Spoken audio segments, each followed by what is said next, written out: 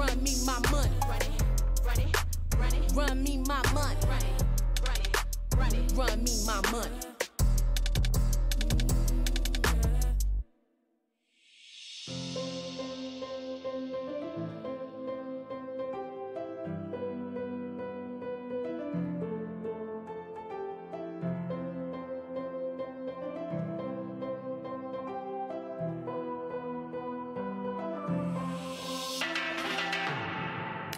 Waking up at midnight, dreaming all day long.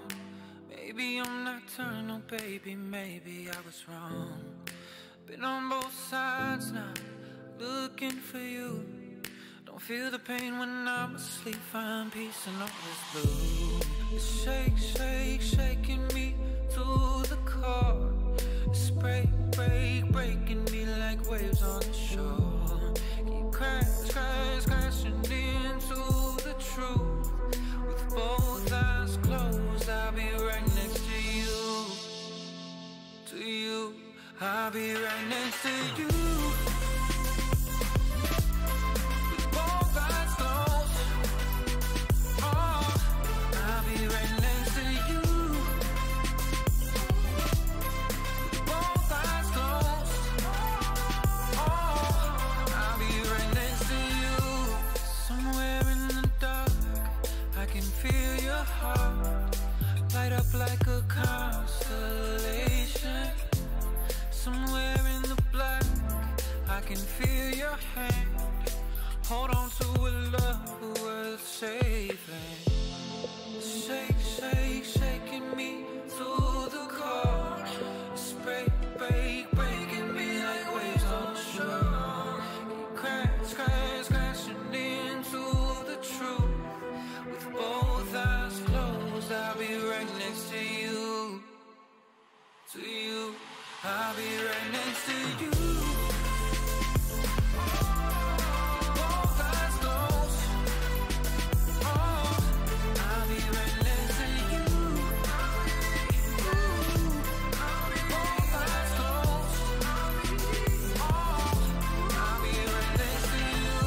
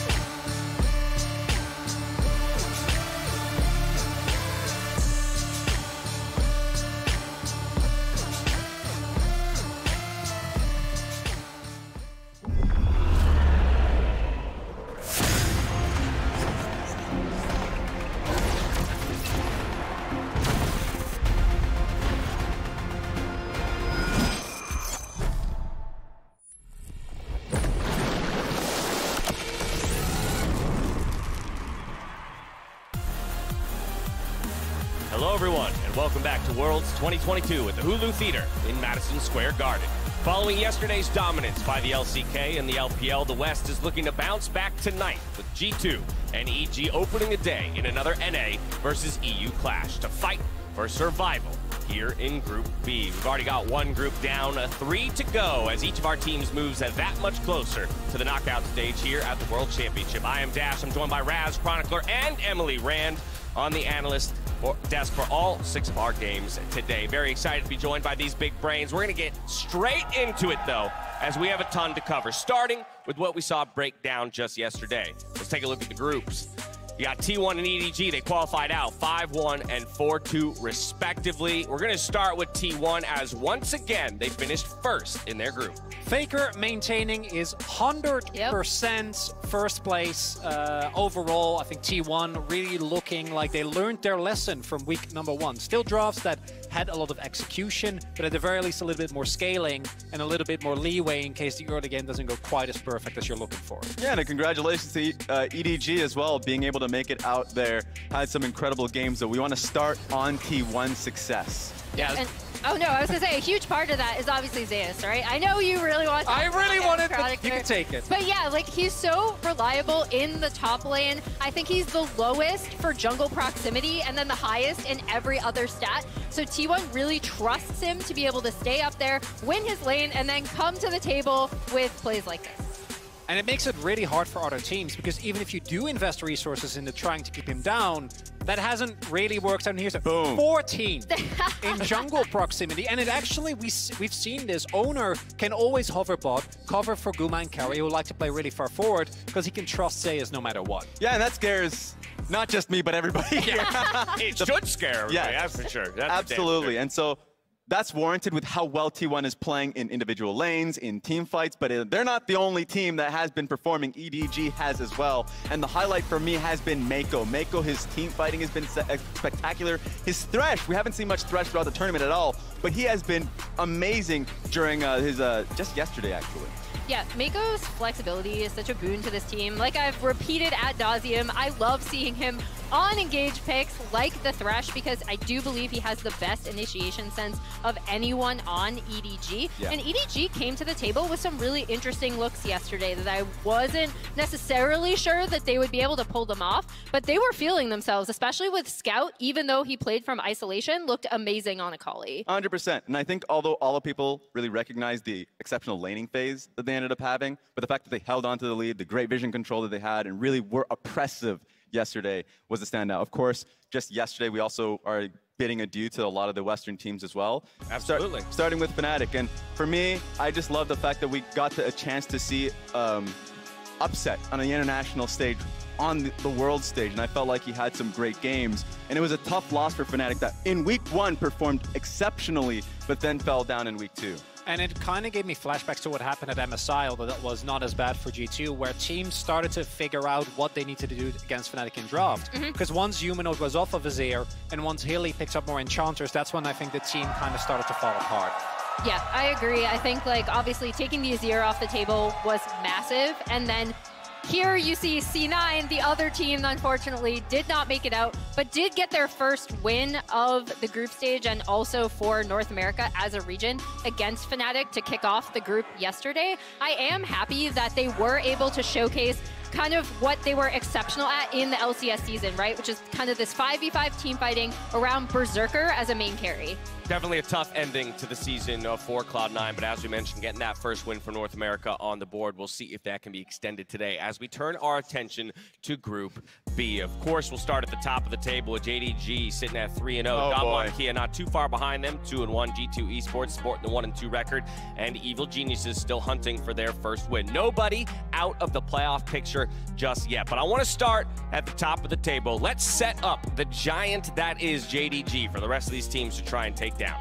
The coolest thing to me about JDG is that they are the only tournament favorite that actually looks like a tournament favorite. Coming in, it was JDG, Gen G, and top esports, and JDG is the only one who's delivering. And it's because of plays like this, right, where the rest of JDG is able to come in, collapse. You'll see, I've wanted to say on broadcast the entire time, it's toothpaste time for Yagao. So it's toothpaste time. He's looked phenomenal on the Azir. And I mean, Yagao performing well is essential to JDG doing well, in addition to Kanavi. I just have images of Emily in her hotel room whispering under her breath, it's toothpaste time. It's happening. Just say it's toothpaste time.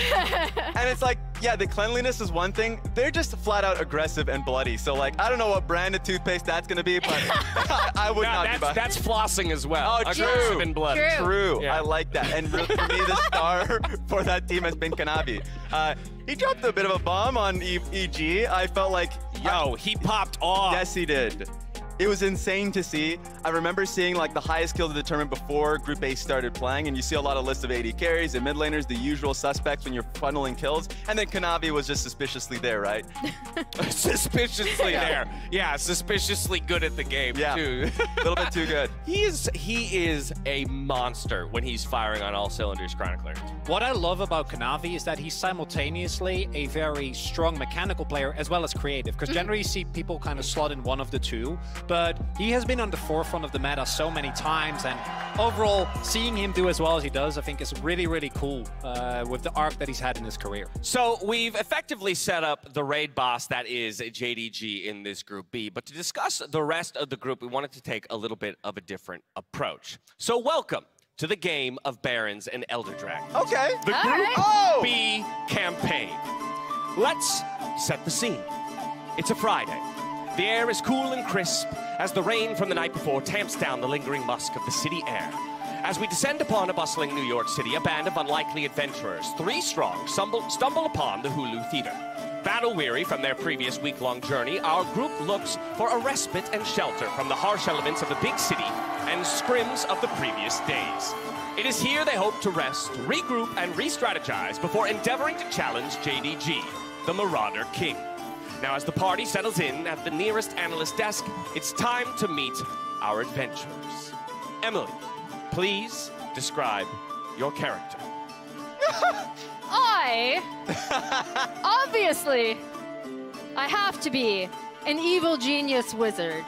As you know, I am here with my familiar JoJo to try to take on the juggernaut that is JD Gaming. A sprightly wizard, considered an underdog by most, but not one that should be discounted. Chronicler, please describe your character. I am the... Oh, my ears. There goes my ears. Here we go. I am Dumb One, the druid. I turn into a polar bear or Nidalee, depending on the situation. And I am ready to take on JDG here today. Raz, and who have you come as? Oh, I don't even think you need to ask. I myself am a samurai. Now, sadly, in this damn country, you guys don't actually have a real samurai sword, but we'll make do, okay? At the end of the day, I'm a warrior, damn it. Here on unfamiliar ground in North America, we'll see if he can still display some of his samurai prowess. Now, with overly priced New York pints in hand, the party feels a sense of ease wash over them. But only for a moment, as seemingly in sync with their collective exhale, a crash is heard, and the front door of the Hulu Theater splinters open, as a frenzied JDG towers over the room, looking for a fight. Emily, the evil genius of the group, was already acutely aware of something nefarious in the works, and is the first to react. Emily, what do you do? Well, obviously, I want Thunder to rain down from the top lane with impact on something with zone control. Additionally, I would love Vulcan on something that he can engage on, something with which he's quite familiar. And then I want to put the power and the carry into Inspired. With your plan in hand, I'm going to need you to roll for the draft.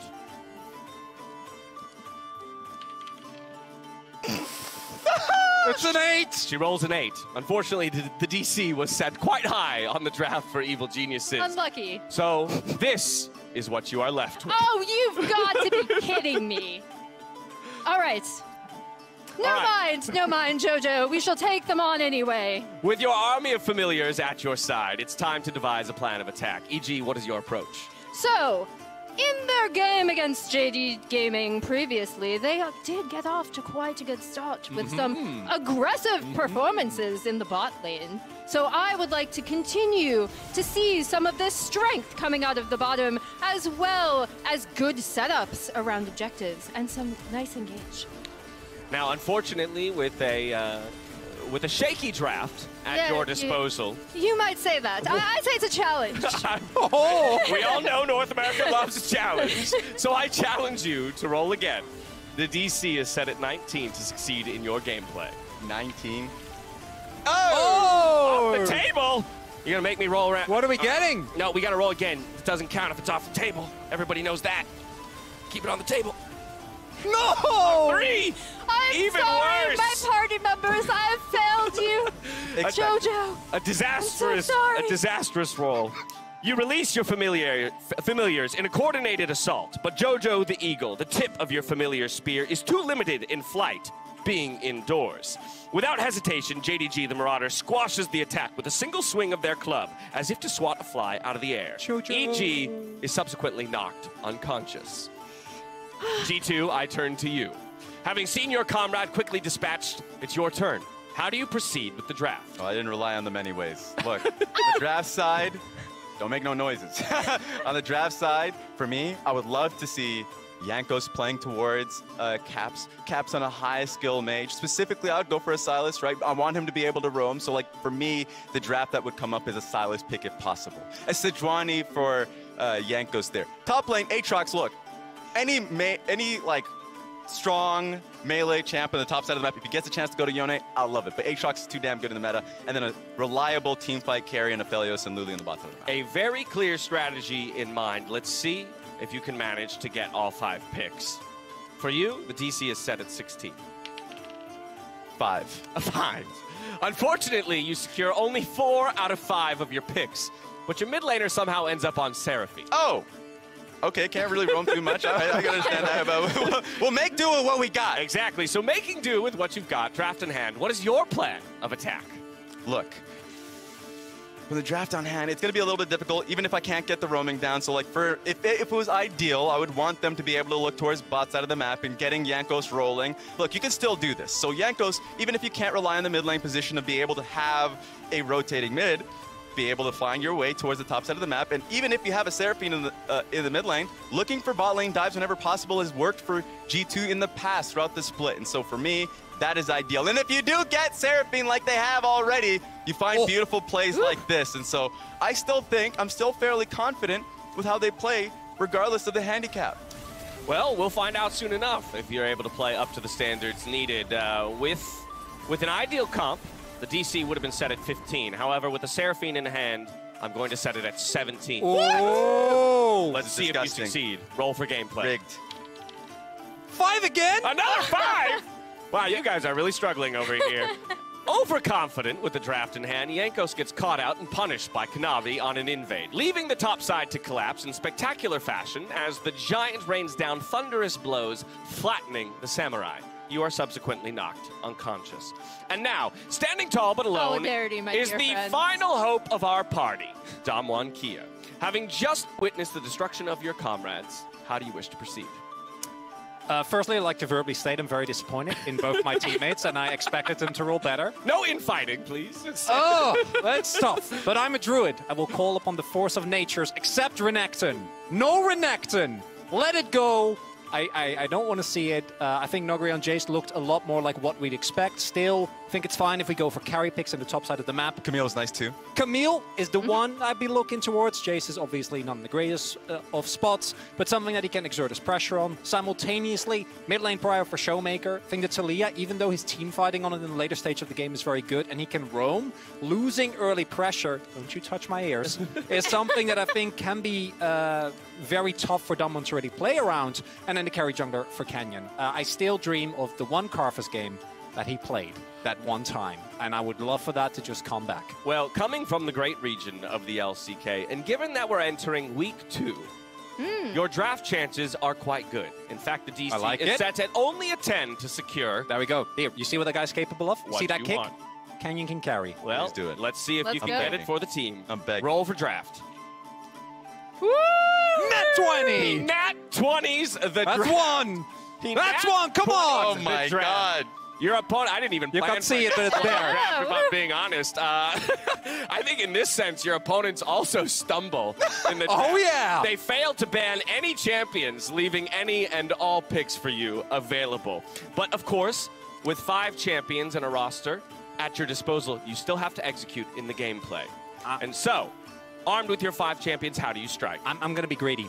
Oh. I'm going to cast a time spell. A time spell? A time spell. I will travel back in time and get 2020 Nuggery and a 2021 form of the rest of the Damwon roster. Looking to substitute out the form of his roster across all 5 players. This is going to be a difficult DC. In fact, you're going to have to roll a second nat 20. Oh, no biggie, no biggie. Yeah, no on your problem. time spell, You got my this. friend. We Let's got go. those. Let's I see believe it. in you. We got those. A We did 15. not get those. Unfortunately for you, the time spell fizzles. You put up a valiant effort, deflecting many a blow as you attempt to close the distance on your larger opponent. Now, as you're inches away from dealing a fatal blow to the gut of the LPL, you feel a brutal impact on your right cheek as an unsuspecting left hook from the Marauder King lands and knocks you unconscious. With the party all laying flattened on the theater floor, I'm going to need you all to roll a death save. This is a Damwon problem. We get a lead, and then we throw it. I shouldn't have gotten You got greedy. Yeah. That's what it was. You were set up for success with a beautiful draft, and you got greedy for the players themselves. I'm going to need you all to roll a death save. We're going to go 100 or 0 on this one. So above 10, you survive. I'm good. It looks like Damwon with a 14 will survive the group stage. Let's find out. Hey! Dude, looking EG. good. And a 15 for EG, so while they may all fall down to JDG, they will live to fight another have day a chance. against each other. We have a chance. For the final spot out of the group. That was a ton of fun. Now on to the next stop of the campaign. In their first matchup, Damwon Kia wiped the floor with G2, but with a nat 20 roll, G2 might be able to turn the things around tonight in game number 3, our featured matchup presented by Mercedes-Benz.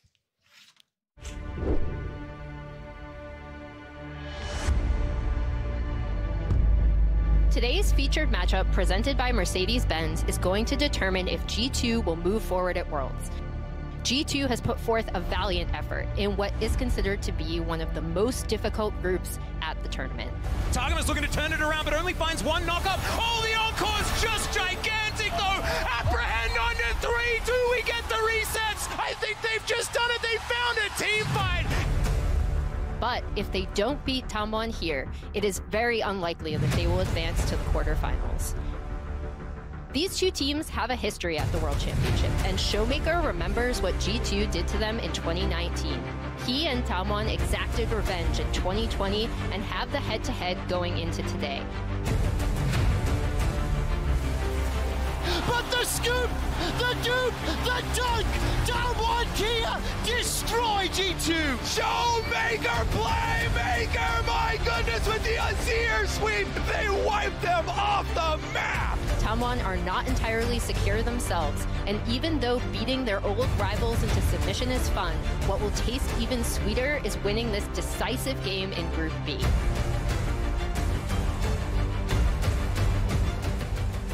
Welcome back as we turn our attention to that game number 3 in our featured matchup presented by Mercedes-Benz. These are 2 teams that are ultra familiar with each other, and these are, in particular, 2 mid laners who are quite familiar with each other. And I'm going to go straight to the jungle proximity because we look at the mid laners. We also got to mention the junglers because they're always there. They're always there. Nothing says how iconic both of these mid-jungle duos are than seeing that stat. And it's a good place to start, especially for Caps. And the rest of the stats, look, it may look bad, specifically in the EG game. I remember that like it was just a really tough matchup, and he got bailed out of that situation, so that's one positive. But just in general, it's been rough outside of that matchup for Caps and the squad of G2. So it's going to be fun. I wonder what they're going to be coming in, what adaptations they've made so far. Now, as you mentioned in that piece, Emily, for G2, their chances of making it out of the group largely depend on them taking this win over Damwon just because of where they sit in the standings.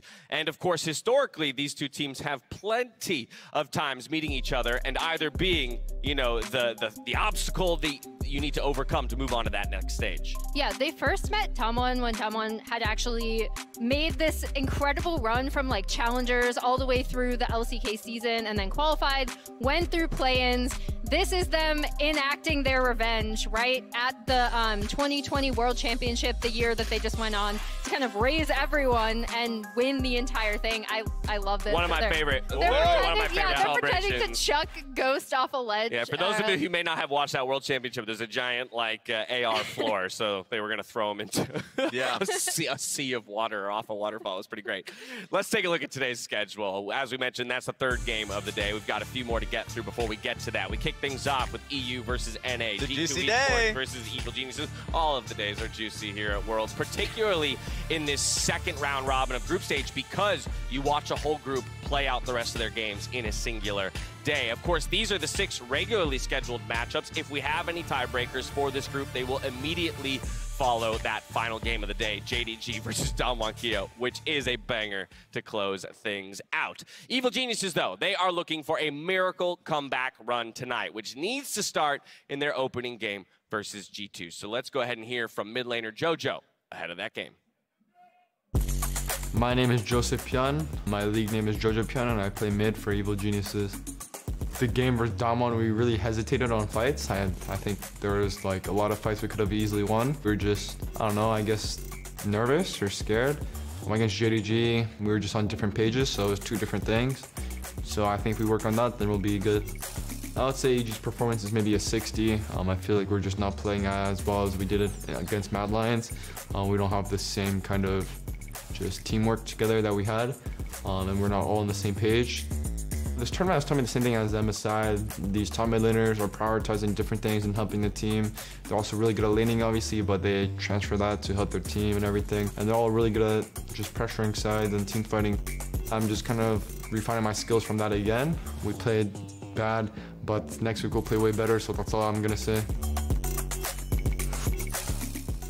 It's always amazing hearing from the player, specifically from Jojo, because he's very candid, very honest, and especially talking after week 1, where, yeah, it was rough for EG, but it started well, in my opinion. Versus JDG, it started off like for the first 8 minutes, they were firing on all cylinders. They had a great bot lane, 2v2 that worked out well for them, and then it started to kind of teeter off. It started to teeter off around the 9 to 10 minute mark, essentially after Rift Herald, and then it started to be really back and forth. The team fights, it really could have gone either way. Evil Geniuses were stacking Drakes, and it really came down to Evil Geniuses winning this one team fight with Impact actually having an amazing GP performance, and the later off was like the killing blow to JDG. And what you also see here is that for EG, I think it's got to happen in the team fights. I think if they are unable to stand up, and at their best moments, I feel like they have actually been able to do so, it'll be really tough for them to ever get a win. And yesterday on the desk, we talked a little bit about these kind of pockets of things that people brought to the table. For EG, I think it was that Varus TK combination. Yeah. And I do think, just as we saw from C9 yesterday, they probably are going to pivot off of that and into something that is a little bit more classically EG from what we saw from them in LCS, and also something that's a little bit more in tune with the meta that we've seen thus far here at Worlds. Yeah, ultimately for me, if I'm to take Jojo at his word that he feels like they've only played up to 60%, honestly, that showing against JDG at 60% leaves me some hope for if they're able to find their top form. But that's always the question, right? These are best of ones. You're reacting on the fly to what you experienced in week 1, but it's not just you who gets to change some pieces around. All of your opponents do as well, and that's where if we kind of work G2 back into the conversation, I have to wonder really what EG's learnings were from the first time around. Well, they played a really high execution-based composition around Nidalee, Set, and Maokai. You make one mistake, you falter. And even if you had a lead, you basically have to play perfectly for the rest of the game to be able to keep that. So it was difficult, and they kind of pivoted off it immediately afterwards. Definitely. And so here's the deal. Stakes are also high. You lose and you're out. It's a familiar position for North America because that's what we just experienced yesterday. And while C9 were able to start out on the right foot, you saw how quickly it can falter if you're not to pick up the next game. So momentum starting here in the NA versus EU matchup is going to be hugely important. Yeah. And the way I would go about it is, especially for Evil Geniuses, they mentioned the draft, but it was primarily off just being off the same page. A lot of the times when they were able to get early leads versus JD or basically versus G2 as well, it was just like not being on the same page of getting dove topside while making a play towards the bot side of the map. So yes, make the draft a lot more easy to execute, but also just make the learnings off of team fights and you'll be better for it.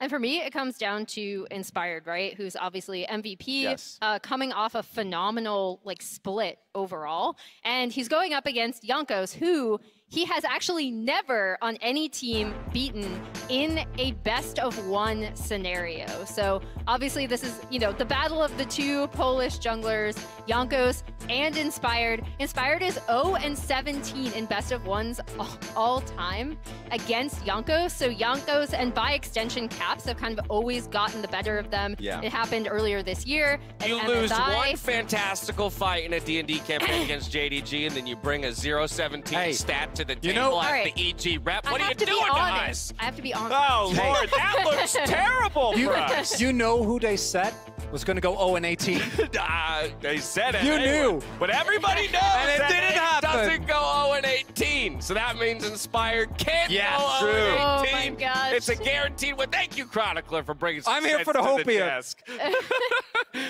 I'm glad we didn't deplete our hopium supplies. Oh with my the game gosh. Yeah, yesterday. we still have the got canister some in back the here. tank. Still got some in the just tank. in case. I do think it comes down to mid jungle as well, Yes. too, right? Like we heard JoJo, this is something he repeated coming back from MSI, and again now in this SOT where he was like, I learn so much every time I have to go up against other mid laners because they just do so much more for their team. What I'm really looking for is to see better synergy between those two specifically, because Caps and Jankos, I mean, they move as one. Yes, like they're they do. so good together. Yeah, I know we showed the jungle proximity stat for Caps in the matchup against yeah. Showmaker, but that obviously will apply to this matchup as well. So you've got to be concerned about that mid-jungle duo for the side of G2. Now, just yesterday, for the first time in this tournament, unfortunately, our fans fell short in the MasterCard fan prediction. Their first miss of the entire tournament. But they are looking for redemption here in this NA versus EU matchup. Well in favor of G2, over 80% of the vote says that G2 Esports is going to take the first win and end all hopes for EG. Hearing some boos. I mean, people want exciting games, and so you don't want to suck the air out of EG's chances on game number one. But that's where the fans stand.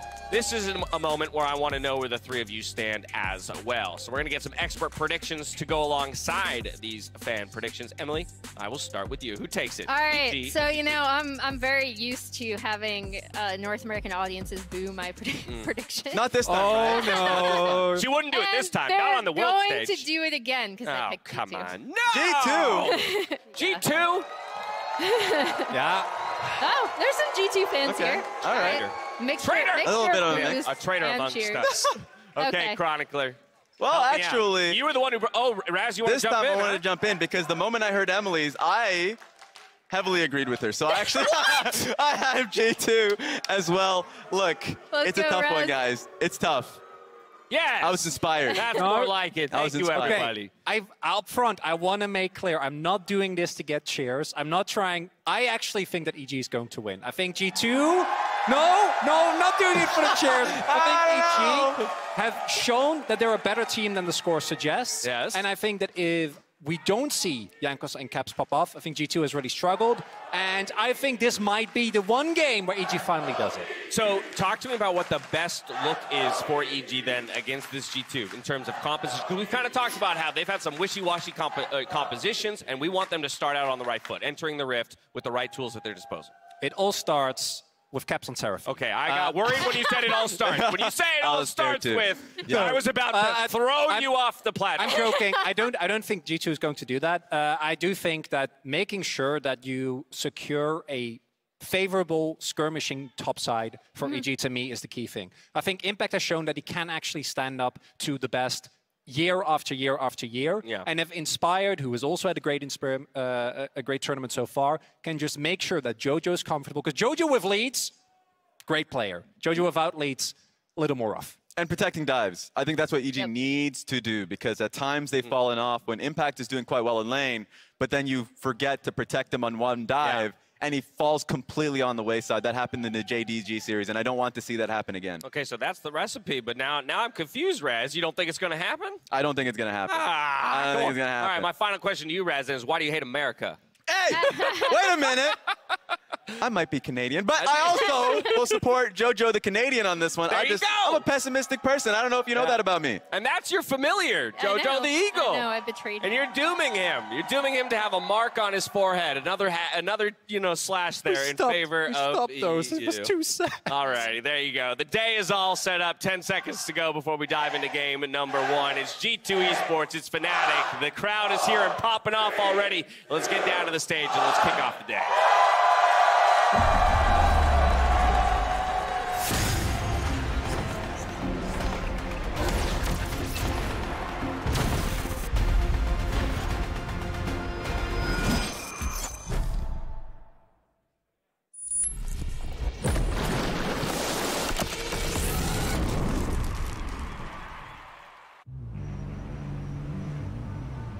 For now, all is in line right. We play 3 games, 2 of them back-to-back. And yeah, our backs are against the wall. So we're gonna have to step it up big time. JDG will remain undefeated in the group. 很爽吧，因为我之前是没有体验过这种感觉的，但是还是不能太过骄傲，因为第2轮还是要小心他们。 1년 동안 쌓아온 것들이 이제 또 월즈에서 발휘되어야 할 시기라고 생각해서. There goes 369 now. The flick's fantastic. Another Searing Charge going to be there, but he's denied by Dogtar, who lost on now kill as well. The rail's going to be taken, and Noguri still up and alive. They dive forward. Oh my god, the AoE is just absurd. The triple kill. There is no hope for Damwon Kia. 这3支队都交过手吧，感觉其实我们每一场都赢下来都非常艰难。我感觉就是我跟卡纳宇必须表现得更好才行。 일단 배운 점은 좀 확실히 우승하려면 정말 죽을 듯이 노력해야 한다는 것으로, 이게 저희가 우승하기 위해서 정말 다 같이 노력하고 정말 최선을 다했다면 그래도 실패는 아니라고 생각합니다.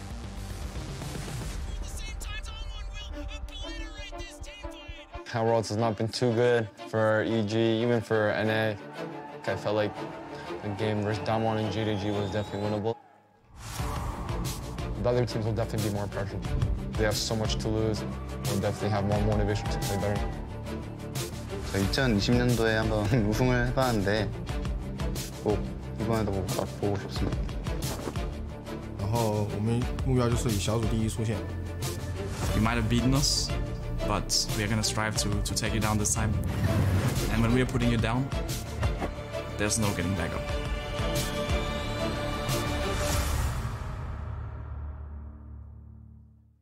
Don't ever say it's over if I'm breathing. Racing to the moonlight and I'm speeding. I'm headed to the stars, ready to go far. We'll start walking. Don't ever say it's over if I'm breathing. Racing to the moonlight and I'm speeding. I'm headed to the stars, ready to go far. We'll start walking.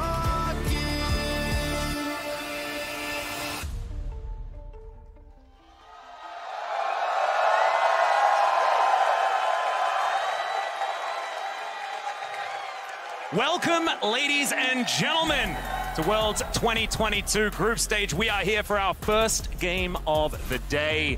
G2 taken on EG. And I know Inspired hasn't managed to find a best of 1 against G2 before, but I've brought someone with me who has. Kadril, how do they do it? You've done this before, you've got experience. That was 3 years ago, Atlas, to take the best of 1. That was a good intro, though. I respect. Yeah, thank you. No, it's going to be a tough task. I mean, in best of 5s, Rogue has won against him when Inspired was on that roster, but always struggled in the best of 1s. I think in terms of recency, it's been 0-7 this year for Inspired and EG up against G2. But they looked good against JDG. They looked good against Damwon. Their draft against G2 was very, very, very volatile. I think if they play something a little bit more safe with more scaling, something more reliable and consistent, they should be able to put up a good fight against G2, similar to what we saw against Fnatic with Cloud9, just throwing the game plan out the window, playing more for the mid to late game rather than over-indexing on the early stages. Yeah, and I don't want to be that guy that just sides with, you know, my friend who I work with over in the LCK, but I do think that this draft was a little bit of a throwaway on the side of EG, and I want to see something that is a little bit more competitive against G2. I don't like the Nidalee so much. I thought, you know, JoJo on the set, while it's a cool idea, they just didn't really have the damage and cohesiveness to make that one work.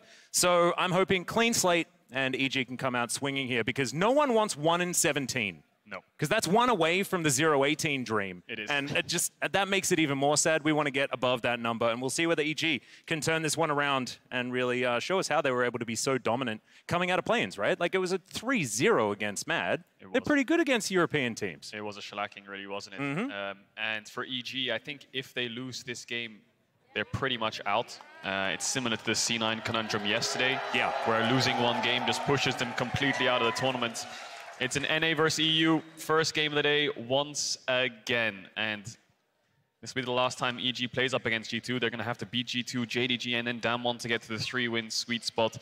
G2 right now sitting on that 1 win. If they do take down EG, then they're going to have to take down either JDG or Damwon to get into that race for the top 2. But losing here could be detrimental for G2 as well. So a very important game for both these teams. No, absolutely. This is do or die 100%. For EG, but G2 wanted to get off to the best start possible this week. Let's get into it here, as first off we will be introducing G2.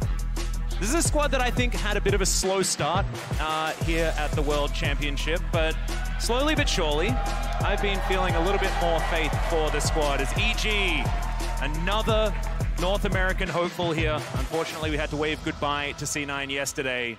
We'll see whether EG can do what seems to be the impossible here today. Hometown heroes, EG here on the red side, going straight into the draft up against G2. A lot of people have had opinions on how both these teams should be drafting. You know, G2 going for Seraphine, questionable bot matchups in terms of over-indexing and making sure they have a winning bot.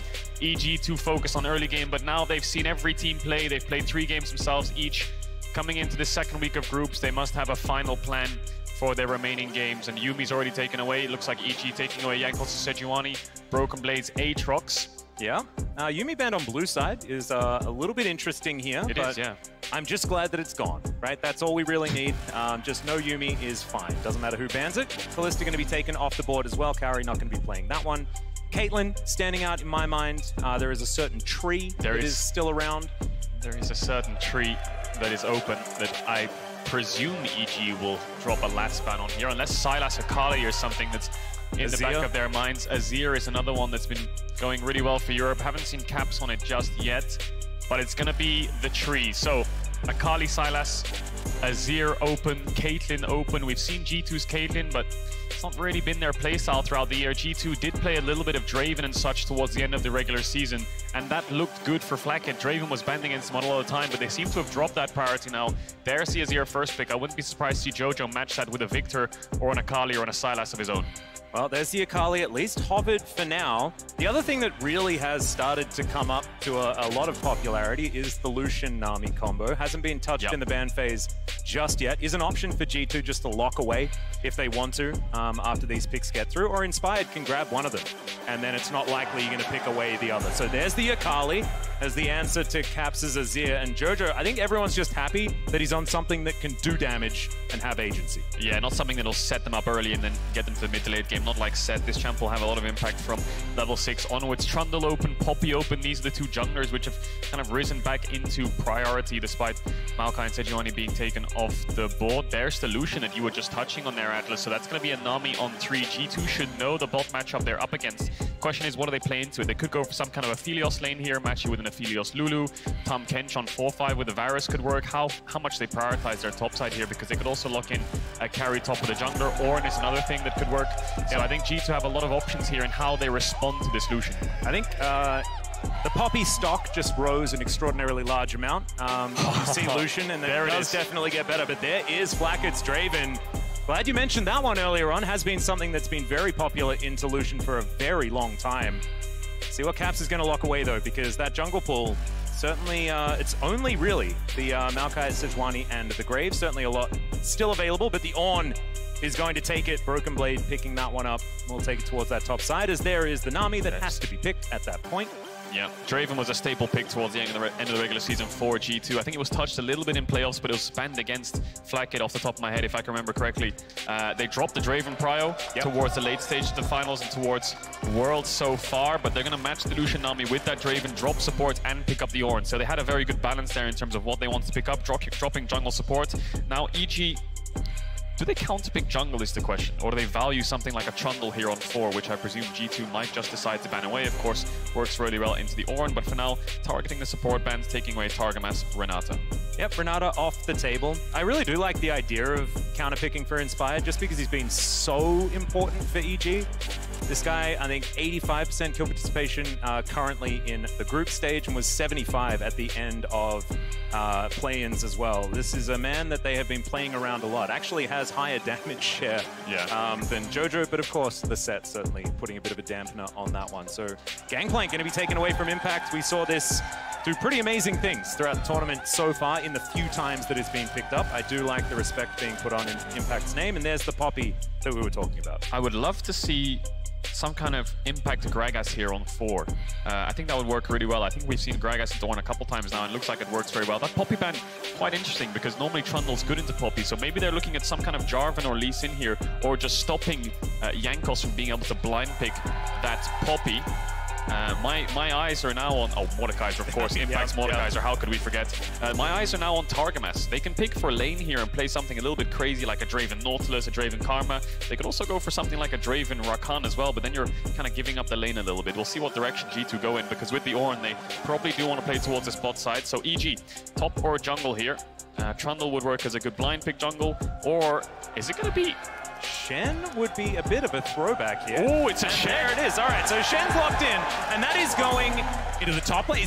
Is Inspired going to play it in the jungle? Like, what's happening here, Kadril? I don't think this is a River Shen. I think this must be a Shen top. So this spells to me that Inspired is going to play a carry jungler here on 5, and he wants counter pick.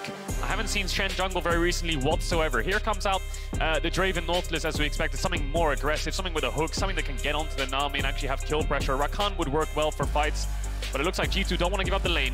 I love the Thresh. Yeah, love the Thresh, and we've seen Mako's Thresh was phenomenal yesterday. Just has so much playmaking, such a beautiful champ to watch in good hands. Now it's just on Jankos. He must know that some kind of carry jungle's coming out here. You think back to the old school days of the Shen would work with Evelynn, you know? Yeah. The submarine to dive the bot lane. It's a jungle twitch angle. Is it a jungle twitch angle? What do you reckon? Just slam it in. The full submarine. RatRL would be happy with a little cheeky jungle twitch. Red buff into level 2 gank absolutely everywhere. EG have been planning for this. Looks like it might be a Hecarim, so Shen Hecarim, full damage. See what Inspire can get done with it. This is definitely a bit more experimental on the draft side, but I really did enjoy Inspired's Hecarim during the play-ins. His Trinity Force and the Conqueror style that he was picking up, definitely much better than the tank Hecarims that I've been used to. So EG certainly leaning on Inspired. This is actually what we were talking about before. It's the fact that Inspired has been so instrumental, and now he has so much agency in this composition. He does indeed, and I feel like the Shen, not only does he have a target of the Hecarim, but he has a double threat in mid and bot, right? The Hecarim will scale up and get a lot of damage with the Conqueror stacks and with those items getting under his belt, but the Akali on side lane will have so much kill pressure into the Azir, given the fact that he has a Shen ult on top of him. It means that Caps and Jankos playing this 2v2 on a side lane becomes a lot more difficult because of the Shen ult, and all-in's bot as well. You know, if Kaori wants to dash forwards with a Shen ult on top of him, with Flakkit having no flash, he's as good as dead. So G2 needs to be very wary of Shen ultimate cooldown. Now it is a long cooldown, couple minutes that they will need to keep track of it, but if it's executed upon properly to cover a dive or execute a dive, it can get you really far ahead. Can be hit or miss though, so EG need to pick their windows very well. Yep, I do like this as an answer from EG, largely because of the solo lanes, right? You've got teamfight and teamfight in Azir and Ornn. You pick Shen and you say, we just don't want to do that team fighting stuff. We're going to try and stay in side lanes as much as we possibly can. We'll see whether it's going to be enough here, because of course Ornn and Azir have been very successful this tournament, and G2 wanting to get off to a great start here in the first game of the day. It's EU versus NA. It's the El Clasico. Yesterday didn't go so well for the Europeans, and we'll see whether EG can offer back another punch like that this time around. And this is the last EU NA of the group stage, I believe. 100 Thieves doesn't have an EU team in their group, neither does Rogue. So this is the final EU versus NA here at the World's group stage. Right onto the Rift. see what happens on the level 1, because bot brush control can be very important in these double-ranged matchups. Caps now hovering around this red buff in case of any cheese. Maybe they're just expecting someone to, you know, try to look for a flag kit on this level 1. Yep, well, before we get into all of the action, make sure to link your league account with Prime Gaming to receive your free digital goods. All right, guys, you got to make sure you link that one up and just get stuff for free. Free stuff? Free stuff's great. Everything tastes better when it's free. Oh, absolutely. And also, did you know free fries don't have calories? They don't? Yeah, so if you take them from somebody else, calorie-free. That's how that one works. Out. I like that. I like that a lot. My sister taught me that when she took all of my fries. It was actually much better for my caloric intake as well, which was great. It's a net zero for both of you. Yeah, exactly. Win-win. Yeah. So conservation of energy doesn't exist. But anyway, let's get back into the game. So as I was talking about just a couple seconds ago, the bot brush level 1 ward is really important when it comes to these double range matchups. So I'll just bring up the minimap here 1 second. That ward there will help out Flakked a lot when it comes to this lane control. And actually, I'll bring up the minimap once more because Flakked was hovering around this red buff. So G2 have fake leashed bot. They've left their Draven on this red buff. Will come back with a little bit less mana. So that spells to EG's bot lane. When they see the Draven with an axe in his hand with a little bit less mana, they'll say, well, he must have been hitting the red. So Lee Sin is started on the bot side of the map. So G2 doing a little bit of a fake leash there. Yeah. They will get control of that middle brush, which is really important when it comes to these range matchups because the Thresh can always threaten. If you watch Targmas here, you can walk up and then get in the face of EG, which means the Lucian has to step back. So G2 innately gets wave control despite leashing. That's why the level 1 ward in that middle brush can be so crucial. So a little bit of bot push coming in here for the G2 bot lane. We've seen the Akali Azir matchup multiple times this tournament where the Akali just gets a little bit bullied until the first TP back. And this top matchup will be in isolation as we expect, so both junglers pathing towards this bot side of the map. It's been a while since we've seen good old Shen top. Of course, Impact, no stranger to it, having played League of Legends for about the length of time that League of Legends has been around. But certainly just going to be tank v tank, so it's not super exciting necessarily. It's kind of crazy to think that next year Impact won Worlds 10 years ago. Yeah. And he's still going. Yeah. And he's still extraordinarily good. Yeah. It's unbelievable. Time flies, really, doesn't it? And Impact still at the top of his game, still competing at World Championships. We'll see what he can get done this game on the Shen. We'll get pushed in a little bit early. We saw the trades going in favor of Broken Blade. The beauty of the Shen matchup, I think, is when the Ornn lands the Brittle from the W, he can't auto-attack you if you pull your dodge towards you. So it'll be a little bit of a mind game there.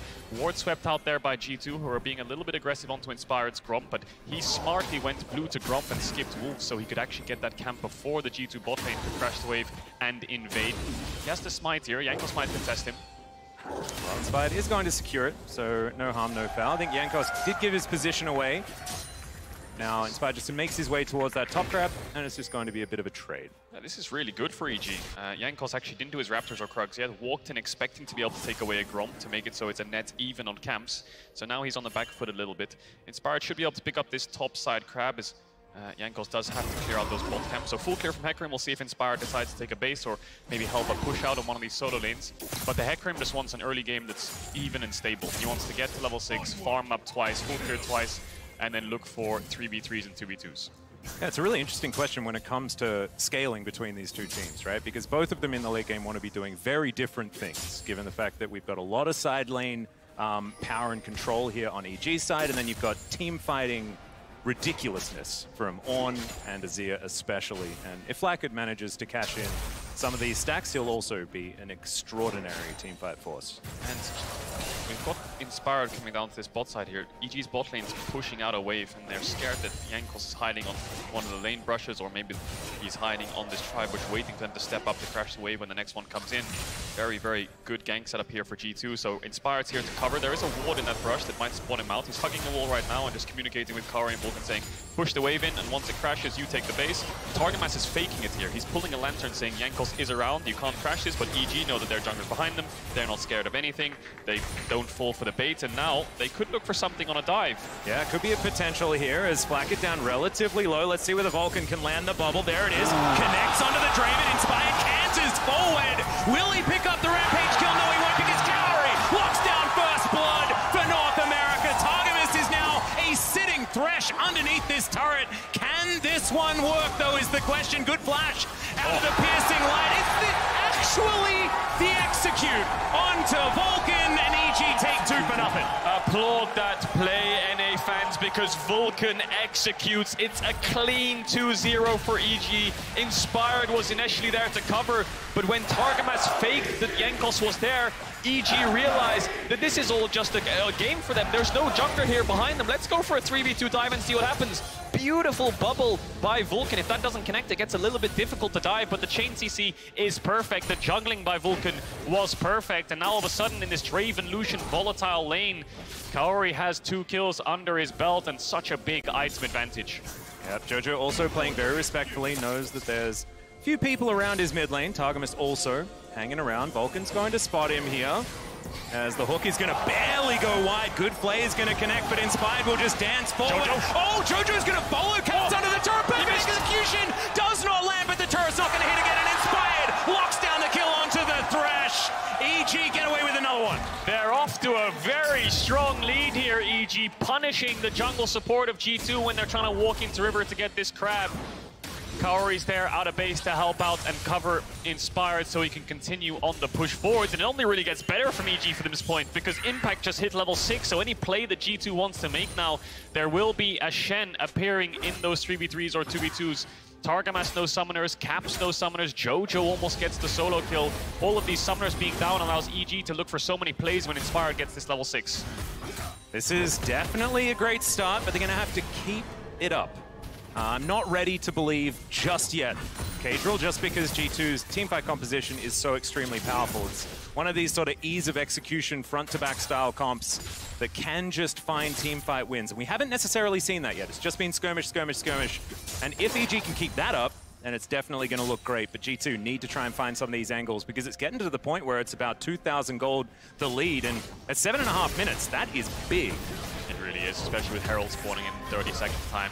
Jankos is coming towards bot lane here, trying to shadow Flakkit and Targamas, but the Thresh loses a lot of kill pressure and setup because normally you think of Threshes and they want the Lantern flash and then play the enemy support, and even if they flash, the gap close is already there, but they don't really have that setup. So EG's bot lane's pushing in, Jankos is hovering around, but they have a Shen ult, so Inspired can stay topside, even start this Herald up if he wants to when he knows Jankos is down there, because the Shen ult will cover this bot lane of EG to make it so they can turn it into a 3v3.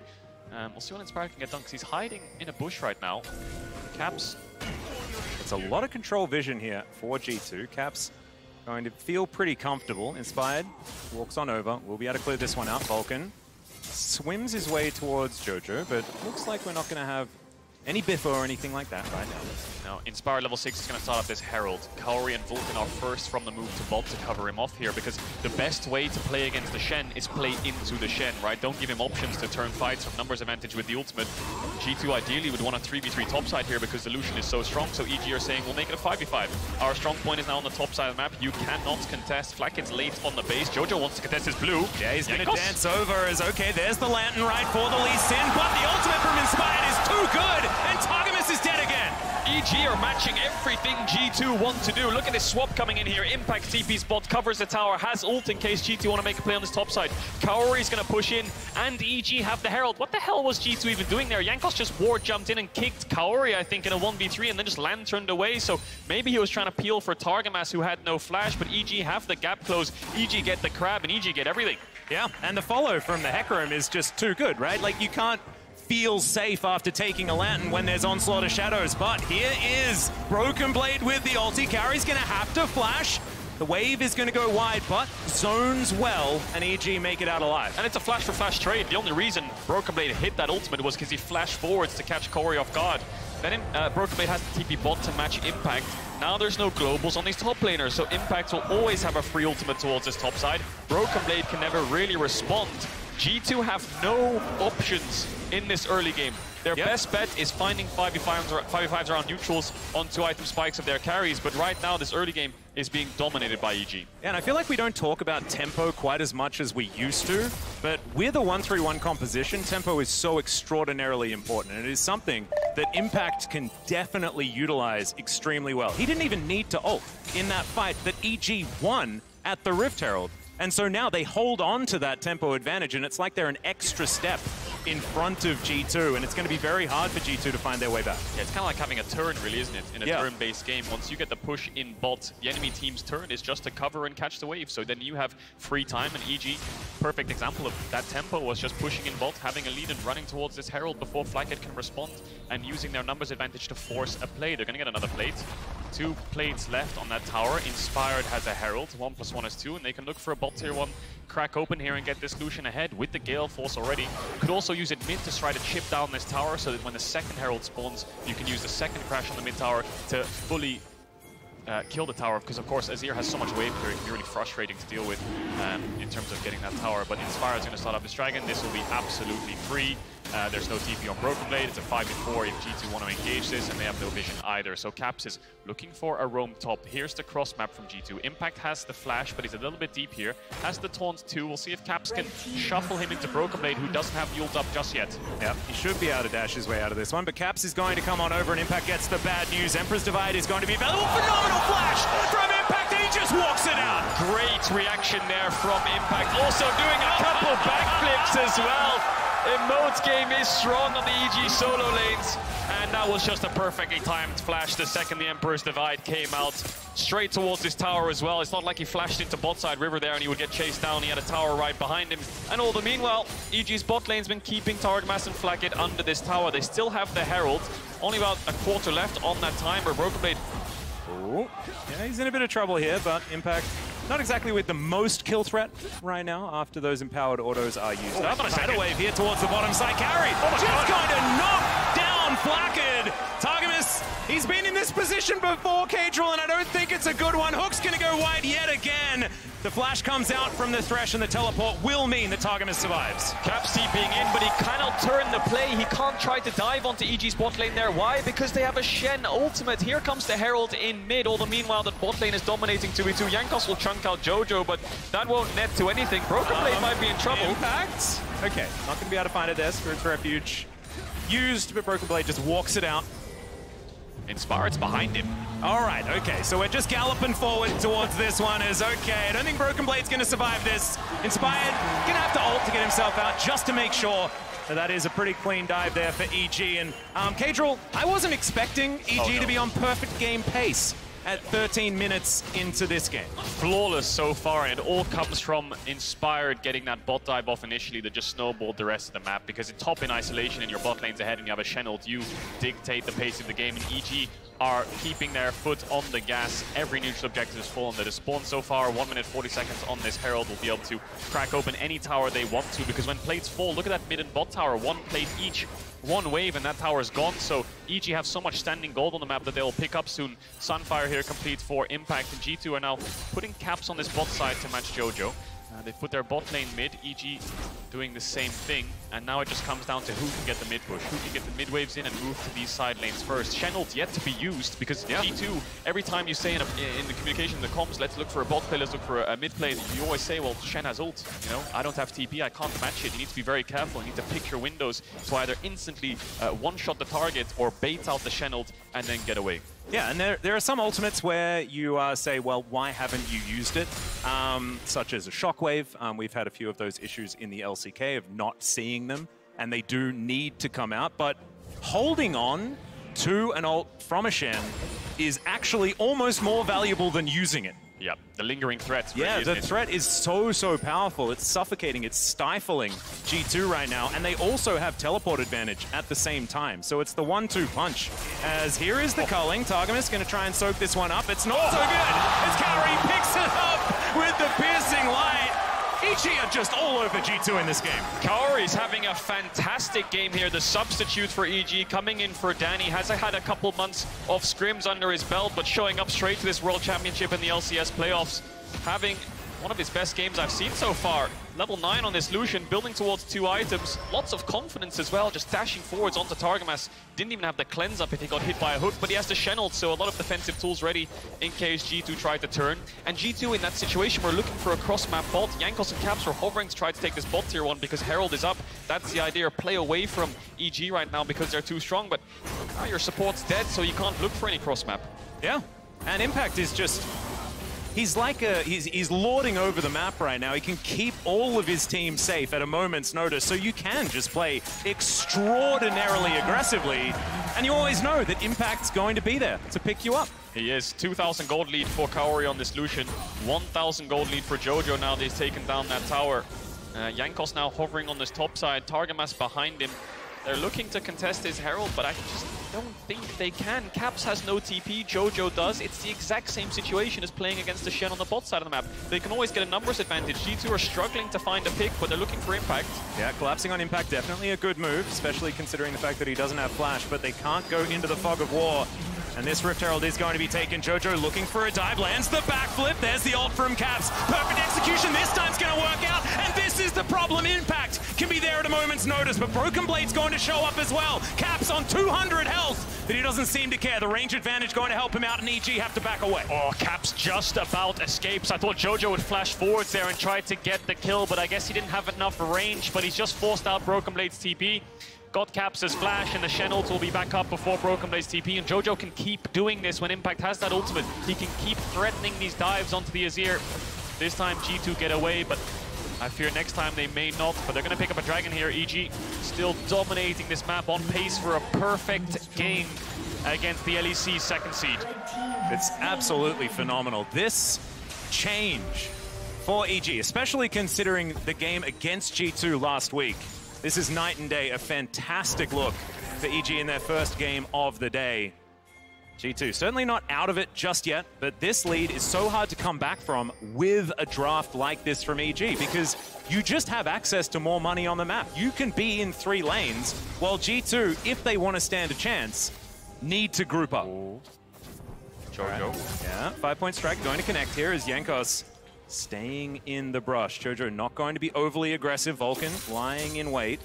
It's globals, really, isn't it? I mean, yeah. Broken Blade had the TP bot to cover out Impact's ult, but then Impact has TP now. So if you engage top there, Impact would TP to the wave, and Vulcan could show up, no Envision on Inspire. They can't really find that play or just execute a play onto Jojo because they're always scared of numbers disadvantage.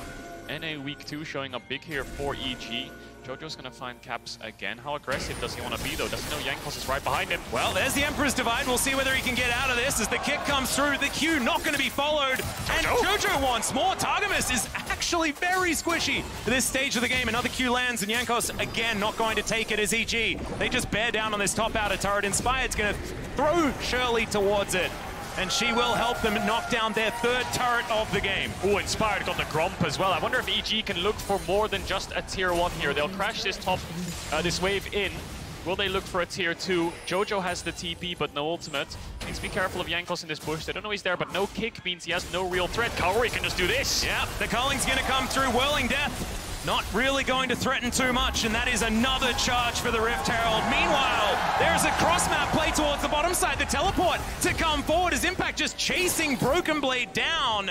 Jojo, can he actually close the distance is the question. I think that Broken Blade will be able to get that. Caps maybe not so lucky, but does shift some sands to get himself out. But getting out is not what G2 need. They need to be able to find some money on this map. And EG are just destroying everything. They grab the inner turret now. That is 4-0. It's a 7,000 gold lead. It's 7 kills, 2-0. There's really nothing that can be done. G2 don't have options. They even tried to all-in bot there. Broken Blade tried to fight Impact. Jojo TP's in. If they tried to fight top, Impact would ult in. How do you ever get a numbers match here? Well, there's just fights all over the place. Jankos in trouble, does take the Lantern. And now Jojo looking for his opportunity. Perfect execution is going to fly forward, and Inspired's there to protect the Akali. And of course, he also has the ult from the Shen as well to keep him safe. Flashes over the wall. Now Broken Blade in trouble. Good double knockup, but there's just no damage from G2, and EG will just back away. They'll steal themselves this Bramble back, and they'll go about their business. Oh my god, EG are playing with so much confidence. Jojo is playing on the edge. That top play where he got shuffled, I thought he would die when he went in here deep. I thought he would die as well, but Impact bails him out this time around, just keeping G2 in their base. keeping them on a leash, and EG not letting them have anything whatsoever. And EG's easy win condition this game is dragon stacking. 1 minute 40 until their soul point. Their Baron turn is extremely strong with Nami and Hecarim. It's just a case of when they want to start it up. It will be spawning in 10 seconds. Doesn't die very quickly, but if G2 overstep even an inch, there'll be an Akali behind them, there'll be a Shenald coming in, the Lucian culling, the Nami tidal wave. It's so hard for G2 to do absolutely anything. EG playing flawless. Yeah. The turn is extraordinarily scary, but not only that, but they can also have impact in a side lane the entire time. He's got teleport right now, stands united, halfway through the cooldown, and you can see EG able to just get rid of all the vision. This is an aggressive move, as Caps and Jankos were already there to try and grab Jojo, but who is flanking who? As Impact's going to turn up. Yeah, he's very, very tanky. I don't think that's a Q you want to take. And G2 will make it out, but they have to again invest a teleport. And so that tempo advantage we were talking about, well and truly in EG's hand. That's one way to bait out a TP. Normally start Nash and then stop, but you just TP behind them. Broken Bait has to match, and now Impact can go back bot, and he has the Shenald, but they're still hovering around this top side. Looking for a pick, Flakkid. Yeah, seen this one before. Thankfully, there's a minion wave for Flakkid. And Kauri is just so extraordinarily strong. This is a Draven that hasn't picked up a kill. He does not have the items that Dravens are used to having at this stage of the game. I never thought I'd say this, but I think this is going to be a perfect game here from EG. Unless you can't jinx it. You can't jinx it, unless Jojo gets caught out here. He's going to go on to Caps. He has to Shenald in around 5 to 10 seconds. Needs to be careful. Yep, the ult has been used. He can use that defensively, but goes into his Shroud. More than happy to just wait for that one. Get out with the perfect execution. There's a turret. Q not going to land. Oh, and okay, lands the backflip. Yep, there we go. There's the Shen delivery system. And yeah, the taunt's great onto Jankos. He has nowhere to go. All 5 members turn up. And EG get their 8th kill of the game. It's going to be Baron as well. They're just going to push Caps away. He's on the wrong side of the map. Inspired will chase him down. There's no real point in flashing, but he's going to try his best. Inspired will get the kill. Oh, will he get saved? Yes! The Lantern saves Caps, and G2 will get a Dragon, but EG are going to get a Baron. Yeah, you'll take that trade any day of the week if you're a fan of the North American representative. This Baron is going to be taken down. That is some bounty gold, as this Ocean goes over the way of G2, and that does stop the perfect game, Caedrel. So we don't have that anymore. Still, EG could go unkilled. Unkilled. That's also quite, definitely do that's that. also quite a good achievement, is it? Unkilled. EG. I mean, honestly, I think you take a win. A win as well. That always helps. Jojo thought he had the all-in. Jankos is constantly covering Caps. Shenald's on cooldown here still, but if it wasn't, Jojo would have dived in. Impact has the Shenald. I think Broken Bait might have tried to stop him, but he blast cones over into the Dragon Pit and then Shenalds from there, avoiding Broken Bait as much as possible. Actually, the ult invested to try to stop it, but wasn't in time. Manages to land on top of Jojo, and then they get the kill on the Jankos. Yep, the ninja delivery system. I remember when having 2 ninjas on your team actually made you lose 1 HP point. It did. For everyone. And so every time I see Shen and Akali, I'm like, oh, anti-synergy. But it actually works out very, very well having an assassin that can bring a tank in. Didn't there have something if you had Sunglasses against Leona? She did 1 less base damage. Vayne did, I think. Yep. Small one. So I was always wondering whether you had to actually put your sunglasses on, though. You know how Vi has the toggle where you can wear them or not wear them, and whether that actually eliminates the sunlight damage. But yeah, let's get back to the game. Always keep it on. May as well. Nothing to lose. So G2 have a tower and G2 have a Dragon under their belt. Not sure if it was an objective bounty on the tower, but it certainly was on the Dragon. But EG, 1 minute 40 seconds on this Baron buff. Looking for the bot tier 2. Again, they have Shenald up in 5 seconds. Jojo has TP. So no matter what kicks off in bot lane, both the solo lanes will arrive at a moment's notice. And all the meanwhile, they'll be pushing in lanes, which G2 have to respond to, so that EG can finally get this bot tower. Flakkid will have to catch mid wave, Caps will have to catch top wave, or vice versa, and then the bot tier 2 will die. So good setup here by EG, going for a 1-1-3 with double global. Yep, the onus entirely on G2 to make something happen, otherwise they will just lose things. As you can see, Kauri very comfortably will take down this inner turret. That is going to be tower number 6 for EG. They are cresting that 10,000 gold mark, and the Red Bull Baron power play sitting on 2K of that margin as well. And sad bees coming out from Flakkid. This game is looking extraordinarily doomed for G2 right now. 24 minutes in, 11,000 gold. The EG are just playing so good. G2 just holding on. Zero, Ornn, Draven, Lee Sin, good in team fights, but EG aren't giving them a single fight. They're just choking them out of the map, constantly getting picks, and now the waves are slowly crashing in. Broken Blade's matching top, he has the TP, but Kaori's looking for... Yeah, the culling. Oh, Jankos almost just dies to that back massage from the Lucian. This inhibitor turret taken down to about 50%, but EG, they don't have to use everything in order to just siege this turret, right? None of the onus is on them. They can continue just stretching G2 around their base, and they will eventually crack it open. They will, but only 10 seconds left on this Baron means that this wave is the last one they can really play on before the Azir can start to clear out of these waves. So Kaori wants to get a bit aggressive, but he knows if he dashes forwards, Caps can shuffle him, has to be very careful. Top and mid pushing in, G2 will respond, so Baron buff is off. EG best call now is just to back away, reset, spend gold, set up for the next dragon. It looks like that's what they will do, and take away a couple jungle camps all the meanwhile. Sieging without Baron just becomes really, really complicated. Overstaying, waves dying too quickly, wasting time on the map, but you can see at the bottom of your screen, the gold lead between Blackhead and Kaori was around 5,000 in just one roll. It's insane. And it's about a 70 CS gap as well. Kaori's just been able to pick up more farm around this map. Of course, if you're Caps, it's much safer to farm. Targamas wants to be trying to protect when G2 are making these plays, and so therefore it's just so dangerous for Flack to be farming on this map. Really is. Can't overstep, no tier 2s anywhere. Wards littered in your jungle, TP's ready. You can be flanked at a moment's notice, so has to catch waves very safely. Look at that gold difference. That is not beautifully linear, isn't it? Yeah, it is. Not too many dents really, is there? Can't fault EG for this game. Almost perfect, and Dragon spawning in 40 seconds. That'll be an easy pickup for them. I think they'll have about 2 minutes before they start sieging onto the base again, unless they can find a pick. It becomes really hard to crack open base towers at 26 minutes into the game against Azir and Ornn. You don't really want to overstep. There's no point in giving them a window for you to make a mistake. So I think EG will set up with the Dragon, look for picks, and then they will set up the Baron in 1 minute 30 seconds. Yeah, Jankos thinking about trying to make a play here onto Jojo, but he's not going to give him too much of an opportunity. 19 seconds on this Ocean Drake, get themselves to Soul Point. EG can then utilize that power to try and close out this game. Of course, Baron going to be up in 1 minute and 20, as well as the knock-up. Not going to connect there onto Jojo. And he hasn't even gone into his Shroud just yet. Does eventually get in there as there is the Ornhorn blown. They get the knock-up. In comes Impact. Doesn't find the taunt, but Inspired's here as well. There's the shutdown onto Jojo, but can they win the fight is the question. Impact flashing to get himself out of there, and Inspired, he's very, very fast, thinking about whether he wants to protect the Shen, but he does make it out. Off screen there, Vulcan just used both summoners. I think Targamas must have hit a hook and ulted him there with the Flay, so Vulcan had to flash away. That's a shutdown onto the Ornn. What can G2 get done with it? 30 seconds on the Akali respawn timer, 40 seconds on the Baron. Dragon's up, but they want this top tower by the looks of it. Yeah, there is the taunt onto Broken Blade. He's pretty tanky, but that's a great knock-up onto Impact. Gets into the Spirit's Refuge, and he just takes 0 damage. Inspired's going to turn up. Kaori, the culling does so much damage.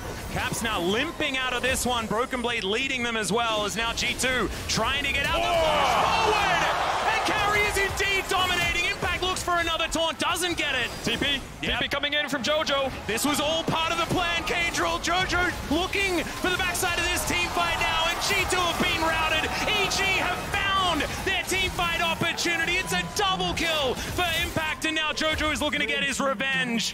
1 kill for G2 so far this game, and G2 may have their base broken open.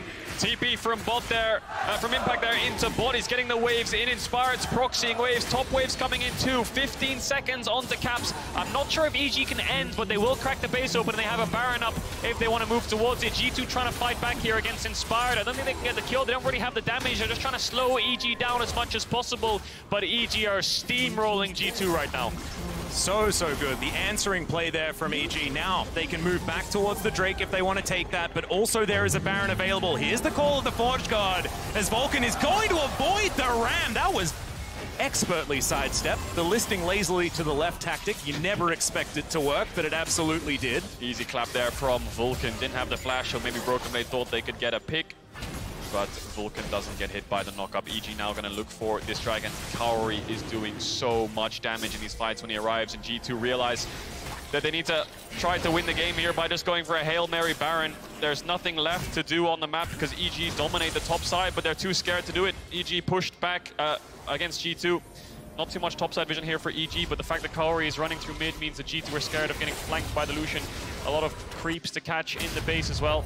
Kaori actually didn't start up that dragon, he just moved towards mid to cover off the Baron and has a Guardian Angel now, so this Lucian is practically unkillable. This all comes off the back of G2 getting a pick onto Jojo. They realize that the longer they hold on in their base, the more they're just going to lose the game because EG control the map. So they get the pick, looks good initially, they get the shutdown to BB, but then they look for a tier 1 top, and Kaori, with this flash forward, look how much damage he does here onto Caps, just instantly kills him with the E and the passive, and then Jojo comes back for revenge, TP's behind G2, and they have nowhere to go.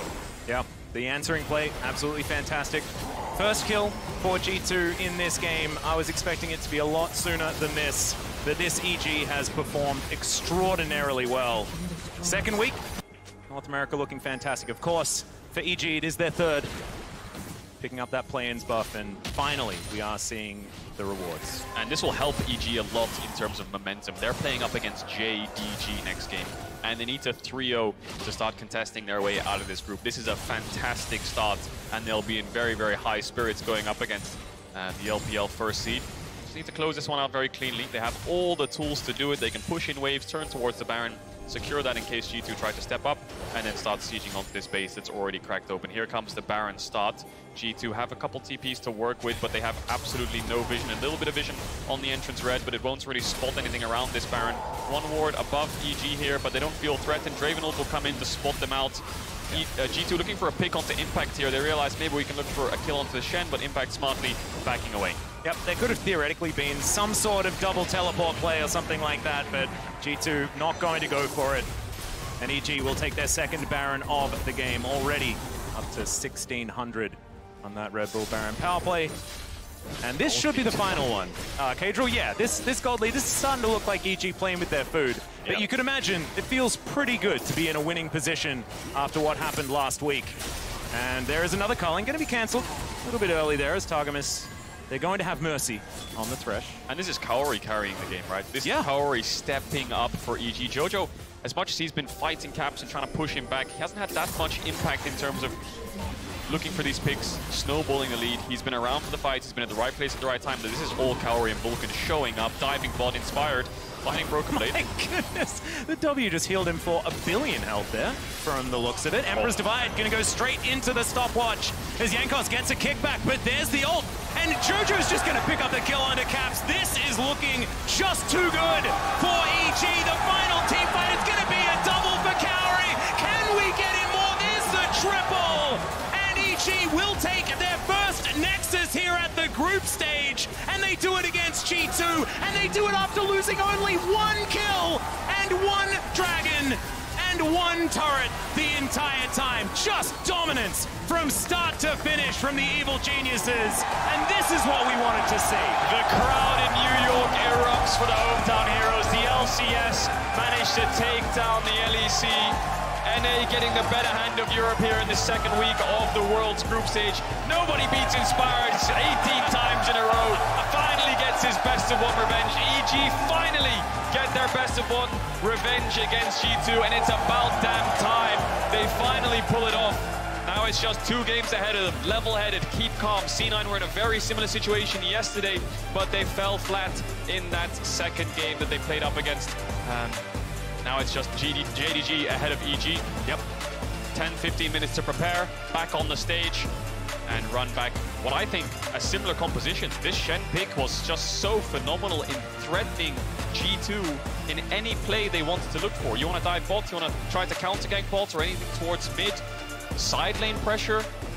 Shen's always there to respond. Impact has been so instrumental. It's now another one of these pocket picks for him. Of course, the only one really playing Mordekaiser this tournament, and is now bringing out the Shen that he used to be so extraordinarily good at. Yep. This is the kind of EG that we really wanted to see. And then if Kaori steps up like he has, this is a very different situation. You mentioned yesterday and what happened. It was Fnatic that had to get off the stage and then immediately get back on again. After that loss, that's very, very difficult to do.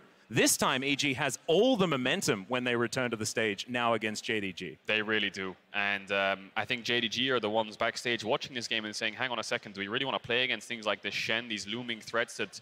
These are champions you don't scrim against very often, right? These are champions where you're kind of caught off guard to the points where you don't know the limits of it. You don't know if you want to force it or anything like this. So JDG needs to be very careful in drafting against Impact.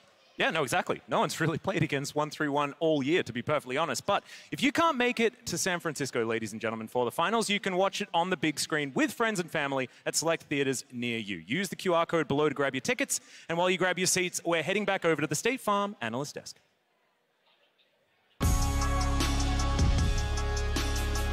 Let's go! Let's go. Thank you so much, Atlas. You know, here at the World Championship, they always provide me with sharp analytical minds. I'm glad that today they provided me with one NA analyst in Chronicler. Oh my God. He kept the faith. EG delivered. They're on the board. But while Chronicler will come out correct in the predictions, Emily, you were the one who had a lot of draft demands when it came to EG and finding success today. How did you feel about this one here? Yeah, so if people could cut through my flowery Chinibyo language in the D&D section, this is a lot of stuff that I really like for EG, right? We talked about the Hecarim being a power pick for Inspired, something that he can carry on. The Lucian Nami, obviously, it is a risk because you do have to execute that lane. You do have to make it a kill lane and get that push, and they were able to do that.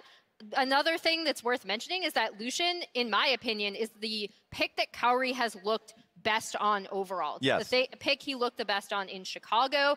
And then additionally, Impact always has these pocket picks where he can randomly kind of pull them out on stage. The cast mentioned Mordekaiser. Shen is one that goes all the way back to his OGN Champions history. So this is just such a great draft for EG. And additionally, we talk about the Lucian having to get ahead. If you flip that around, I think the same is the case for Draven. And that's why the early impact was so important, because if you're playing Draven and you're not two-tapping an Akali that's going to come in with a Shen on top of you and a Hecarim that's ready to look for the dive, any misposition can also be hit with a Guild Force dash-forward Lucian. So the moment that that early presence came through from AG, I think that for G2, things look very dire. 100%. I want to really emphasize the confidence that Impact has, because it was EG that was levying the top lane bans to start. Aatrox, Maokai, and Sejuani were the first three bans from Evil Genius' side, and they were so confident, it's like, you know what, we really want the Nami not to be banned and taken away from the Lucian, right? So we're going to go into 4-5 and still allow opportunities for bans on G2 side. So the fact that he loses all those champions, including Ornn that was picked away, and he finds a really good angle with the Shen because he can utilize it with Akali. Beautiful. And I love that call because we heard Atlas mention as well, right? Also one of the players to pull out the Mordekaiser. Like, he has a deep champion pool. Don't forget, this guy's got a Jack skin. He's a world champion. He's been playing for a decade at this point. Okay, he's got no shortage of champions, but it's about when he'll find the right time to reach into that pool and bring out that creative pick. It pays dividends here, the Shen, this time around. But let it be known that no one beats our 1+ OP player of the game 18 times in a row. It's Inspired on the Hecarim in that head-to-head matchup. He will get the win on the Hecarim, and boy, does he goes off from minute one. This dive in particular was beautiful because he had top lane camps that were spawning. Lee Sin went there too, but on the stacking wave, he was there for the dive, and this kicked off the action for Evil Geniuses. I know, I was going to say, I thought you were going to go. I was like, I also want to shout out Vulcan here, right? Because he's kind of someone that we didn't mention, but he was such a crucial part of this lane. The way that they juggled aggro to make sure he actually ends up being taken out by the turret, so it doesn't even give the kill over to G2. That was instrumental in getting this Lucian Nami lane ahead. And even in this play as well, Nami being able to start off the action, not really, extremely confident, even if Vulcan were to get picked, that Inspired and the rest of the team is there. So the fears that they had in week one, not being on the same page, not the issue at all here. They rotated here for this play and just made it work. Thresh goes down. It feels like they were playing a perfect game. They were at that point. Yeah, for me, there are kind of two big things here, right? Number one, it's just seeing Inspired on that Hecarim. Securing the pick, something very comfortable for him. But number two, it's with this win, I think the kind of allowance it's going to give him to push forward, to be the tip of the spear for EG as he ults in more and more often. It's something that they're going to need to take down their future opponents as well. 100%. And I think a lot of fans from G2 side are going to be saying, well, where was the action? Where, like, they weren't really pushing for any plays. They were there, just a little bit too slow on the part, of course, when they were getting killed near mid lane, near Rift Herald. And on top of that, they wanted to invade blue. But actually, that was warded as well. And so it was Hecarim that was getting covered off of that one ward that was covering the entrance. I just felt like Evil Geniuses covered their weaknesses incredibly well this game. Yeah, and one thing you didn't see about the Herald setup, that first Herald setup, is like how they actually were able to do that. How they were able to, as Raz pointed out, through vision, through the way that they just snowballed this comp in general, kind of collapse on G2 multiple times. Whenever G2 did try to make a move, either cross map or contest on the map, EG seemed to know exactly where they were and where to come in. Yeah, and I mean, we are singing the praises of Inspired for sure, and of the whole team. We did the same with Impact. We have to do it for JoJo, and on top of that, Kaori. Kaori had his best game, I would say, since joining the roster, the main roster. I felt like he, yeah, you're right, Dash, was on his best pick in Lucian and had the best combination of Lucian and Ami. But when he got the lead, I didn't see an issue of him throwing it. In fact, they had a 2v2 dive where they were able to get Draven off the back of it. And I felt like, as you can see through the goal difference, a very smooth game. It started to get a little bit murky on the top side of the map, but it felt like this was EG playing at the best in this tournament. Also want to highlight is that after NA's lackluster, I'd argue, week 1, they were unable to take tier 2 turrets. You know who hasn't taken a tier 2 turret yet? In the second week of groups?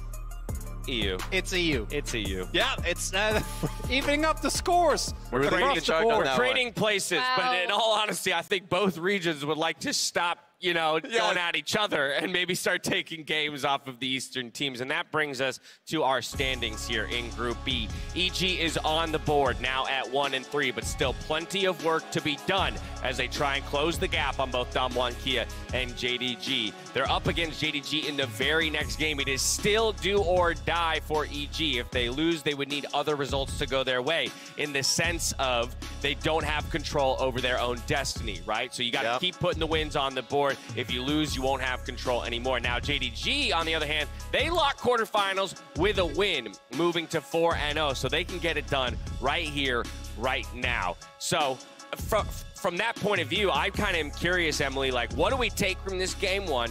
How does that maybe change your level of confidence in an EG stacking up against a JDG that they actually did compete against to a degree in week 1? So I'd always still favor JDG, if only because I do think their mid and late game team fighting and setups has generally been a lot better. Like, when it looks like JDG are going to lose or going to get taken advantage of, you know, they pull something out, they work really well together.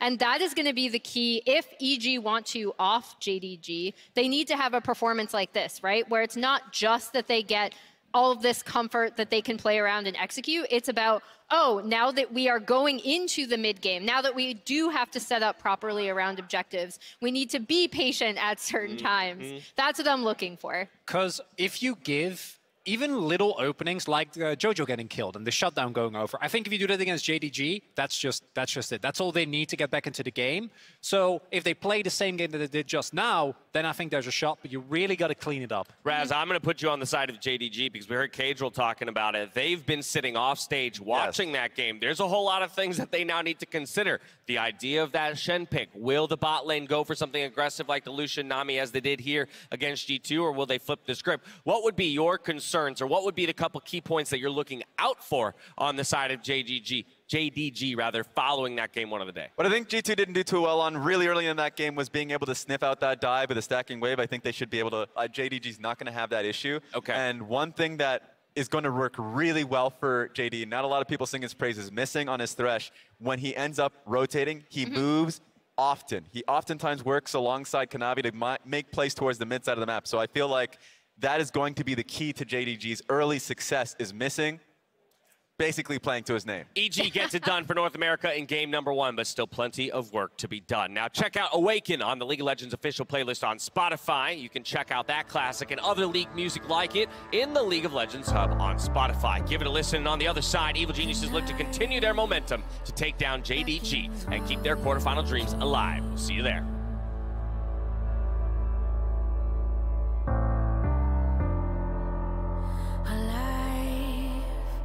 Never lives in peace.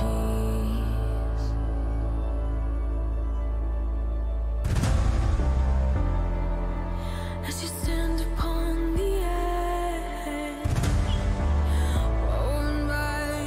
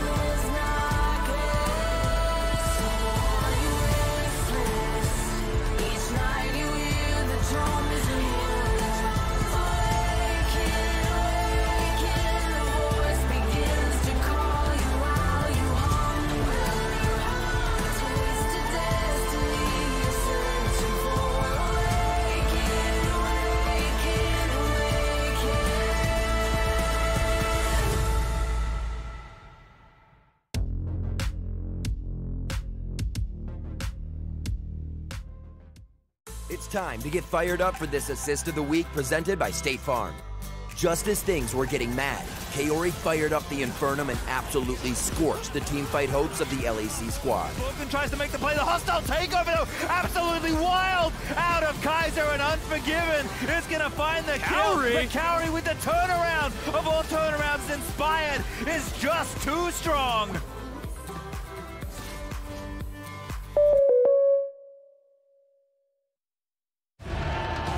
Behind 21 epic days of epicness. Behind 1 billion hours of dropped jaws. Behind every match, every broadcast, every moment at League of Legends World Championship 2022 is the network capable of making it all happen. The Cisco Network, aka The Realm. Cisco, powering the future of esports.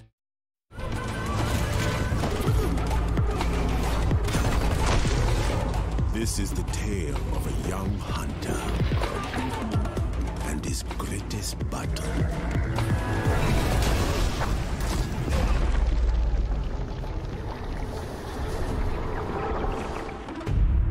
Together, the hunter and his love, the archer, defended their homes from the monsters that threatened it.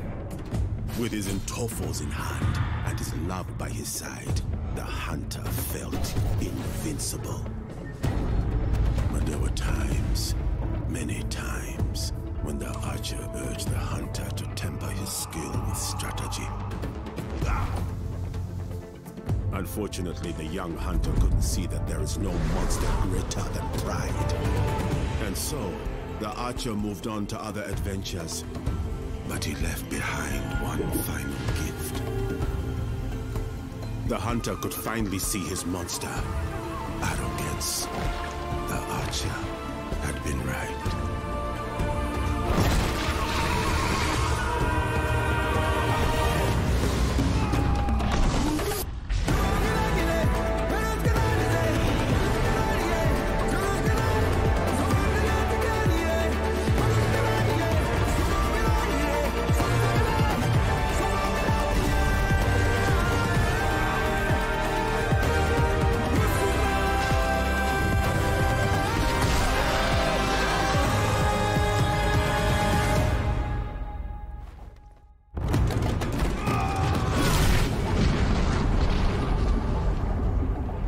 His pride had torn them apart, but they finished the hunt together.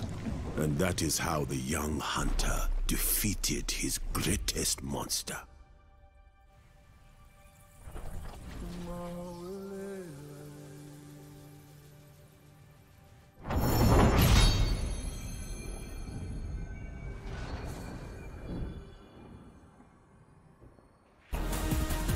Welcome back! You just got to look at the newest champion, Cassante, a master hunter who hunts down monsters of every kind. He's got a distinct style and brings with him a brand new melee weapon in the League universe called Entofos. And I actually, in fighting games, it's one of my favorite weapon types. Is it? Yeah. I saw him he had two spikes and they changed to different weapons. So Yeah, I feel like you can incorporate elbows a little bit more. the elbows in there. I imagine Lee Sin does Go that for as a well. couple clotheslines. Yeah. Love to see it. Just calm down. All right, let's get into our second match of the day. This one is EG's second test, and JDG, being undefeated in this group, are definitely a formidable opponent. Oh yeah, undefeated so far. So stakes for this game for everyone out there at home and in the audience. If JDG win, they are locked quarterfinals. EG are not out mathematically. They will be sitting at 1-4, and Damwon is currently at 2-1.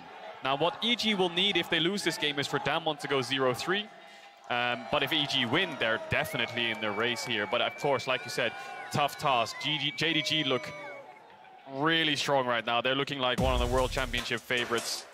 We'll see if EG can put a dent in their domination. Yeah, the easiest way to look at it, guys, is you can now have the 2-4 three-way tie at the end of the day. JDG would have to go undefeated, and then everything else can line up. However, it does just mean that EG not eliminated if they lose this game. and JDG will be locked if they win. So, Azir and Caitlyn to be taken away. I think the Azir ban extremely important. Yagao has been just amazing on that champion. And the Aatrox Yumi, obvious bans on the red side. Something I found very interesting about JDG is, on blue side, JDG is 26 wins and 5 losses in summer. On red side, there's 16 wins and 11 losses. Ooh. Now they're on red side here, so they're a very strong blue side team, but EG have taken that away from them. There's the Taliyah ban up against Yagao. We'll see what this last ban coming in here for JDG is. Yep, I have a little bit of experience with blue side superiority, being an LCK commentator. All about it. As the Sejuani going to be taken away, the Taliyah ban I really like. Maokai. Kanavi just requires a little bit of extra flex respect, as Maokai is a big one. And could be Impact, could be Inspired. Kind of like it more for Impact, just because Inspired on carries has been very, very good. He has really strong flex here. I wonder if EG want to lock in Maokai here and pick Lucian Nami on 2-3. JDG have been scouting them, and they might decide to take Lucian Nami away here. Yeah, smart decision here to deny Kaori Vulcan that dominant lane, that dominant 2v2 with one item spikes. We saw what damage they were doing last game up against G2, diving in the 2v2, so don't want to give that over to them. I hope was playing a little bit of Lucian in Champions Q, so Lucian Nami not dead just yet. The nerfs to the electrocute buff on the Nami E does hurt a little bit, but the Namis are going things like Airy, so still really, really powerful in that mid to late game. And also can pick up a different pick here. Can pick up jungle, can pick up a mid lane or something like the Victor with Azir being down and then picking Nami on 3, similar to what we saw EG do. Yep, a lot of the big AD carries got nerfed as well. Like with Zeri now completely out, she was gutted. I feel like even though Nami got nerfed, things were brought down around it as well as, all right, we've got Kalista Renata locked straight in here for Carry and Vulcan, and there is the Sylas as the follow-up. I thought maybe that would be coming in second just to make sure that doesn't get picked away. Doesn't actually matter, as Inspired and Jojo Puna just going to lock away that bottom lane. Carry and Vulcan straight out of the game. This draft just went from 0 to 100 real quick on the insta-locks. So EG were prepared for JDG to take it away and already had a response. Yagao's going to pick up the Sylas and ban away the Akali. We'll see what else he bans. Could target another mid laner, could deny a flex kind of top jungle from EG. We've seen things like Mordekaiser banned up against Impact. It depends on what 369 wants to play. 369 a very kind of heavy Renekton, Gnar, Sion player. So could be worth investing in a ban depending on how JDG want to play this game out. I've said it before, but I'll say it again. Kanavi is not a tank jungle player. He will play carries only. Do you know who else is not really a tank jungle player? Inspired. Both these junglers will probably prioritize counts picking carries here. So we're in a situation where JDG might look to last pick jungle. We'll see what they do. Bel'Veth is another champ that I have in the back of my mind, is a very, very strong one. Elyoya has shown games on it so far. Incredibly strong champion if it can get rolling. There's the Ornn ban up against 369. Yep, we saw the Bel'Veth not necessarily used to perfection yesterday, but there is the Gangplank. That is going to be up against 369, certainly one of his best in the past, as we are just cycling through a few options. Kanavi probably going to lock away jungle here. Yeah, Graves is the one that I'm thinking about here for Kanavi. Yeah, that's what I was thinking too. That's something he just wants to insta-lock here. Viego is a very LPL-esque jungler. We've seen some of them prioritize it, even banning it on blue side. But I think Graves is just so powerful in the meta right now. One of the strongest carry junglers. We'll see what Inspired can counter pick it with. Could take the Maokai right now and pick something for Impact in that top lane. But I really want to see Inspired match this with a carry. The problem with Graves is he's got such a good kit for dealing with AD junglers that AP junglers are innately his counter. But it's going to be very hard. I mean, we've seen Seth Nidalee come out here against Sylas before. It's Seth Fiddlesticks! I love this from EG. So much more team fighting. Screw the Nidalee, get the Fiddlesticks in there. The set is good into Sylas. I love their plan. Yeah, this is actually exactly what we were asking for after that Nidalee game. We're like, oh, but what if there was more damage? What if there was more AoE teamfight control? Well, yeah, Fiddlesticks, he'll definitely be able to do that. The Pro Storm to dive in on top, and I'm so glad that you already mentioned that you probably want to get one of the AP junglers up against the Graves. Well, there we go, there's Fiddle. Couple things. Now we've got 103 champions picked or banned here at Worlds, with Fiddlesticks being locked in. This is 369's first Fiora game of Summer of Worlds. We'll see what he can get done in the isolated matchup up against Impact. But Inspired wants to get all his camps full clear till 6. And the beauty of the Fiddlesticks is you leverage this set pick into Sylas, not so much as an aggressive pick, but as a pick that can cover your jungle. You know, Graves can't really invade you if he never has mid-push, so Jojo needs to keep eyes on Yagao, push in the lane, keep contesting him, and keep defending his jungler as much as possible. Bridge Inspired to that level 6, and man, Inspired will run rampant in team fights. But Jojo Pure needs to be on the money when it comes to using this ultimate, making sure he gets the right target into the backline so he lands next to Inspired.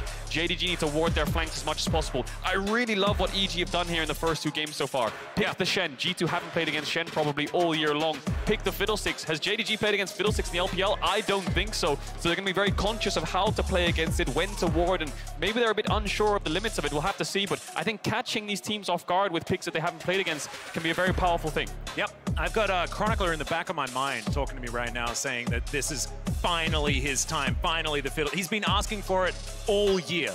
He's been incessant, it's been frustrating to deal with. Thankfully, Inspired has now put him out of his misery. We do finally have the Scarecrow picked up for that jungle position. Can EG find themselves some control in these lanes? Because the setup after level 6, man, it's amazing for Inspired on this Fiddlesticks. Everyone will remember, here comes the Crow Storm. Inspired, one of his pocket picks. I think he's 3-2 on it right now, 5 games total. He's actually playing Predator on this Fiddlesticks. So he's looking for gank setup. He's looking to make plays when he gets those boots, gets towards level 6, can pop the Predator, pop the ult over the wall and chase them down. And we'll see what JDG's level 1 plan is here, because 369's getting already aggressive onto Impact. The late invade topside from Graves Fiora is really strong. EG needs to be very careful here, because if Inspired starts on his Wolves and tries to do some kind of double camp shenanigans, Kanavi will be there to shut it down. So JDG think that level 1 is the way to deal with this. He's hiding in around the corner here. 369 trading really heavily.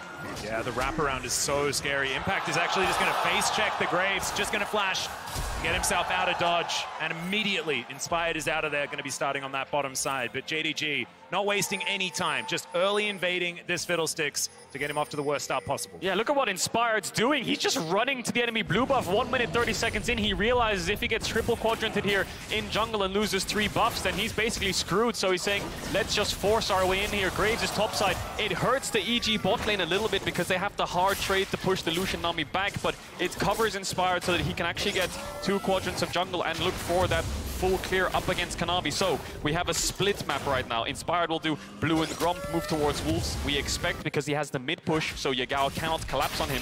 And we expect Kanavi to do Gromp Wolves and full clear his top side as well. So split map, I think, favors EG because they have a tank top and they don't really mind too much about putting Impact behind. The only worry is Impact has no flash. Needs to be careful on stacked wave dives or overextending in this lane. Yep, just fantastically mitigated here on the side of EG to make sure they don't lose out on everything. Like you say, just going to clear out the entirety of each other's blue side. It's Carry and Vulcan going to be pushing forward. This feels nice for EG as well, considering the fact that Carry and Vulcan will have a lot of control in this lane, and now they know that their jungler is going to be always towards that bottom side for that first clear. So an opportunity to really put the screws in, try and play out this early game aggressively as Inspired looking for the river. Get the 3-lane view. Facebreaker coming down onto Yagao. He's just going to dash his way out. Yeah. Good trading here by Jojo in these early stages. Set dominates the Sylas in the level 1 to 5, of course, because Sylas has to walk up to the creeps, and that's easy for the set to pull him in and get some damage down. JDG freezing this bot wave here, winning out on the trades against EG as Kaori tried to crash the wave. No mana left, and JDG have a lot of sustain with the Nami. So EG in a bit of a precarious situation on this bottom side of the map. There is a split map though, so they don't have to be too worried. The W doesn't connect there. Jojo maybe had dive pressure there if that actually landed with the true damage. This is a lot of value here from Jojo, and a lot of pressure is being put on early. We've spoken about mid-pressure throughout this entire tournament, and yeah, Evil Geniuses certainly having a heck of a lot of it this time around. Wave's going to meet yet again, but EG, decent start, and they had a decent start last time. They met JDG as well last week. See whether this time it's going to work out, because JDG, their ability to transition from early to mid-game in a phenomenal gold advantage has been brilliant this tournament. Inspired coming down, spotting what's going on. This is what we mentioned, babysitting capability of the Fiddlesticks certainly there. Kanavi just going to grab himself another camp. Slightly, oh no. Still, you farm very, very quickly on good old Fiddlesticks. Yeah, Graves, Fiddlesticks, Nidalee, these champs are really quick at clearing out their camps. So Kanavi's on a full clear. Gromp is the next camp to respawn on EG's side, but he wants to put a ward down and hover around here. We'll see if he sticks around for the respawn. It's still around 20 seconds till it comes back up. Yeah, looking for something towards the top. EG's bot lane getting a little bit pushed in. Inspired as base. Look at his first item. Sorcerer Shoes with Predator, and he's running bot. If JDG cannot trash his wave, he could look for a gank. You know, Predator running at them, Flash Fear, something like this onto the Nami. Could be a really free kill. First blood here.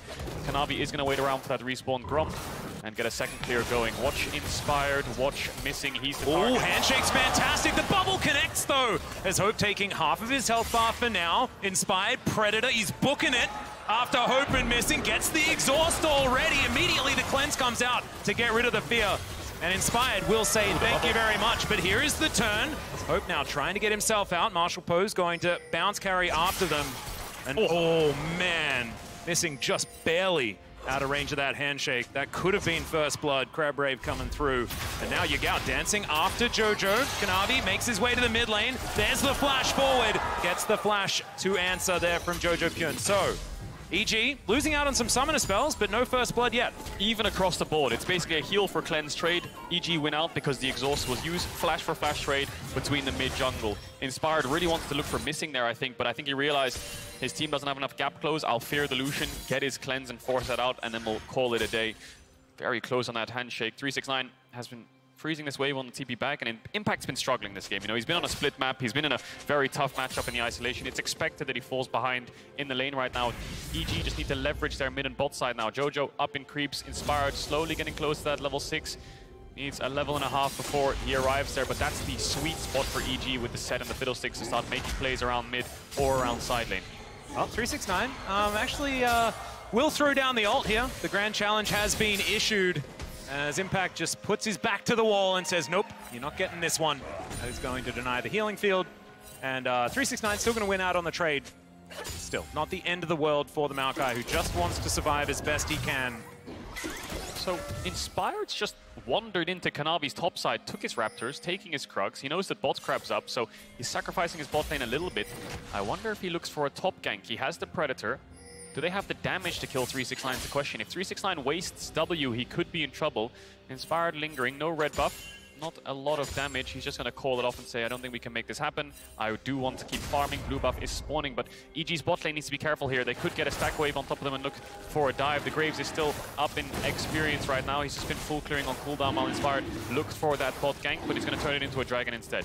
Yeah, a bit of a disaster there for Impactors. Another handshake does come through here on the bottom side. Hope, piercing light, a lot of damage. Dashes after Cowrie. He just turns it, and they're trying to get the reset. They don't quite do it, but it's a 1-for-1. Hope being alive is definitely important here for JDG, but Vulcan wanting to try and fight it. Not going to work out here, of course, not with the damage availability. Kanavi going to take themselves the Drake. JDG, it's a 1-for-1 trade, but I think you'll take it if you're the LPL representative. Vulcan needs to be careful here. He thinks he has kill pressure on the Hope, but it's all a bait. Kanavi's coming. Oh dear, smoke screen comes down. Handshake once again going to get sidestepped. The flash has to come out, and at least Vulcan will survive. Really nice try there by Kaori on the turn with the bailout, trying to get the kill onto Missing, because then they maybe could have turned onto Hope. But the Ignite takes Missing down. Here comes the level 6 for the Fiddlesticks. Do we have a mid play here? Missing is hovering around and will show, so Inspired will call it off. They're looking for Jojo though, so Inspired can turn this if they overextend. Bubble misses. Yagao wants to catch the wave. Inspired will look for plays around this map right now. Doesn't have any extra AP, but with these tier 2 boots can move around the river extremely quickly. And with no flash on Missing, I think that'll be the window that EG look for after Inspired finishes these bot camps. Yeah, 369 looking for an opportunity here. There's the riposte, doesn't get the stun. Good timing there from Impact, not wanting to give any extra CC over to 369, who's just having a great time in this lane, as you can see. The farm is extraordinarily in the Fiora's favor. Expected, but also not great news here for EG. Maokai will be stronger in just the straight-up 5v5. So let's take a look at this bot play again. EG trying to stop the bot wave from crashing. The bubble connects onto Vulcan. He's the initial target, but Hope actually focuses down Kaori. Gets a lot of damage onto him, dashes forwards again. The bailout connects, so Kaori just says, let's go forwards. Just about misses the kill onto Missing. Doesn't pick that one up. I think he flashed there as well, which kind of stings, but 1-for-1 is not the end of the world. Jojo now contesting mid waves. Vulcan behind him. Inspired is clearing out his camps. And I think what we might see towards the 20-minute mark is the Fiddlesticks catching waves and the set just being there for presence on mid waves. We'll see if they try to funnel this Fiddlesticks a little bit more gold, because right now he's behind. But Herald fights is where EG want to be. Hostile takeover, the settle, the Fiddlesticks ult, the Crow Storm. There's so much to work with in such a tight space. Yep, I really like your idea as well. Give Inspired as much money as possible. His sole AP source. And that is going to mean that the Fiddlesticks extraordinarily important as far as damage is concerned on a later stage. He's thrown down some scarecrows as well around this map also. And here we go. So they managed to lock down the Rift Herald. That is definitely great news, but Hope looking to try and answer back with a couple of plates. We've spoken about this many times before. A couple of plates is the price as Vulcan. Oh, he's going to get tidal wave. That is not the surfing trip he wanted. And Missing's going to be able to lock down the kill on his opposite number. Jojo running bot here with Kaori, trying to cover the dive in a 2v3. Impact almost has the TP up, so this could backfire for JDG if they try to overforce it. It looks like they'll take the plates and back away. Inspired can be the one to catch this mid-wave, while Jojo is the one juggling these lanes. Does have that lead over Yagao, who just ticked over to that level 8. And Kaori should be able to catch his wave very safely. You can see what JDG do when the Herald started up. They just go so deep into your bot side jungle, knowing that you're top side, and Vulcan face checks into the wrong brush. Yeah. Certainly feels like EG just bleeding a little bit at this stage. JDG now moving up to a 2,000 gold lead. Impact taking damage here from 369 as well. And I feel like EG need to be able to find an angle in this game. They haven't quite got to just yet. Presence lying in wait in the brush here on the top side.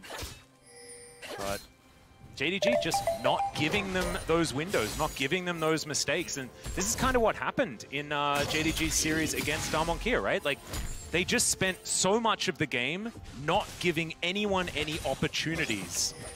And it's happening once again. Grand Challenge being issued. There it is. Able to get all those weak points. But Impact, yeah, he's a pretty tanky tree. Should be able to catch his wave and TP back. The question is, does 369 go for the dive onto him? Gets the Demolish proc. Will decide to back away. Impact needs to base the TP here, but you're completely right. EG need to find avenues back into this, need to find plays. Missing's flash just came off cooldown, so he's feeling a lot safer. And he's been warding his bot side jungle so much that JDG are using information. If he's bot side, we see him. If he's not bot side on the wards, he must be top side. 369 really close to finding the dive here. Impact's dead. Yep, the flash lunge is going to pick it up. Weak point in the right position. Gets the dab out as well, as 369 will just move into the brush and look for the back. Does he get there in time? Inspired. He could go for the Flash E here. Yeah, Flash E is definitely going to be the option. Oh, doesn't even need it. There we go. The answering kill, and that is on the most important member of EG to get kills as well in this Fiddlesticks. I wonder if EG, they're probably happy with that. Fiddlesticks getting a kill always helps out. Impact dying, not the end of the world. Good play by 369 to get that 1v1 kill under tower. Big CS lead for him as well. It's only going to get worse. Inspired now around mid. Kanami spotting him on the ult though. Yeah, there's the Crow Storm. But yeah, Yagao just going to flash. Not wanting anything to do with that one whatsoever. Is now Jojo in a little bit of trouble. Does still have Haymaker available for a bit of shielding. Drain comes through. Yagao. Oh, that is a scary ultimate. That is a very scary ultimate, because now JDG can run bot and try to threaten the dive with a Fiddlesticks ult. EG need to wait for this Fiddlesticks ult to come back up on Inspired to be able to contest, but Yagao can just ult over this wall if he wants to and then just start running at the EG bot lane. Has the E as well if he just wants to dash over and just full commit. This is going to be a scary Sylas. EG needs some help down here. They have a TP. Yeah, the teleport is coming forward. Impact doesn't have his. But at least Jojo's going to turn up and deter JDG. Still, JDG picking themselves up a teleport for their trouble. And Impact now fighting against 369. The news doesn't get better on that top side unless Impact can find himself these team fights that we were talking about. JDG just going to move over, take themselves this second Drake of the game, see what the soul is going to be. Of course, I'm hoping for a Cloud. It's going to be a mount far more relevant as Inspired looking to turn up. Finally, giving Impact some assistance. Trying to turn it here. It's a lot of CC available as the drain's going to come through. 369 going to struggle with this one. He's still fighting, but Inspired will be able to grab that kill. So, EG now, they also have the Rift Herald, and Shelly is going to grab some plates for Impact. Some much-needed gold for the tree. I just loved how Inspired played that. Just walked up to 369, heralded in his face, and then feared him and started using the drain. There was not much 369 could do because he couldn't get through the health bar. So the crash comes in. Kaori's actually lane swapped up here. JDG's bot lane moving towards mid, and Yagao is here to respond. He's a bit scared of getting dove though, so he's going to look for Impact and Inspired, who has the ultimate coming back up very soon. Contesting the red buff will take it away. Kanavi. Kanavi's just going to get hand shook back. There's a lot of CC available, but there's a lot of damage on the side of JDG. There's the showstopper into the backline. Kanavi's going to get picked up. He make it to the face, and now Vulcan's looking to just exit this one if he can. Kaori in the front line. That's not where he wants to be. Flashes to get out. Vulcan not so lucky. There's EG running for the hills now. 369 dashing forward. Yagao doing the same. Yagao picks it up. The repose comes through. It's a decent ulti, and it's a double for Yagao. There's the ace at 14.5 minutes. EG are wiped in the top side jungle. They get the red, they get Kanavi, but they do not get out. Inspire tried to turn with the ultimate there onto JDG, but there was no follow-up left. All of EG was falling, and now JDG can focus down this top tier 1 TP bots from Yagao because of the death timers to look for the bot tier 1. Hope's gonna get the mid tier 1. All 3 altars might just fall on top of that ace. Yeah, it looked kind of good at the beginning for EG, and then immediately afterwards did not. Yagao showing the power of Silas into Fiddlesticks.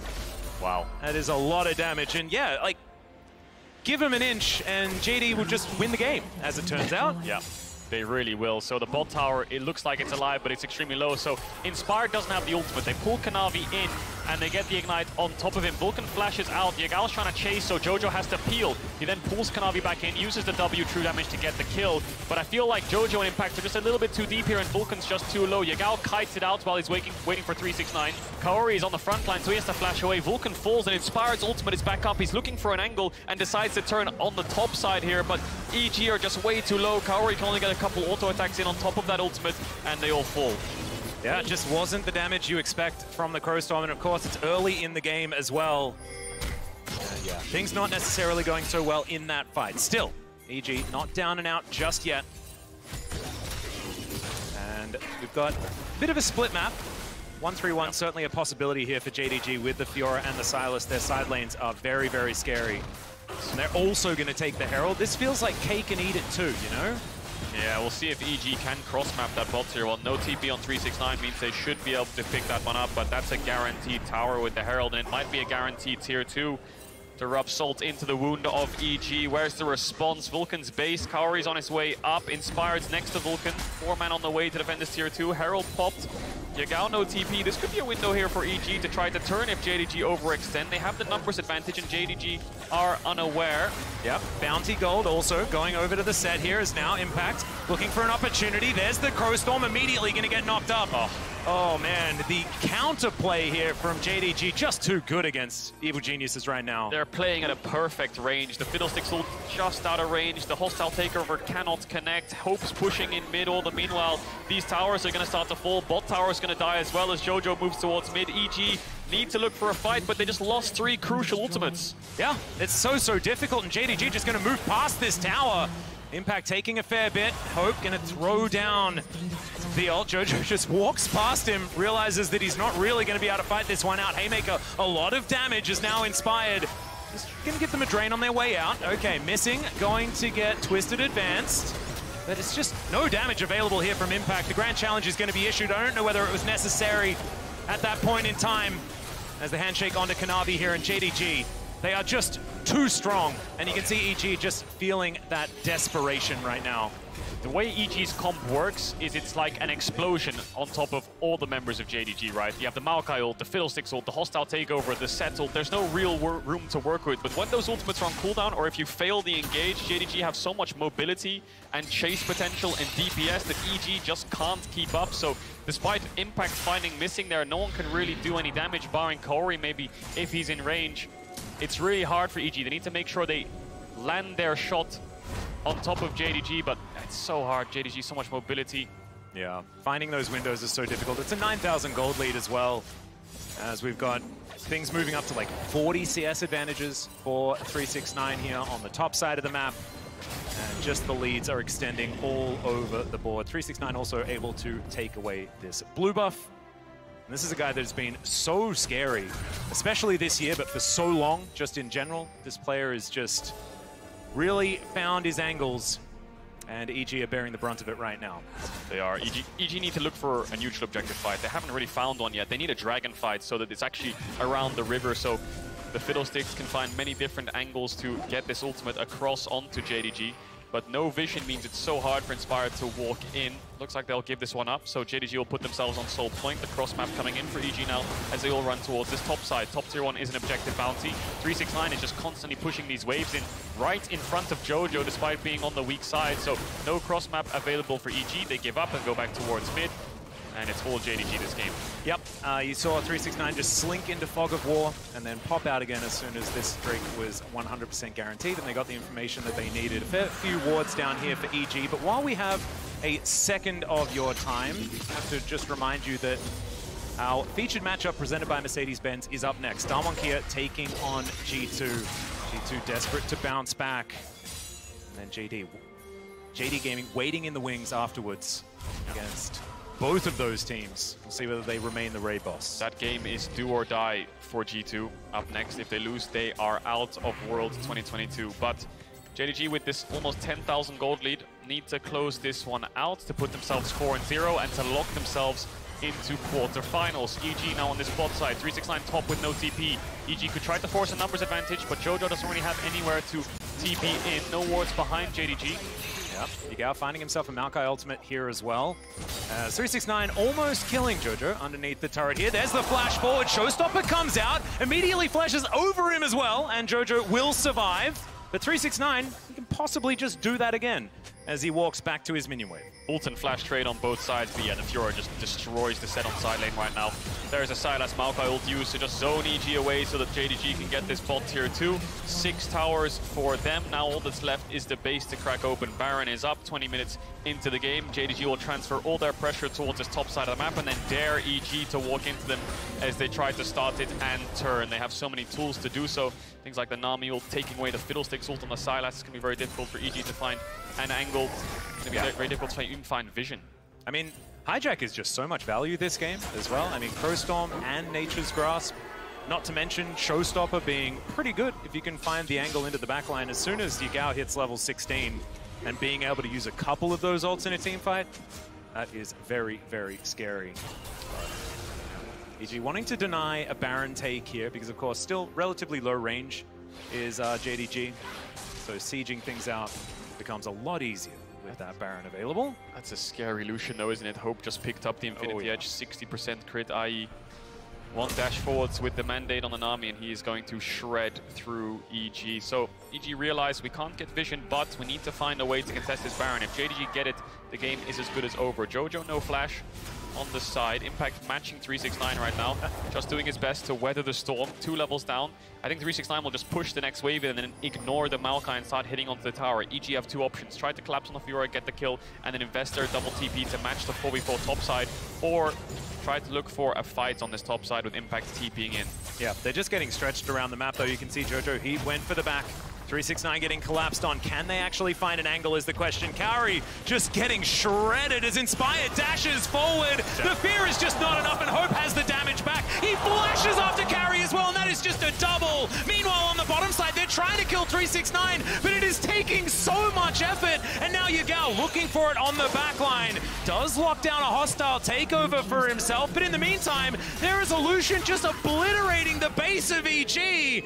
Hostile takeover does just glide by without hitting anyone, but EG, they're trying to flash to get back to their base if they can. Impact now just routed. There's the flash twist in advance, looking to try and lock this one down onto missing. It's just the Nami though. The Haymaker does so much, and at least they're able to get the Bramble Blight smashed down to lock up the Nami. Yagao goes golden. Now 1 versus 3, looking for even more. Meanwhile, we do have Lucian now backing away from the Nexus turrets as Bailout going to be utilized here. Jojo not able to get that reset, the flash out from Kanavi, and he's just doing cleanup. There's the chain, it's going to miss. And Impact makes it out. It's an absolute bloodbath, and EG are really grasping for straws, trying to find 369. They get the kill. The rest of JDG collapse. The destruction has been done to their base. They've lost the mid inhib. They've lost their bot tier 3. They might lose Inspired here. Yeah, Inspired just trying to throw down the CC to get out of this one, but I just don't think it's going to be enough. Tries to drain tank there as best he can.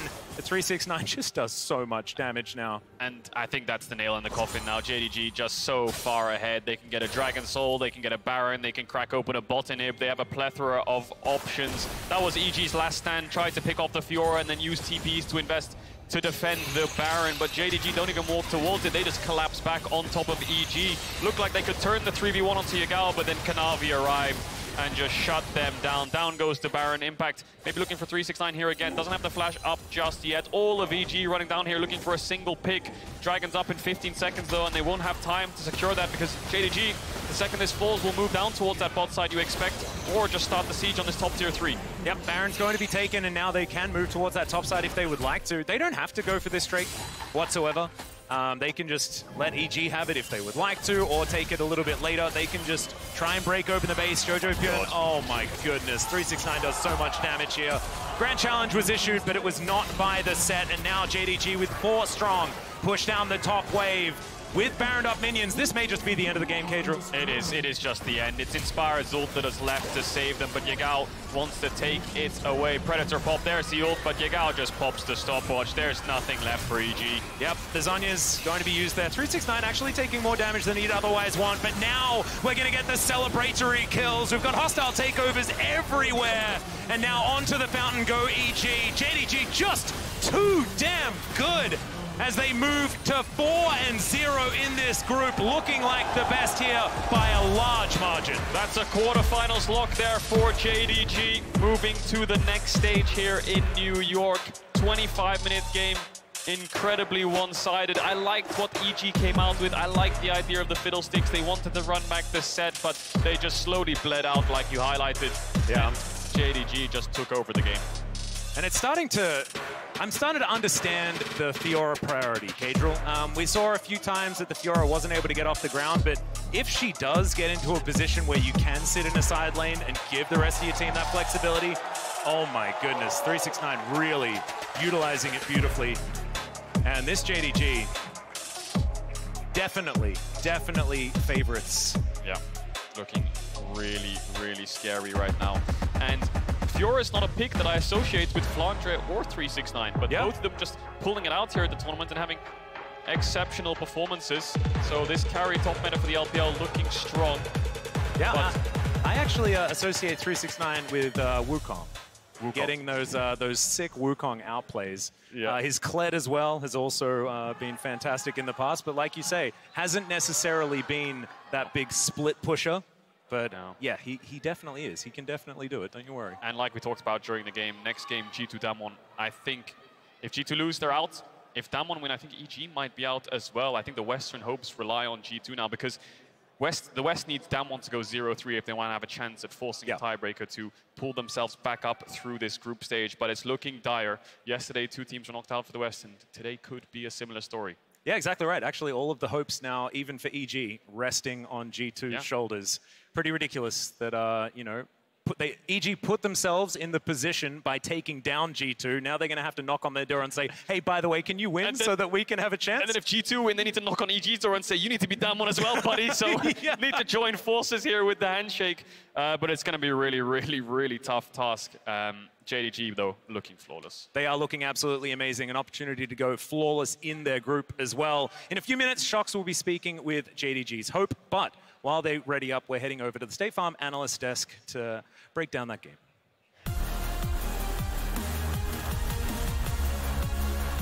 Thank you so much, Atlas. JDG continue to look like a formidable opponent as they take down EG, keep their undefeated streak alive in the group stage. Important to note, EG not quite out of it yet when it comes to the knockouts. Technically. Technically. We have but no longer in total control of their own destiny. Who else has hope? I don't want to hear it. And we'll be talking to him later. All right. Let's take a look at the draft because once again, EG pulls out a couple of interesting things. Obviously, a lot of people are going to jump to that fiddlesticks for Inspired in the jungle. Yeah, I mean, I actually really like this. Like, previously, we've seen I was a little hesitant around the set mid due to damage in the previous composition they played in, which I believe was also the Nidalee comp that I did not like as well. But here you have like Kalista Renata, super strong, and then obviously Inspired's Fiddlesticks, a pocket pick for him, something we haven't seen in a while. I actually kind of like this for EG. I thought it was pretty cool. Yeah, it's a great stream. It's a great team fight option alongside the set mid. This is the second time that we've seen set mid into the Sylas pick, and in lane it actually has performed really well. Even when he was ganked earlier on, he was able to still keep up in lane. Problem was the side lanes. You gotta be able to have the pressure. And if this plays go the other way, which is something we said for top esports as well, maybe if they're on the same page and Vulcan flashes forward, gets the reset, then something could have happened. But if your Renata, Kalista lane doesn't get leads and gets shoved in early, it becomes incredibly hard to play. Well, more importantly, we've talked about top laners that you can just kind of leave on their own and dominate lane, right? And even though Inspired does come in, get the tap for the kill in the end here, 369 is one of the top laners we've talked about as potentially one of the best top laners at this event, along with Zeus that we mentioned at top of day. And he did so well in this lane with very little interference. Yeah, even just living a little bit way too long in this situation. But yeah, like the build up to that dive that he had versus Maokai, he had a stun, picked up a good ulti, like he was just chipping at Maokai throughout the entire lane. So it was just a pretty large advantage in both side lanes, and it made it really difficult for Inspired because, yeah, you're going for a pick that kind of requires support, kind of requires the setup around objectives for you to fire off a great ulti, but then it was mostly JDG taking over. In fact, especially the Sylas pick. Yeah, I appreciated the aggressive looks and the attempts by EG showing quite a bit of fight, but as we've seen time and time again with a number of LPL squads and JDG in particular, once they get that early bit of a lead, they are so comfortable just running it forward. It's also understandably for EG, they're like, maybe this is a weakness, maybe we can get him, but with a pick like Kalista, you need to have good setup, otherwise you're not going to be able to do anything in the fight. Well, as was promised just a moment ago, we're now heading down to join Shox and Hope on stage for our Verizon post-game interview. Thank you very much indeed. After a flawless run by JDG so far, my first question would be if you felt like you had to change your game plan in any way, shape, or form after the Fiddlesticks lock-in, which was quite the surprise. 那首先恭喜你们，现在也是4战全胜。第一个问题要问到的是游戏当中的一些内容。其实对面也选出了一个不常见的一个打野英雄，也是稻草人嘛。所以说，可能看到稻草人之后，整体的一个队伍的思路有什么改变吗？因为卡纳维选手比较强嘛，所以就不需要什么改变。Because Kanavi is just a very strong player, so to be honest, we don't have much changes in our game plan. Okay. Over in the LPL, you're known to be a very aggressive player in the lane as well as outside of that. How much do you feel you've been able to play towards your own style, even against the best in the world at this World Championship? 其实，在 LPL 后备选手也一直以非常有进攻性的打法被大家所熟知。那来到全球总决赛、世界赛的舞台上，你觉得你面对那些非常强的对手的时候，你觉得你整体的打法风格有什么样的一些改变吗？去适应？就是每把的 BP 阶段出来之后，队伍需要做的改变是不一样的，所以就看阵容改变风格就行了。 Maybe I would like to say like my playstyle is really depends on the needs of the team, the needs based on what draft. So I would like to change my playstyle based on what draft. Based on that, it is your first time at Worlds, but your top side of the team has some experience. Is there any way in which they help you to feel more comfortable and to be able to be comfortable in these games? 那其实这一次也是后备选手第一次的一个全球总决赛的征程，但其实你们其他的队员像上中也都是有过一些经验的，所以说他们有怎么样去帮助你，可能更好的、更舒服的来在台上打比赛吗？就是他们会一直鼓励我们下午2个嘛，因为我们都是第一次进世赛，就是给我们进场的支持，还有游戏里的帮助。 So both Missing and I, the two of us, is a rookie towards championship. So the three of them will just give some help to us inside the game and outside the game. Okay, and final question. Undefeated so far. It would be huge if you can go undefeated throughout this group stage. How confident are you that you can pull off the 6-0? 现在是4-0，其实距离全胜6-0也只有2场比赛，所以说6-0全胜出现，你有多大的自信呢？ 就是按照这一把的状态的话，应该是很大概率吧。If we can maintain a very good form like today's game, I believe we still have very high potential to go off the stage with a 6-0. Definitely do. Thank you so much, and thank you as well, Wendy. We're going to kick it over to a quick break, but when we come back, we have our featured matchup presented by Mercedes-Benz, G2 Esports versus Dalmon Kia. Be right back. Oh, really?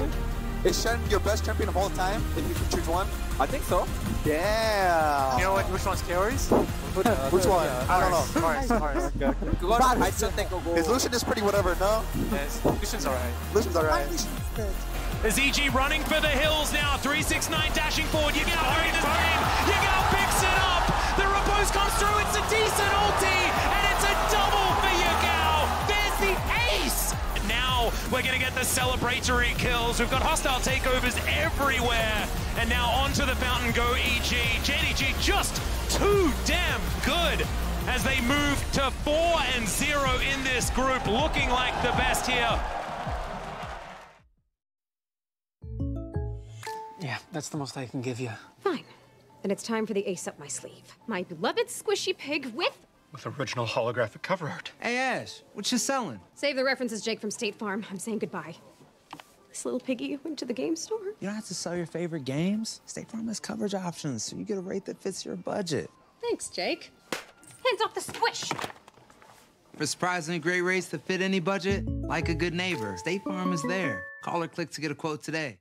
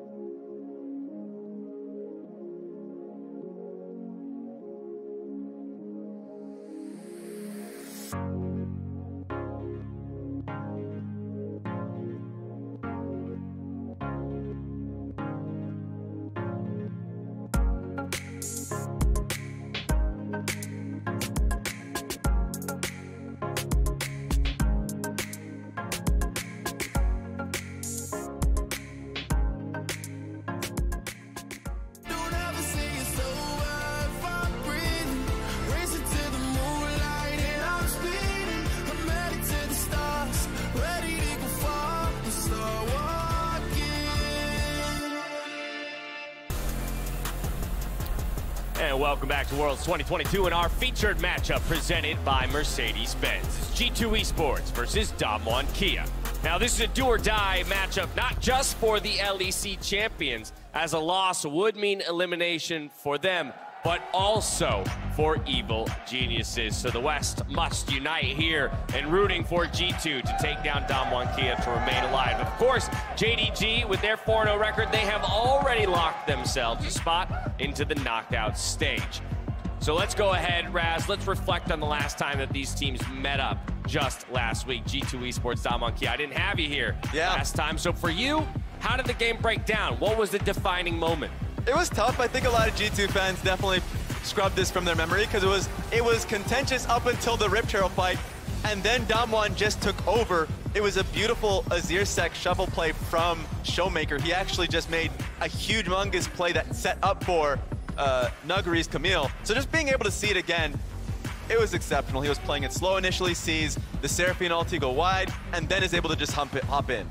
And what you also see here is something that Damwon have been lacking throughout the regular split, which is cohesion. Because the moment that Shuffle comes through, Canyon goes in, finds an end of the line. Nuguri's there to back it up as well. And that's really the big difference maker. Hit him with the whoop-de-scoop. I also appreciated the joke you made on Twitter, I believe, when this was happening. You're like, oh, Damwon are just drafting like it's 2020 again. It's perfect. Yay. But I do think this draft against G2 also just points out, even though I know a lot of people didn't like it necessarily, objectively, I think it points out how many things there are that they are very comfortable on in this meta. Yeah, that's kind of bringing me all the way back to our little D&D one-shot where Chronicle's over here trying to roll a time spell to get back older versions of the Damwon. It didn't work out. They're good enough as is. I don't know why I did that. I know. I thought it was a greedy play, my friend. But speaking of the older versions of both of these teams, again, these teams aren't strangers to each other, I should say. And I know that we talk a lot about the Damwon versus G2 rivalry. I just want to remind everyone the last time that it looked close was when Nuclear was still playing.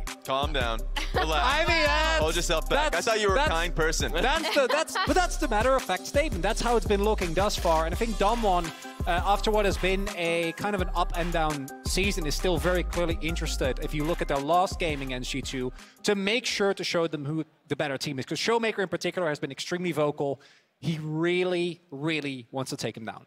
Yeah, and I mean, I think for me, it starts again with the junglers. One of the reasons why I actually rated Damwon so highly going into this tournament is because I still think Canyon, despite the fact that he had a down split, is one of the best junglers in the world. And this is him versus Jankos because they have met so many times. I will say, as a caveat, you already pointed out some of those wins are from that first year in 2019, when G2 did make it all the way to the World's Finals. However, it's really interesting to see, in particular, I think the kill participation really, really points to how Jankos wants to play with his lanes, especially Caps, and then the CS difference on the side of Canyon, right? Because he is so good at farming up into relevancy and being such a massive carry in teamfights, like we've already seen on the Graves. We've also historically seen that Damwon even flip it around where Showmaker's playing for Canyon. Canyon isn't playing for Showmaker. Showmaker gets prio so that Canyon can farm more camps and get ahead.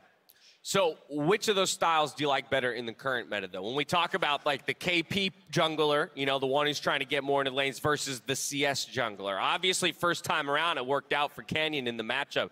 But stylistically, just in this meta, Raz, what do you prefer? Stylistically, I do want the junglers to be, you know, Sejuani, there's Maokai, being able to play towards what is more easier lanes to play for. Mid lane, top lane. And it works really well for G2 because that's naturally who they are as a team. The execution just needs to be better.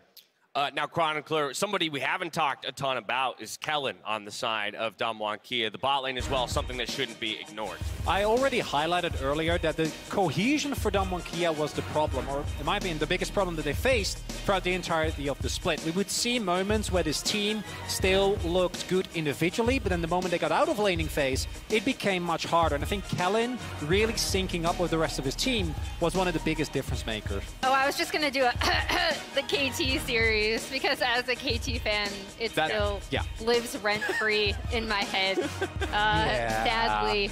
But if you don't know what happened, KT definitely would have won that game if they didn't. Showmaker just came at it. If they, I always does. Broken out of the screen. If they didn't just leave open the highway to I'm a little worried. Sorry, my KT fandom is showing. But yeah, I mean, on the flip side, I know you asked like what kind of jungle style would you prefer. I actually think it depends on the team. I do think Canyon can do both, right? Like he can be a carry, but he absolutely can play towards his lanes.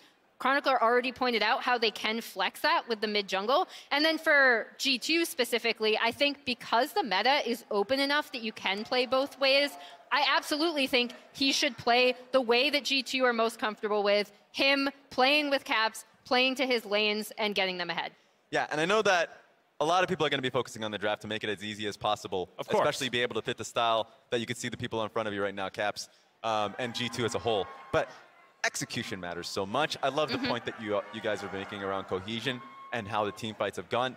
Damwon has just been the cleaner team. And I just want to be able to see G2, when it comes to Rift Roll play, what really broke them the last time, being on the same page, because the Seraphine ulti coming out as they're disengaging, that was a clear issue for G2 in the last team fight.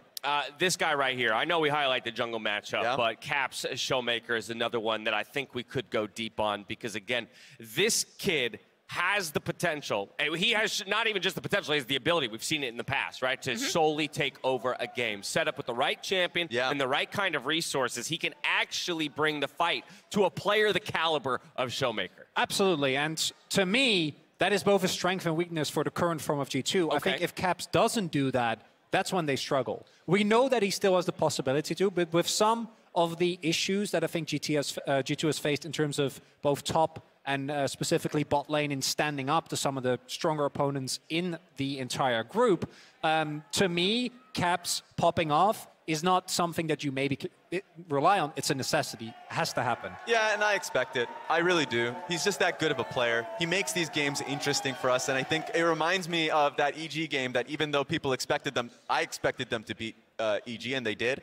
When he was put in that really tough counter matchup, the way he played around that stealing of the set ult, flashing immediately so he can get the repositioning. Like, he is a playmaker. That's who he is. He can instantly flip the switch on you as claps. Like, that's what I am expecting, and I think that's going to be the focus here for Damwon when it comes to the draft. Real quick note for our viewers at home, we're currently experiencing a delay while refs investigate a peripheral issue on stage. We will update as soon as we know more. It is what it is. One thing I'm curious, I'm going to ask you, Chronicler, about, since you, I believe, know the team personality is the best on this desk, being an LCK caster, with them having to play from isolation, how much do you think it will affect the team? Because yesterday, we were having a lot of caveats being like, I don't know how well EDG is going to do with Scout playing in isolation, and Scout absolutely popped off in almost every single one of their games. So I'm wondering how you think that will affect Damwon, if at all.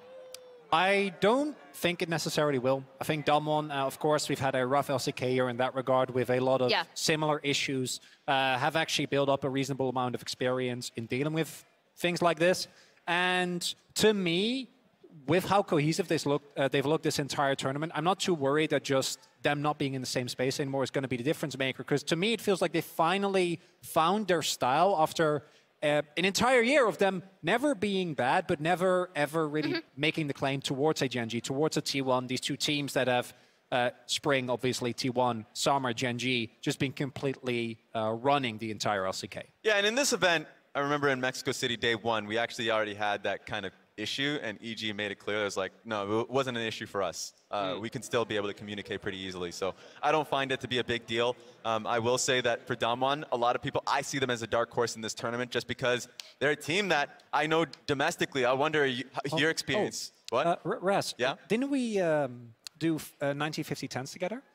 Oh, I had my 10% as Damwon winning worlds. Can you remind me? You did do that. Can you remind me maybe some of yours? No, I will not. No, you will not. Okay, well, I will keep that. Hey, don't worry. I already you said want to dig, my hottest take was that Damwon were going to. I'm sorry, what? A flaming hot take? Flaming hot take. I'm sorry, is that a flaming hot take?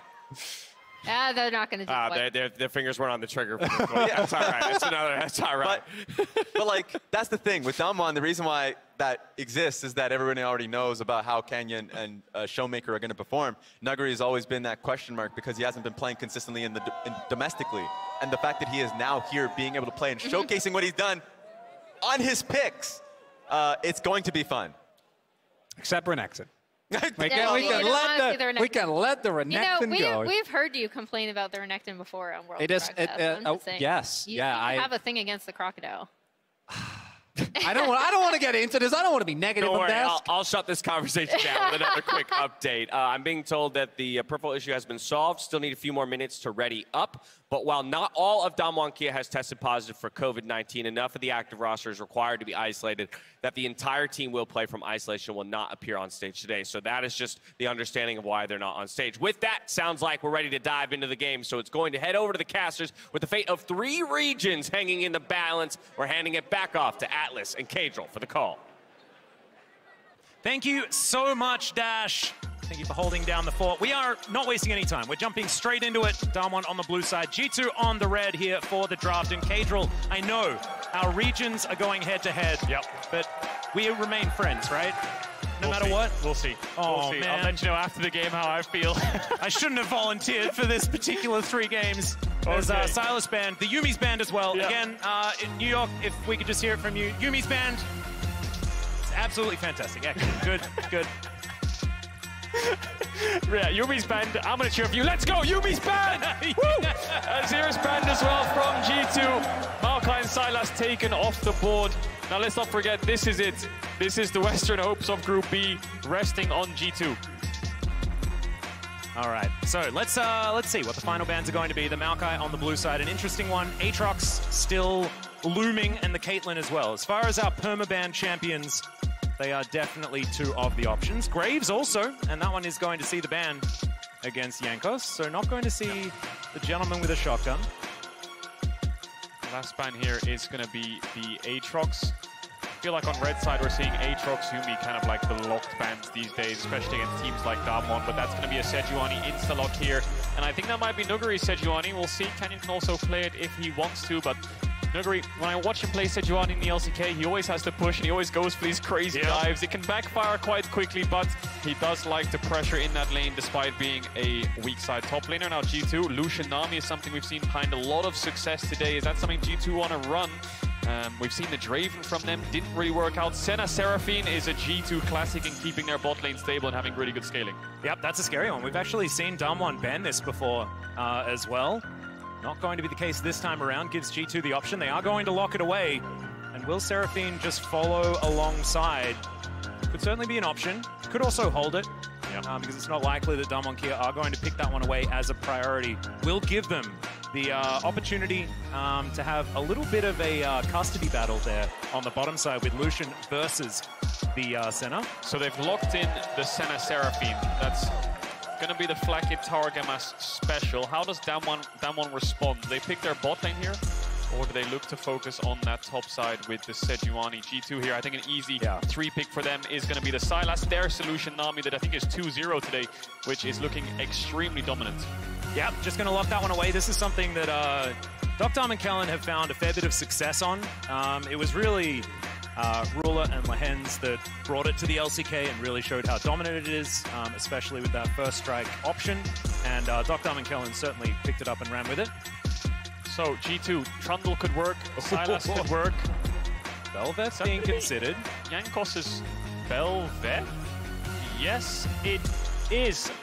I will hold my breath for a second, and I will say, I'm not sure if this is Jankos' Bel'Veth. Could be a Bel'Veth mid. I've seen a little bit of it. Caps wouldn't surprise me if he's pulling something out of a wheelhouse, so we'll see what the draft rounds out to be. But for now, we'll just assume that it's going to be Jankos' Bel'Veth. His first Bel'Veth game ever, I think. And we'll see what he can get done. So moving into the 4-5s here, it's jungle bot lane for G2, Sejuani flex and bot lane for Damwon, Silas Akali still up, Victor still up for control mages, Ornn still up if Broken Blade wants to get his hands on a tank, but I think G2 probably want to play a carry top here given that they have such a defensive bot side. Yeah, we'll see whether they actually ban something away like the Trundle. Of course, not necessarily the most fun into Bel'Veth, but if they want to pick on taking that one away, certainly a good move. Jace to be taken away here. They're not believing that the Sejuani is in the top lane, making sure that Nuguri lacks as much comfort as possible. As this first ban here in the second phase will be the Ornn. Yeah. Damwon don't want to see it. As expected, yeah, Broken Blade's played a couple of Ornn games so far on the world stage. I wonder if Camille is worth a ban here as well, if they're set on the fact that it might be a Sejuani jungle. We saw the damage Nuguri's Camille can do to G2 specifically, and it pairs really well with the Sejuani. Renekton is another one that pairs really well with the Sejuani that Nuguri could pull out. I mean, he really struggled versus JDG on it. Was a little bit of a 4v5. He was soaking a little bit of pressure, but wasn't as strong as they might have wanted. There's an Akali ban. So Sylas Victor still the mid lane pool that we've been seeing coming out. Talia is one of those champs that could also be picked. We saw Showmaker play that if they want to play some kind of Talia, Sejuani, Renekton top side. Yep, see how hard they over-index on it. But for now, they have a very strong bot lane that they can play to, and their fallback option is to just put Sejuani top and pick a carry jungler for Canyon. Seems like it makes a lot of sense. The Victor is going to be the ban. I was half expecting the Sylas just because the Akali ban coming in does kind of scream. We want to fourth pick Sylas. May not yet be what Caps decides to go with, as they can continue flexing that Bel'Veth if they would like. Yeah, we haven't seen any Bel'Veth flex in pro play, but I'm just not sold yet. We'll see what happens though. It could be a Swain here for Caps. Very strong mid laner in the mid to late game team fights. Yeah, and these two are playing death ball here. It also flexes the Swain into the bottom lane, theoretically, alongside center as well. It feels like every mage is potentially a flex at this point in time. All right, Showmaker going back to a potential old favorite here in the Zoe. The LeBlanc also something that he's had a fair bit of success on. Has a lot of kill pressure with all these squishies on G2, Senna Seraphine specifically. If that gets locked in, no, it's going to be the Sejuani top. Viego carry jungle here for Canyon. Showmaker still thinking about his pick a little bit here. Things like the Talia would work in roaming around. The Sylas would work in terms of just skirmish heavy as a champion. But G2 have a lot of sustain right now, a lot of healing.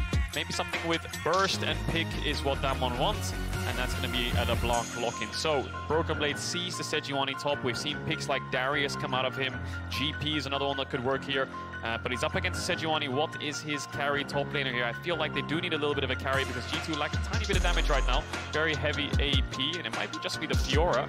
All right, considering it for now, hovering. See whether it is going to be locked away. Certainly does give them that 4-1 option. So, the Fiora is locked in. Certainly something that we saw in our last game have a lot of success. But whether Broken Blade can make this one work for a second time is going to be the big question. And it will be Jankos' first ever Bel'Veth game in competitive play. And it will be the Swain mid and the Seraphine for Flakkit. Targamas, really, really powerful, really, really good Senna in the LEC. Domestically, one of the best Sennas we have. So that's why it was such a staple pick for G2, because it neutralized bot lane to the point where Targamas could get a lot of souls, scale up to mid to late game, and roam around and help G2 while the Seraphine farms in isolation. So very, very strong carry top side for G2, specifically top jungle that they'll need to accelerate. But a very tough mid lane matchup to deal with, I think, for G2, because the LeBlanc's so mobile against the Bel'Veth Swain, might be very hard to lock him down. Yep, also feels like the amount of damage in the bottom lane early is not going to be too high. And so Dr. Armankellum with some opportunities to get some shove, and with mid lane priority, it's going to be pretty scary here for G2. And a lot is going to be on this man's shoulders here. Jankos on his Bel'Veth for the first time. Going to be pretty important. Not to mention the fact that Broken Blade needs to be a threat in that side lane. We saw what can happen if a Fiora gets out of control against a tank. Something that she can definitely do. But we just want to remind everyone that you may have noticed that all of the Damwon players are actually off stage. They have enough players that have contracted COVID for none of them to be required on stage. So they are going to be in isolation the entire time and will not appear on stage today. So that's going to apply to their next matches as well. But we are ready to jump into the game. Damwon are ready to play, G2 are ready to play. And one thing I was going to highlight actually is the fact that Nuguri is playing Sejuani, because he joined this roster in summer and everyone was like, the carry is back, the Camille extraordinaire is here. Sejuani is his most played this year, and in their finals in 2020, he played 3 games of Orange, so he's no stranger to these tank tops. The only problem is, I mean, you can see it already with the Ignite, he plays them a little bit too aggressively sometimes, so needs to be careful up here, Nuguri, if his team's focusing on this Lucian Nami lane, not to try to, you know, what I've seen, dive Broken Blade or try to dive the enemy top lane. We'll see how much of a leash Nuguri's on to try to control himself, but Broken Blade now hovering on this top side, Jankos behind him. I think they were considering some kind of top side late invade there, but Jankos will back off towards his red buff. Yep, Nuguri actually invented the 0-2 power spike in 2020. He's definitely not afraid to go aggressive. even if it's a really bad idea. Yep. He's done it many, many times, and what he does is he creates a lot of pressure around the map. That was something that Damwon Kia used to be able to utilize very effectively when they became world champions in 2020, and it took them a while to sort of figure out what Nuguri was going to do for the team now that they have Dokdam, who's far more of a carry player towards that bottom side. Of course, it's kind of interesting that they're across the other side of a Senna, because Ghost was a phenomenal Senna player. That is not the MO of Dokdam and Kellen. Yeah, the style changed, of course. Ghost is also a fantastic Ziggs player along those lines, and things like this set up for Damwon where they could focus on this top side a bit more and have Nuguri on those carries. But Nuguri training aggressively onto Broken Blade now, who's getting the better hand of those trades, and Canyon pathing up towards that top side. Jankos pathing down towards the bot lane. And of course, the Sejuani Viego, really good to have a melee jungler with the Sejuani to reset those E's, to get the stuns in. And the ward being down there will spot Canyon out. He's gone for Red Raptor's Grom, so he'll level up to 3 after this. Jankos has done the exact same thing, except Damwon do not have information on it. Yep. See what Canyon does, though. Will look very hard to lock down Broken Blade, especially with the W with the riposte. Just putting a lot of pressure on towards Nuguri here. Certainly something that you'd somewhat expect, as Cap's taking a bit of damage, but Showmaker also taking a bit in return. We mentioned the importance of this mid lane. It certainly is there. Winter's Wrath not going to find Broken Blade. The Fiora doing a great job pushing out on this top side. We have to remind everyone that G2 are fighting for not only themselves, but EG's hopes as well in this group. They require Damwon Kia to go 0-3. They have to lose all of their games. If G2 are able to win here, they then rely on EG themselves. It's a tag team really, isn't it, for G2 and the West. They'll take down that one first, EG will take them down second, and then hopefully JDG can clean it up. But that's a long step process, you know. G2 are the first in line to make this happen. It's going to be very, very hard, though. Damwon look incredibly strong. Their game against JDG was very competitive, so despite that one loss, they are here at Worlds to play, and a lot of people have them as the dark horse to win the whole championships. So Canyon now hovering around Showmaker, looking for a kill onto Caps. Yeah, the chains are going to land there as Vision of Empire just on top of Caps to deter anyone from sticking around underneath that turret. Just a lot of extra pressure. No Summoner spell is going to be blown on either side, so all is now calm once again on Summoner's Rift. It is, and Broken Blade there pushed in top wave, crashed it into the tower, took a base, ran back out towards top and saved his TP. Caps under a little bit of pressure here, so target match, this is what you do on the center. You move towards other lanes, help your jungler out, take the souls from the camps, help your solo lanes push out and take the souls there too. Broken Blade will freeze this wave, which means Nuguri will have to TP back, but no, Nuguri stays and says, I'll push this one in. These are the kind of risks that Nuguri often tends to take. His jungler's on Krugs right now, opposite side of the map, and he's fighting Broken Blade to try to crash the wave, so he might just die. We'll have to see what happens, but he's playing like his jungler's behind him. Yeah. No, he was playing like his jungler was standing right next to him. As Jankos is now here, so it's the opposite of having his jungler. In fact, it's the enemy jungler that's here, and he's still here. This is Nuguri in a nutshell, really, isn't it? Just still sticking around, doesn't want to base and TP yet. Maybe he wants a little bit more gold for his item, but he's going to walk back up here and take a couple more creeps. Broken Blade has the W up and available. Canyon's basing, but G2 don't know that, and that's the information Nuguri's playing with. He's saying, maybe Canyon's behind me. I need to be careful here a little bit. Jankos deterred from a gank still. One ward will help him out. Caps yet to TP back. Showmaker similarly. And Blackgate has saved his TP still. I like the bluff from Damwon here, able to put on a bit more pressure than they would otherwise be able to. It's a bluff that's not necessarily actually real, because Nuguri's going to play the same way no matter what. Yes. But it is still, I guess, theoretically a bluff. The goal going to be completely even, as now we're looking for a first blood. 2v2 in the mid lane. Jankos going to zigzag, and then zigzag again. Get himself out. Canyon came out of base there, has the Sheen and the longsword, but Jankos deters the gank as well. He's going to base. Nuguri will finally crash this top wave after having TP'd back. Very slow game from both sides. I think both teams are pretty happy with it. The Lucian Nami needs one item spike. Nuguri needs level 6 if he ever wants to have kill pressure in this lane. And Showmaker will always try to threaten mid with Canyon. On the opposite side for G2, Senna Seraphine always likes to scale. Swain similarly wants to get towards more of a defensive item like the Merc Treads, so he's a little safer in this lane, and Broken Blade will win out in isolation the longer this game goes on. Team fights will be very interesting though. See how they play out. Damwon have a somewhat front to back, but with a LeBlanc, Viego, who are very flank skirmish heavy and focused on resets, and G2 are almost like this death ball with the wildcard factor of the Fiora. Nuguri's going to miss the charge there. Yep.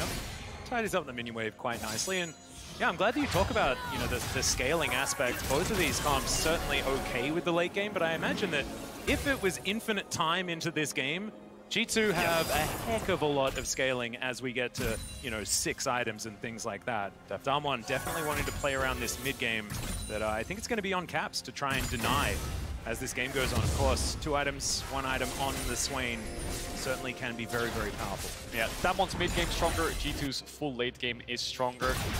We're looking for Broken Blade here, see if he goes for the E. The W won't come out, and trading in bots. Yeah, fantastic. Bubble is going to connect there as Targamas just going to walk it out. And Docdom and Kellen not able to get any kills, but are at least putting on a fair bit of pressure. Also, keeping this wave underneath the turret, wanting to get their first plate if they can. Mid and bot will always be the pressure point for Damwon, and they'll always be the lanes that they can get kill pressure in. If Broken Blade goes up towards this, if Canyon goes up towards his top side and tries to shut down Broken Blade, then Jankos can secure Drakes when not having bot push or mid push, and that's not what Canyon wants. He wants to secure these neutral objectives and then play towards top side on the Herald spawn. We'll see how Damwon fight around that Herald, because Dragon's up, they have the bot push, they could start this Dragon right now if they want to crash this wave, but they could also try to crash the wave together and then base and move to that top side. So it's on Damwon to make the first move and G2 to respond. See what is going to happen here. 100 gold separates these 2 teams, just looking for our first neutral objective. Canyon's just going to walk on over and start stabbing it. And as you can see, Jankos in the area of the Herald. And you mentioned the fact that Damwon Kia have 2 pressure points in bot and mid lane. It'd be great if you could tell Noguri that, because he is still trying to fight against Broken Blade.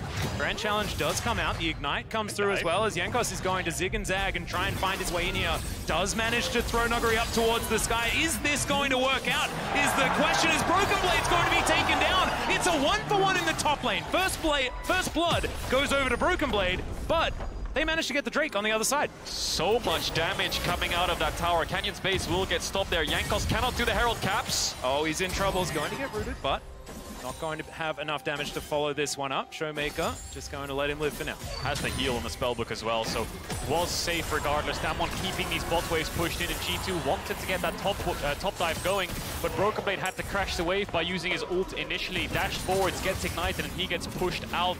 Jankos had to drop the tower aggro, so Broken Blade falls victim to the death after getting the final auto attack in. So Jankos gets the knock up, gets an auto in, I think, and then pops the E straight away. Tries to negate a lot of the damage, but he drops the E very, very quickly, and then Broken Blade has to finish him off as Jankos tanks the tower max range. Now we've got a Herald start here from the side of Damwon. We'll keep an eye on their bot lane here, because Noctam and Kellen are moving up this river. Blackett just TP'd bot as well, so I think G2 have to give this one up, but they're on this top side of the map. Yep, Targamas is going to be rotating over here as well. Does have Jankos in tow, as now Caps could be in trouble. Docdom does get the double tap, but the Mnemonic Ascension is going to be in there. It's not enough though, as Kellen locks down that kill.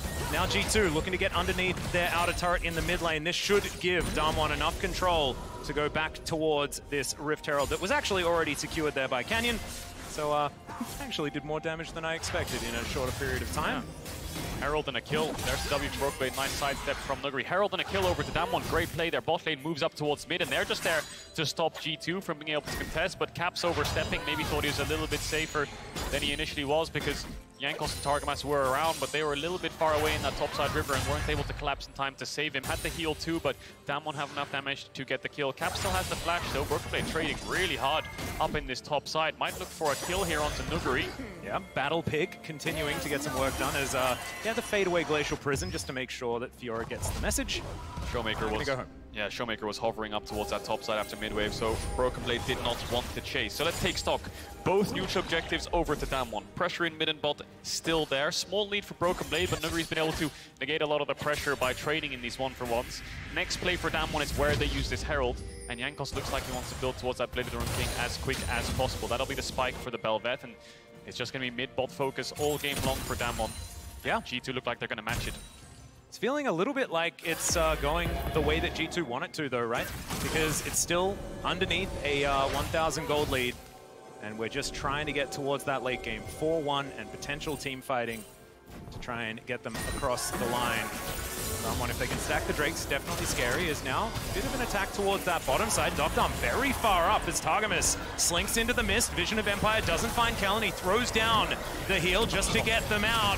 And now the rest of the cavalry have arrived. Showmaker trying to dash after Caps there, puts him on the leash, and he is going to get rooted down, but not going to be able to get any kills onto the Swain here, is running so fast. Demonically ascends here as Doctam is their target. Can he actually get it though is the question. There is the flash away from the Never Move as Canyon gets knocked up, but not going to get taken down. And now Damwon, is it their turn to try and go on the offensive? Showmaker throws down another chain, connects it, but it's broken immediately. Caps now just trying to get back towards this mid lane as Showmaker distorts, but defensively, no one dies. Nobody dies in that exchange. It looked like Doctam was going to fall, but he flashes away. The turn onto Caps was very close, but incredibly tanky. Merktrex Giant Spelled on his first buys.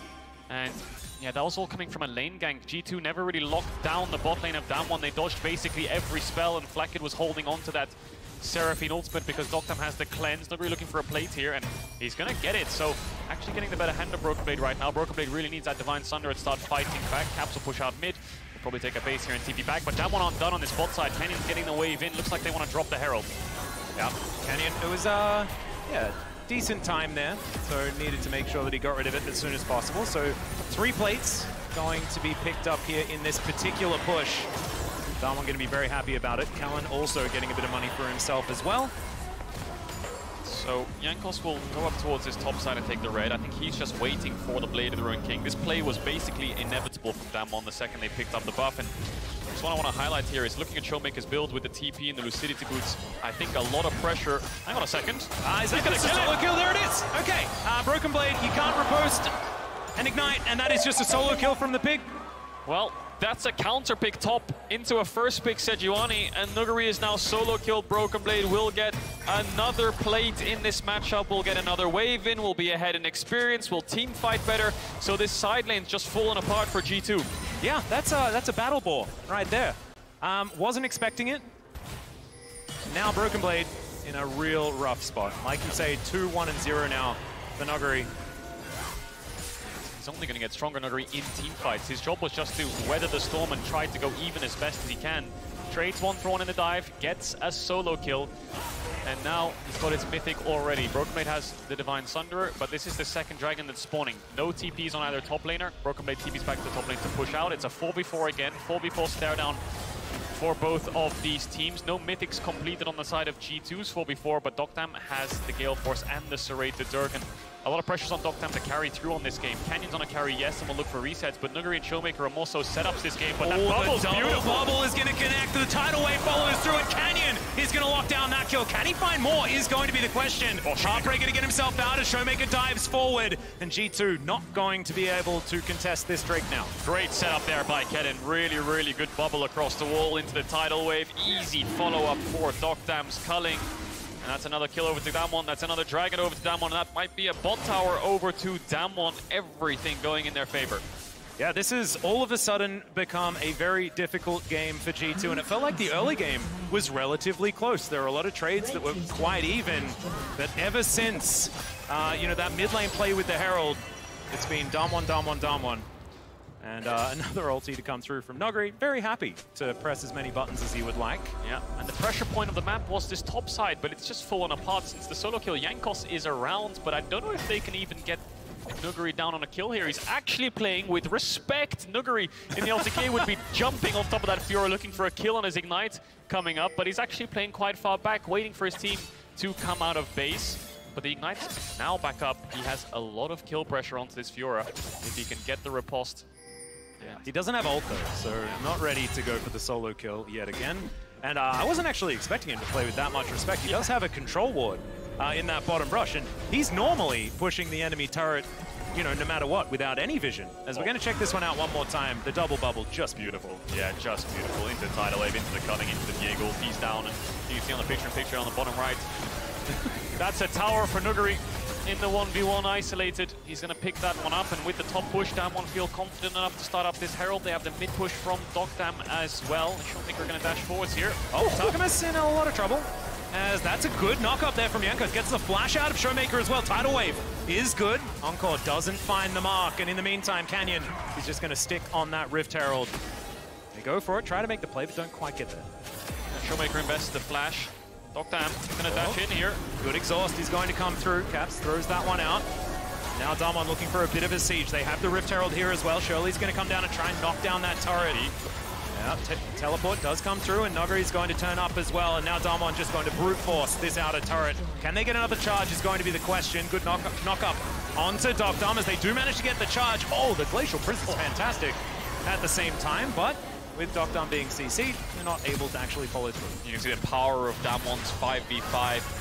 Just lock down one target. The LeBlanc and Lucian can follow up so quickly with their single target damage to get that target down. They're not actually done here. Jankos and Caps have based. It's a 5 versus 2 under this tower. Damwon will pick it up, and I think they'll be able to get out as well. No TPs for G2 to force the play. No real hard engage either.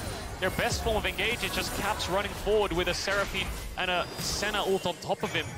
So Damwon gets so many objectives, 4 towers to 0. Broken Blade will push in top, but Nuguri's just in time to catch the wave. Yep, full health going to walk on over there. He's absolutely fine. Showmaker also paying a visit to Caps. Does connect a lot of chains, but a fair bit of tankiness here on the side of the Swain. Broken Blade gets the turret, but will he be able to get out is the question. Dawning Shadow flies through. There's the flash out for Broken Blade. Now trying to find these weak points as well. Gets the heal. He's just chilling on the outside edge, but it's just not going to be enough. Nogari picks up the kill in the end, and he also has an ulti available to lock down Flakked. Canyon grabs that kill, and now Showmaker's here. Knockup comes through onto Jankos. He's not able to return the favor himself, as Canyon playing a pretty good Seraphine here, as he locks down the kill on the Bel'Veth, and Dokdom gets the kill. Damwon collapsed too quickly. G2, Broken Blade wanted to get that top tier 1, and Flakked thought they could look for the turn in the 2v2 with his teleport.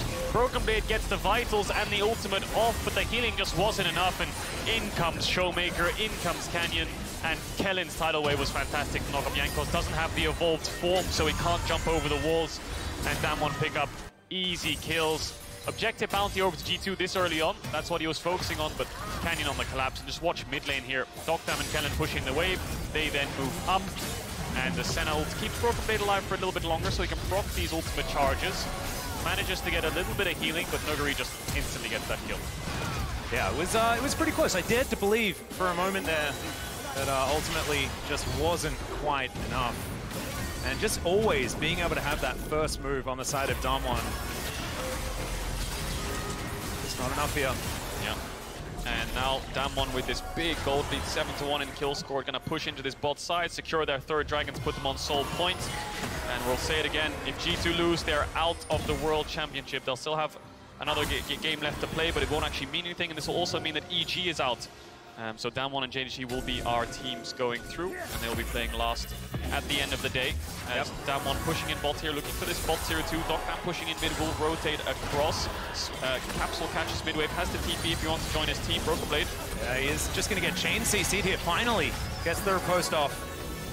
But a lot of just random AoE damage being thrown down here. It's very difficult to stick around underneath his turret, especially with Showmaker available. Encore is still there, but it's just very, very hard here for G2. We mentioned the power of Damwon Kia in this mid-game. Well, that has only increased now that that mid-inner turret fell down. It's exactly what Damwon needed to be able to put the screws in on this game, and they are definitely not letting up. Mid-game is so strong for their comp. Lucian, Nami on 2 items.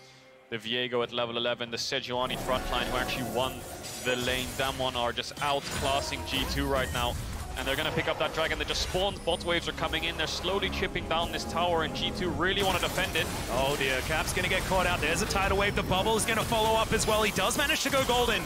As Dokdom needs to use the heal to get himself out. Showmaker waiting to strike, waiting for his opportunity. In the meantime, I mean, Canyon just wasn't there, as well as Nogari. Sort of 3 versus 4 as Broken Blade holding down the fort in the mid lane. Damwon have a lot of sustain with the Nami and the red buff on the Lucian. They're just going to keep pushing in these mid waves, going towards bot, keeping up the 4-1. Broken Blade tried to break their setup there by proxying up that mid wave in front of Damwon, but they won't allow him to do that. Canyon will be the one split pushing. I think the Sejuani is stronger in the group because of the hard engage. If Flakked walks up here, he'll get hit by a Sejuani ult. Well, there it is. Not exactly going to find it as the Encore also goes wide. Damwon Kia just using that as a zoning ult. The inner turret falls down now. Is Showmaker going to have to try and get out of here? Broken Blade doesn't get the riposte. Not out of the woods just yet, though, as Showmaker finally distorts to get himself out. Jankos very, very close to death as Canyon finds himself the backline. Can he get the reset, though? Is the question. The answer is absolutely not. But still, it is so much damage from Damwon Kia. They are so far ahead, and Caps just couldn't do enough. Bel'Veth also going to fall down as now Broken Blade just trying to lunge his way out of this.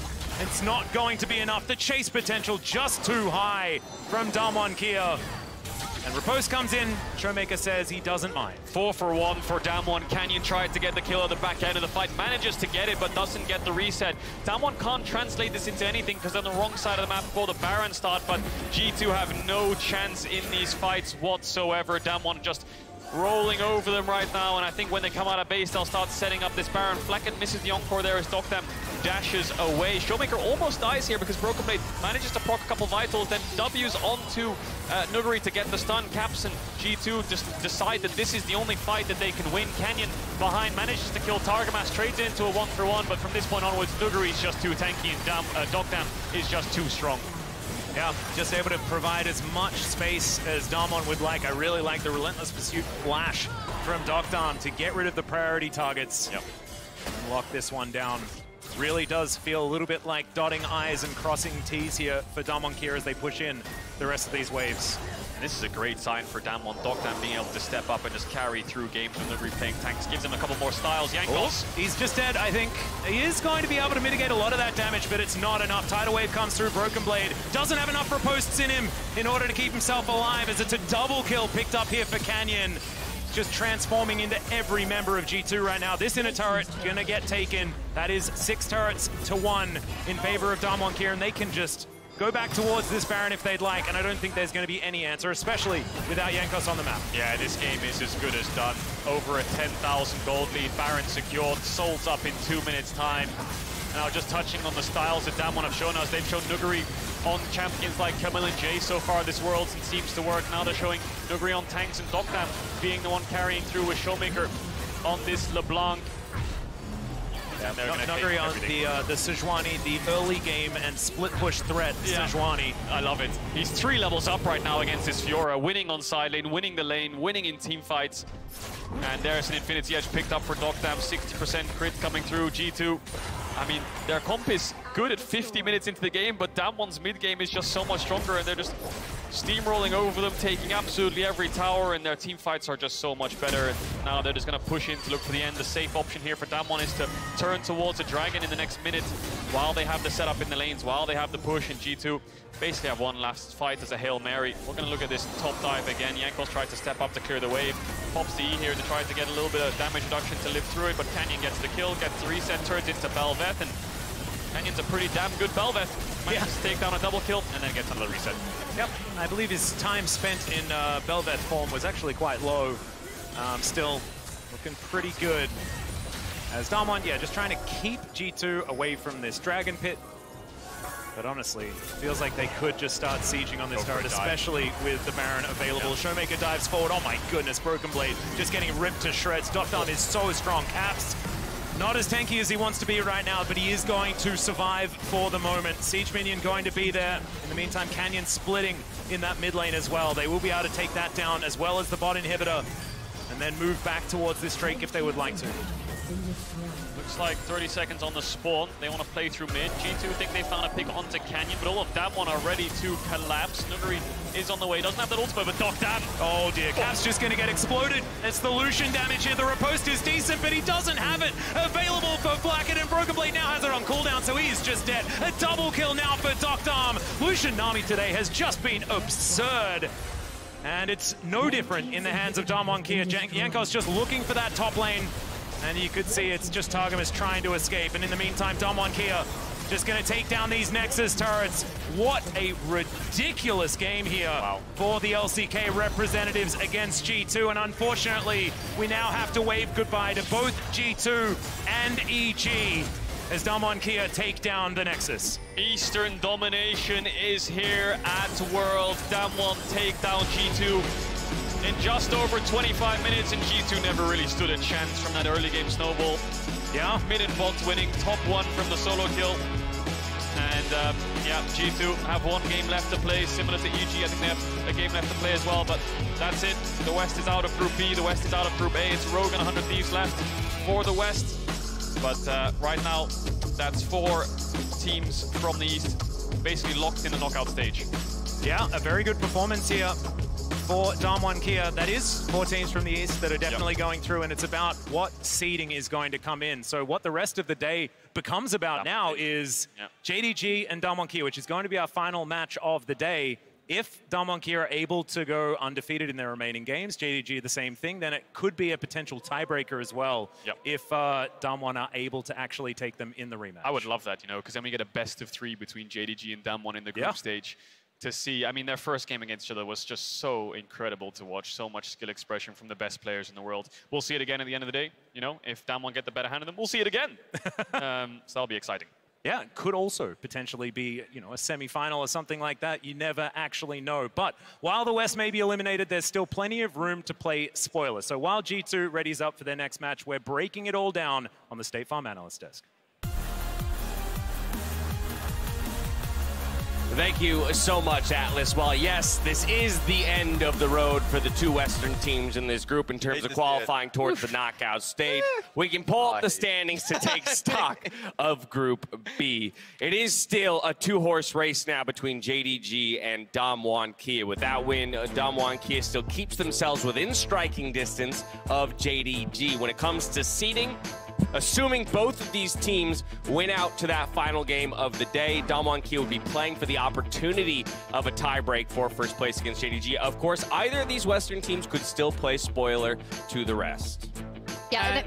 I just want to talk very shortly. That previous game between Damwon Kia and JDG is still my favorite game of the tournament. Okay. And I'm sure Emily was going to say that is actually exactly what I was going to say. Yeah. The brain cell again. Of course. The brain cell. Yes. Yeah, whenever we're on the desk, yes, just, today always goes to the same place. Self-Raz and the brain cell. Perfect. Too good, too good. All right, well, let's talk about how Damwon Kia got it done here against G2. We'll start once again in the draft because, Chronicler, I'm coming back to you on this one. When these comps were locked in, you weren't so confident in the side of Damwon, or at least weren't that sold on the draft. So what I said was I think that they've set a very high barrier for themselves, but I don't think it's going to matter. And I think that's what ended up playing out. I do think this Damwon comp, in terms of skill execution floor, is way higher, because if you just try to default 5v5 against the composition that is available for G2, and you ever fall behind, it becomes this unstoppable death ball that will have prior on objectives and basically be unbreakable because of all the sustain that's available. 100%. And I felt like G2 just wanted to be able to scale through the Senna Seraphine, right? Yeah. We've seen this in North America, and I mean, and anytime you see Senna Seraphine, it's very clear what they're trying to go for. And so I just really enjoyed what Damwon was doing bot lane. Rift Herald, bot lane. Every time they were playing for either Dragon Pressure or Rift Herald really early on, they were playing through their bot lane. So a lot of the times, G2 never felt like they had a window to take a fight because they never really could fight into Damwon's vision. Yeah, and I'm so happy you brought up Rift Herald too, because with the Belveth in play, Rift Herald, actually both Heralds, becomes absolutely massive if they had been able to get this Deathball comp off. Another thing that you're going to notice in a lot of these skirmishes and a lot of these fights, obviously this is just Noguri, you know, taking advantage. It's a 1-for-1 trade. But a lot of the times you're going to notice is that both of these teams, whenever G2 kind of wanted to start kind of rolling over DK, Noguri really. Yeah, exactly right. Okay, I keep love getting watching distracted. you get distracted by this Noguri just who's beasting it. He did actually like more damage than almost anyone in the game by the He's end of it. bonking kids. It's a big pig. More importantly, a Deathball comp like this, it's really good against if you have like a ton of hard engage, if you really, really want to go in. But with the way that Damwon played out this draft, they're constantly poking, they're constantly making sure that someone is low health, they're constantly making sure that they can pick one member off with their CC and with their poke. And I think that was really important in the way that they kited back in a lot of these fights. Now, that pig looked like an actual carry. Nuggery is back, and it's just amazing to see. Well, and I think that this, honestly, it demands a larger conversation to be had about some of the top lane picks and matchups, particularly when we consider East versus West, because we started this conversation downstairs in the green room, but it does feel like, to a degree, there's almost no good answer for our Western teams. You either take the Fiora away to not allow your opponent the opportunity to style on you, but now you have to live up to the counter matchup. But here they didn't have to. They opted into it voluntarily. And that's, to me, is one of the But you don't think issues. they feel that obligation to punish the Sejuani? Well, yeah, I think they do, but we have already seen that Nogri this tournament is playing just incredibly well. Yeah. And I think trying to outskill with the gap that we've seen thus far in terms of individual performances in side lane specifically is a call that at this point you can't afford to make. Yeah, and I mean, you hit one aspect of what makes the Fiora part difficult if you just get outplayed in the matchup, right? But the other one is, of course, like on bouncing waves away from you, being able to get covered. And I think they got that one solidly done. The other problem was just executing on the dives that you have for yourself. And so like that dive execution was poor. They were able to like basically take aggro while Fiora was pretty far away from it. So I felt like they're going to look back at that dive and feel pretty badly about it. Sure, they got the kill off of it, but you definitely want to be able to snowball off the time that you're giving basically in that jungle proximity top side. So that one was rough to see, but I still love the fact that they're trusting in their own individual strength, and I love the comp objectively. It was just a failure on the execution point. I'm glad you brought up the snowballing nature of it as well, because in order to play to the side lanes, like a Fiora wants to, right? Like you want to separate her from the team so she always has pressure on these turrets. Like you want to be able to hammer on tier 2 turrets while the rest of your team is setting up for objectives or distracting your opponents and stuff like that. You want to be able to leverage it cross-map. If the Fiora doesn't get ahead, even if they are trying to cover it, Nogri had such a strong performance in this lane that once he wasn't ahead, you then can't contest, right? You can't make those cross-map plays. Now, Damwon, they kick off their second round robin with a win, but as G2 prepare for their final game here at Worlds, check out their pick Our Way as the song that represents their play style now on the official LoL playlist on Spotify. Take a listen. We'll see you back here for G2 versus JDG after the break. Maybe this is where we start our story, our history. This is the game. Yeah, this is where it all starts, guys. This is where everyone's gonna remember. G2 came back. Yanko's very, very close to death as Canyon finds himself the backline. Can he get the reset though? Is the question. The answer is absolutely not. But still, it is so much damage from Damwon Kia. They are so far ahead, and Caps just couldn't do enough. It's the Lucian damage here. The riposte is decent, but he doesn't have it available for Blackett, and Broken Blade now has it on cooldown, so he's just dead. A double kill now for Dr. Arm. Lucian Nami today has just been absurd.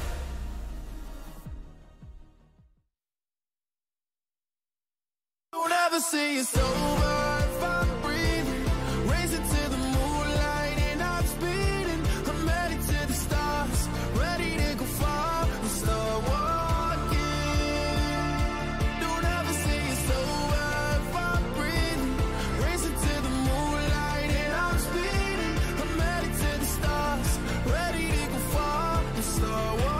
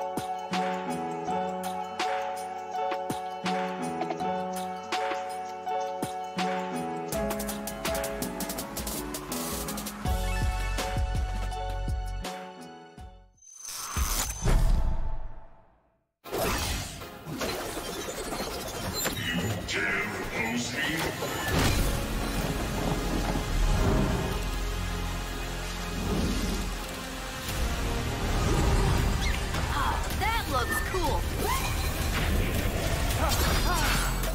People fear what they cannot understand. Gracefully.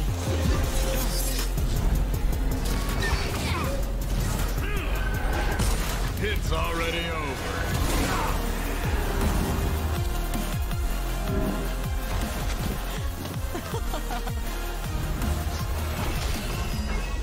Die with grace.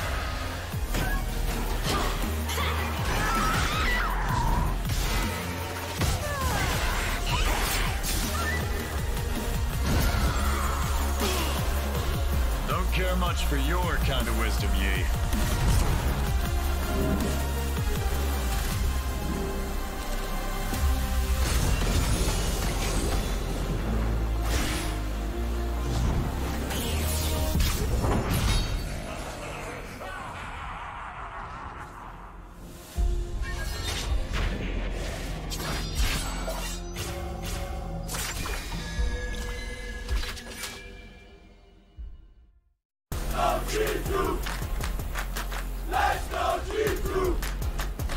Welcome back to Worlds 2022, where it's great to see G2 fans cheering from Berlin, gearing up for their team's final game of the day here in the Worlds 2022 group stage. Now, as we dive into this JDG versus G2 matchup, Rouse catching the camera there on that one. I want to recall the last time these teams met. And Emily, I'm going to hand things over to you. It's a play we took a look at the top of the day, but I think it's good that we get a refresher on it here. Yeah, so I do want to revisit it. This is G2 playing with the Seraphine again. And when you are able to just land ult like this in a choke point, it's just perfect, right? And they were actually able to win some of these fights. It ended up looking a lot closer, and I think people might have expected. The problem is, obviously, JDG, we know them as a team that can visibly make mistakes, right? And still come out ahead due to their cohesion, especially in teamfights around Kanavi and Yiga. But I just love the creativity, specifically the Darius pick into the Renekton. Yep. It's something that we know from Broken Blade from quite a few of his games. If he sees a carry option and he gets the draft resources, he's going to go for it. And I think plays like that are rewarding. So I want to see more of that. I want to see, especially now that they have that liberty of just like going for it.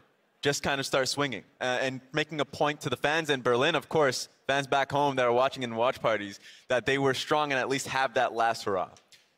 I think they can go for the exact same draft minus the Fiora against JDG and at least from the previous game, and at least have more than a shot, because I think that Dalmon's specific brand of aggression matched up really well in what they're trying to do there. But if you play against JDG, not to knock them off, and their team fighting is still exceptional, but I think at least you get a little bit more time to maybe scale into a position where you can get to those 5v5s, and we've seen that, especially if you get a really good comp around it, maybe you can find an angle there. Yeah, I mean, then I think it comes down to the way that JDG set up for objectives, especially around Heralds. Like we said, if they do slam the Bel'Veth again, Herald just becomes such a high priority thing. Yeah. But obviously, I mean, you're looking at this man on the screen, 369, cited as one of the best top laners here, in addition to T1 Zeus. And JDG just seemed like, even in a fight like this, where it's like, oh, not really sure if this is going to work out, Kanavi has to flash out, they end up coming back from it. And in this game in particular, Hope was absolutely a star. That's what I was going to say, Chronicler. My fear is we didn't really talk much about Hope throughout all of the week one first round robin. And so when we talk about G2 needing to get it done against G2 here, I'm like, this seems like an even higher level JDG than we looked at last week. Well, that's the problem, because Hope can simultaneously hard carry when he gets Sivir Yumi, or he hard carries when he gets Lucian. It's like, what do you do?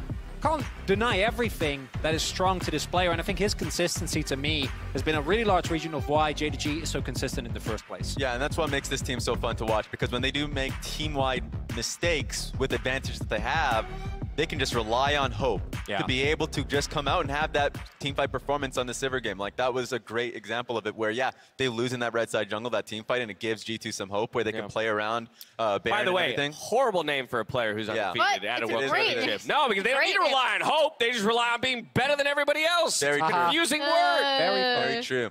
So, like, that's where I feel like Hope is such a damn good player, and now they can put resources. They keep drafting How the do cat. we get Hope to NA? Yeah. That's my question, really. I also think the other thing to point out really quickly in those stats, he had, what, 4 kills and assists before 15, right?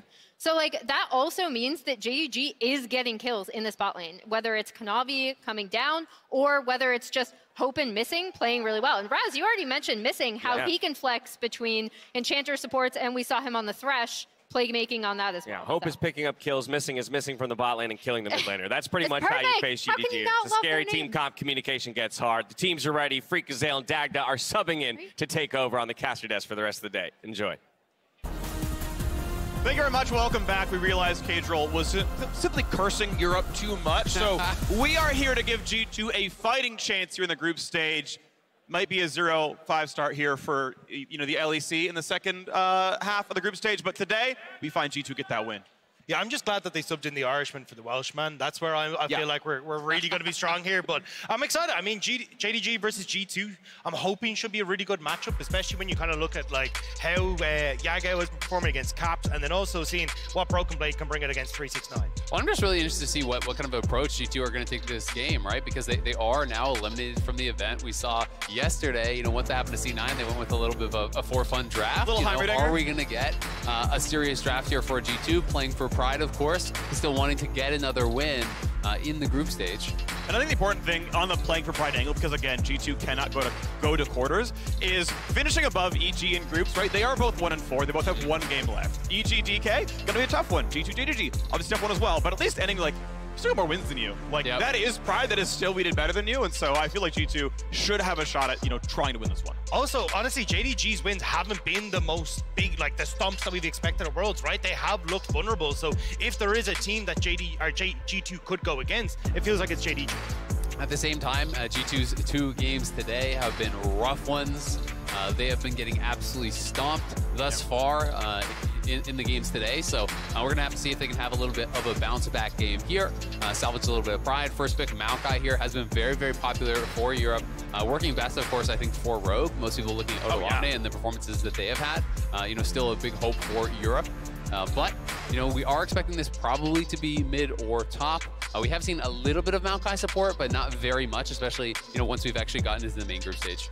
And sticking them out as we get the Kalista and likely Silas here locked in for JDG. Talking about their stakes here, they are basically battling Damwon for top of the group, right? The expectation is you win out, and then game 6 is 5-1 battle, right? If DK takes that game, you're tied. You tiebreak for first, you make a battle afterwards, but they're basically racing each other for the most wins in the group. Absolutely, and I actually really, really do like the pairing with the Graves. I do think when you're going to go Maokai top, you want to have some sort of a heavy damage pairing on the top side, right? So that you actually can have a little bit of setup. When people are doing these double tank, jungle tops, I just don't think you actually have the damage to kind of punch through. This makes it pretty risky for any sort of a carry top answer that 369 might want to go towards, because then you have the lockdown from the Maokai, you have the damage that's going to be brought in there by the Graves as well, and it gives you a pretty strong top side. And I think especially when you look at how short range the composition that JDG are going for here is something like a Maokai setting up for Graves, even for the Akali as well, is going to do really, really well. But we'll have to see now as JDG go towards a hyper-aggressive bot side. I expect Kanavi to be playing very heavily down here to make sure that this Kalista and Renata can pop off. Absolutely, and now they can even throw a couple more bans down towards Flacket and Targamas, right? Because that is the expected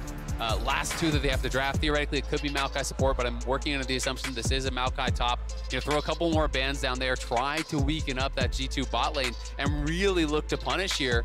Draven taken away as kind of that big early game answer, but Senna, Yuumi, Caitlyn all off the table. They can go to something like a Felios or whatever, but it is very vulnerable how strong this lane can be with Renata and Kalista, and it's one of the big strengths. We heard them talking about it on the desk, but Hope really impressed me so much because he can play all the hyper scaling carries. He can also dominate with these early game picks as well, and it's given JDG such tremendous flexibility throughout the LPL. And we've even seen it at Worlds as well, right? This is his 5th new pick as well at the World Championship. Championship, and that's been paired with something unique as well in Missing. This flexibility in the bot side has been a big standout performer, but we're still seeing Hope having these pop-offs like the Desk was talking about earlier, so we'll have to see exactly how they want to try and play around this. This is a bit of a Kanavi special if he wants to go for it, but Kanavi has been a main stage carry for JDG. Highest goal per minute, highest damage percent of any jungler at Worlds, at least at the start of the day. I think we're getting Renekton on 5 then. Yeah, we are. There we go. We're going to get the Renekton Italy, so they don't even care, man. They're just going to slap it down. We'll have to see how it can work out, because Renekton Italy is about as early game as you can get. Renekton Italy Kalista. This is a game that if G2 can survive the early stages, they massively outscale when you're looking at Graves, Maokai, Tristana, Rel, all these picks that are going to be very, very strong in the later stages of the game. It's going to come down to execution here for JDG. Obviously, we saw Italy come out once already. Inspired did run it against G2. It did not look good whatsoever, but this is Kanavi. It is another beast, and this is 369 Renekton, which is so terrifying. 369 in playoffs on Renekton, it felt like anytime he locks it in, it's a guaranteed solo kill. And it feels like at the moment you really want to try and get Missing to be working alongside Kanavi as well, right? So it feels like trying to push in on bot side, then unlock Missing so he can actually play with Kanavi, set up for that vision that JDG have been so good at doing all year long. It feels like that's where they're going to be trying to support Kanavi, and again, see if they can go for those dives on top side. And while it is a bit of a surprising pick to actually see the Nidalee slap down here, Kanavi is not shy to stray away from the meta. This is a guy that was bringing out Morgana when no one was playing it. He's bringing out the Bel'Veth when no one was playing it, and now bringing out the Nidalee here. And you have to wonder, are they trying to bring this out against G2 to make Damwon worry later on, about these picks, to make future opponents worry about the possibility that they could go full on early game and just run you over? I think it really could be helpful, coming into that BO5 stage for the drafts, but they have to be able to execute on it. They have to be able to make it look terrifying here against G2 if they want people to respect it later on in the tournament for pick and ban. And I think it's great to see Kanavi kind of going back towards this style, right? We kind of talked about in the LPL in summer how he shifted to playing more towards his lanes, more so than what we'd seen in 2021 or even 2020, the last time JDG were at the World Championship. But now we're getting kind of go back to that 2020 style where in spring he was a big Silas jungle player, the Nidalee jungles, the Graves jungles. It feels like Kanavi's getting back to that position where he can show what he is worth and how to play carry from the jungle. Oh man, I love the banter. Yankos in all chat. Damwon Nidalee, wow. Yankos with all the Nidalee memes about himself as well. But will be a scary one. I mean, definitely, if Kanavi can really push the pace here, this could be terrifying. He is playing Electrocute, so definitely going to have the early game burst here potentially. I'm interested to see, how much it's going to be about, looking for the invades and looking, to try to steal away those camps. Alrighty, well, keep in mind there was a Prime Gaming giveaway, 150,000 RP to several lucky fans every single day of Worlds. Check it out. The lower third down there. Get in, get your free RP. If you get lucky, would be pretty nice. Broken Blade spotting out what might be an invade, but just sees that 369 is only spotting the jungle start. We'll try to see what Yankos is up to. The sweeper is on, missing will, be able to get the 10 gold shared over, they get the XP, and it's going to be the red buff invaded and started for Kanavi. And I like the start as well already, right? You want to be trying to play for Hope and Missing so they can play aggressive on the spot side, especially Hope going for the exhaust and ignite. They want to try and go ham in this lane, so having that map split could be really good for them. And I'm actually really, really interested to see, if Kanavi is going to go back towards top side and try to defend his own top quadrant, though, because you have Renekton as a pushing lane here, and you do have Silas, pushing through mid, so he's actually going to retreat back to his own red and go for the drive-by gank on the Caps. Caps wants level 2, though, doesn't get enough minions to make it happen. There we go, finally has maybe a shuriken flip. He's got the energy, out goes for the stealth, and he will stay alive. I just think this is such smart pathing here from Kanavi. Yeah, you could play split map, but you want to play to the side of your Renekton. You have a pushing lane top, as Broken Blade's likely going to have to recall here. 369 was proxying the wave you could see on the mini-map. Yagao was pushing so heavily through mid, really trying to contest this to make sure there's no opportunity for Yankos to actually counter-invade and take away the enemy red. So now Yankos is just going to have to take the L on this and accept that he's going to be down a couple camps. And you can see Kanavi cheats up towards top side, takes the Raptors. Now he's going down towards blue, so he can actually have a late take on the red and then use that potentially towards a top lane gank later on. So I think this is really, really smart, and there's not really any opportunity for Yankos to get something back. And it's only going to become more dangerous as well for Yankos because you've got help in mid now for Yagao. He can continue to bully out Caps. You've already got control for 369 on top side. Bot side is fully in favor of the pushing 2v2, so Kanavi can now play off of pretty much any side of the map he wants. Flash engage going to land there for the first stun. Hope could be the easy target there. gonna stay in range. They blow up the cask, and it's first blood into a jump, and missing, might be missing his entire health bar. Stun's gonna land. Another rocket jump available, but still, it's gonna be the 2-0 start of the bot side. And that's just a sloppy play from Hope and Missing. You know that Jankos is on bot side. He got spotted out by all that vision you put down early, but staying around too long, trying to crash that wave, and great punish from Jankos to get in there. Yeah, great punish from G2, but I agree. Very, very sloppy stuff from JDG. That was literally warded out, right? Like, they saw that Graves, they had 3 wards actually in the enemy bot lane.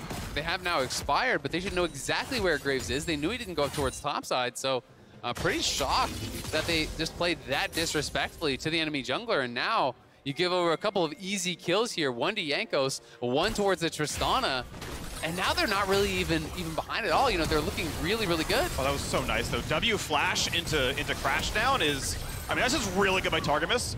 Yes, they should have been autoing him, but that is honestly perfect play from the G2 support. Yeah, it just feels very, very strange here that you're not expecting that to come through. You've already got the wave crash. You could have just reset, gone back, spent your gold, and come back in. But now, kind of giving over that pressure on the bot side, I like that Targamas immediately tries to help out mid as well, because just trying to correct some of these lane states can then make it very difficult for Kanavi to actually have the support he needs if he wants to try and keep Jankos in tow, especially when you see that CS discrepancy in the jungle. Well, yeah, I mean, there's a big CS discrepancy, but Jankos is up gold now, right? Yeah. Because he actually got gifted, you know, a pretty free kill there and the assist, and Jankos right down towards bot again. X-Flash coming in, they're gonna go for this. He's gonna get the flip back into the stun, into the rocket jump, the combo they wanted to go for, and Hope is certainly gonna die. And can they get a bit more, though? Gets the rocket jump to push in for the next one. There's the reset, and Missing, he's gonna drop a double kill in for Flacket. G2 are crushing the JDG bot lane, playing so disrespectfully. And Jankos is down here time and time again. G2, 1.3k gold ahead here, only 5 minutes in. 3 kills on the Tristana, a full 1k up on Hope.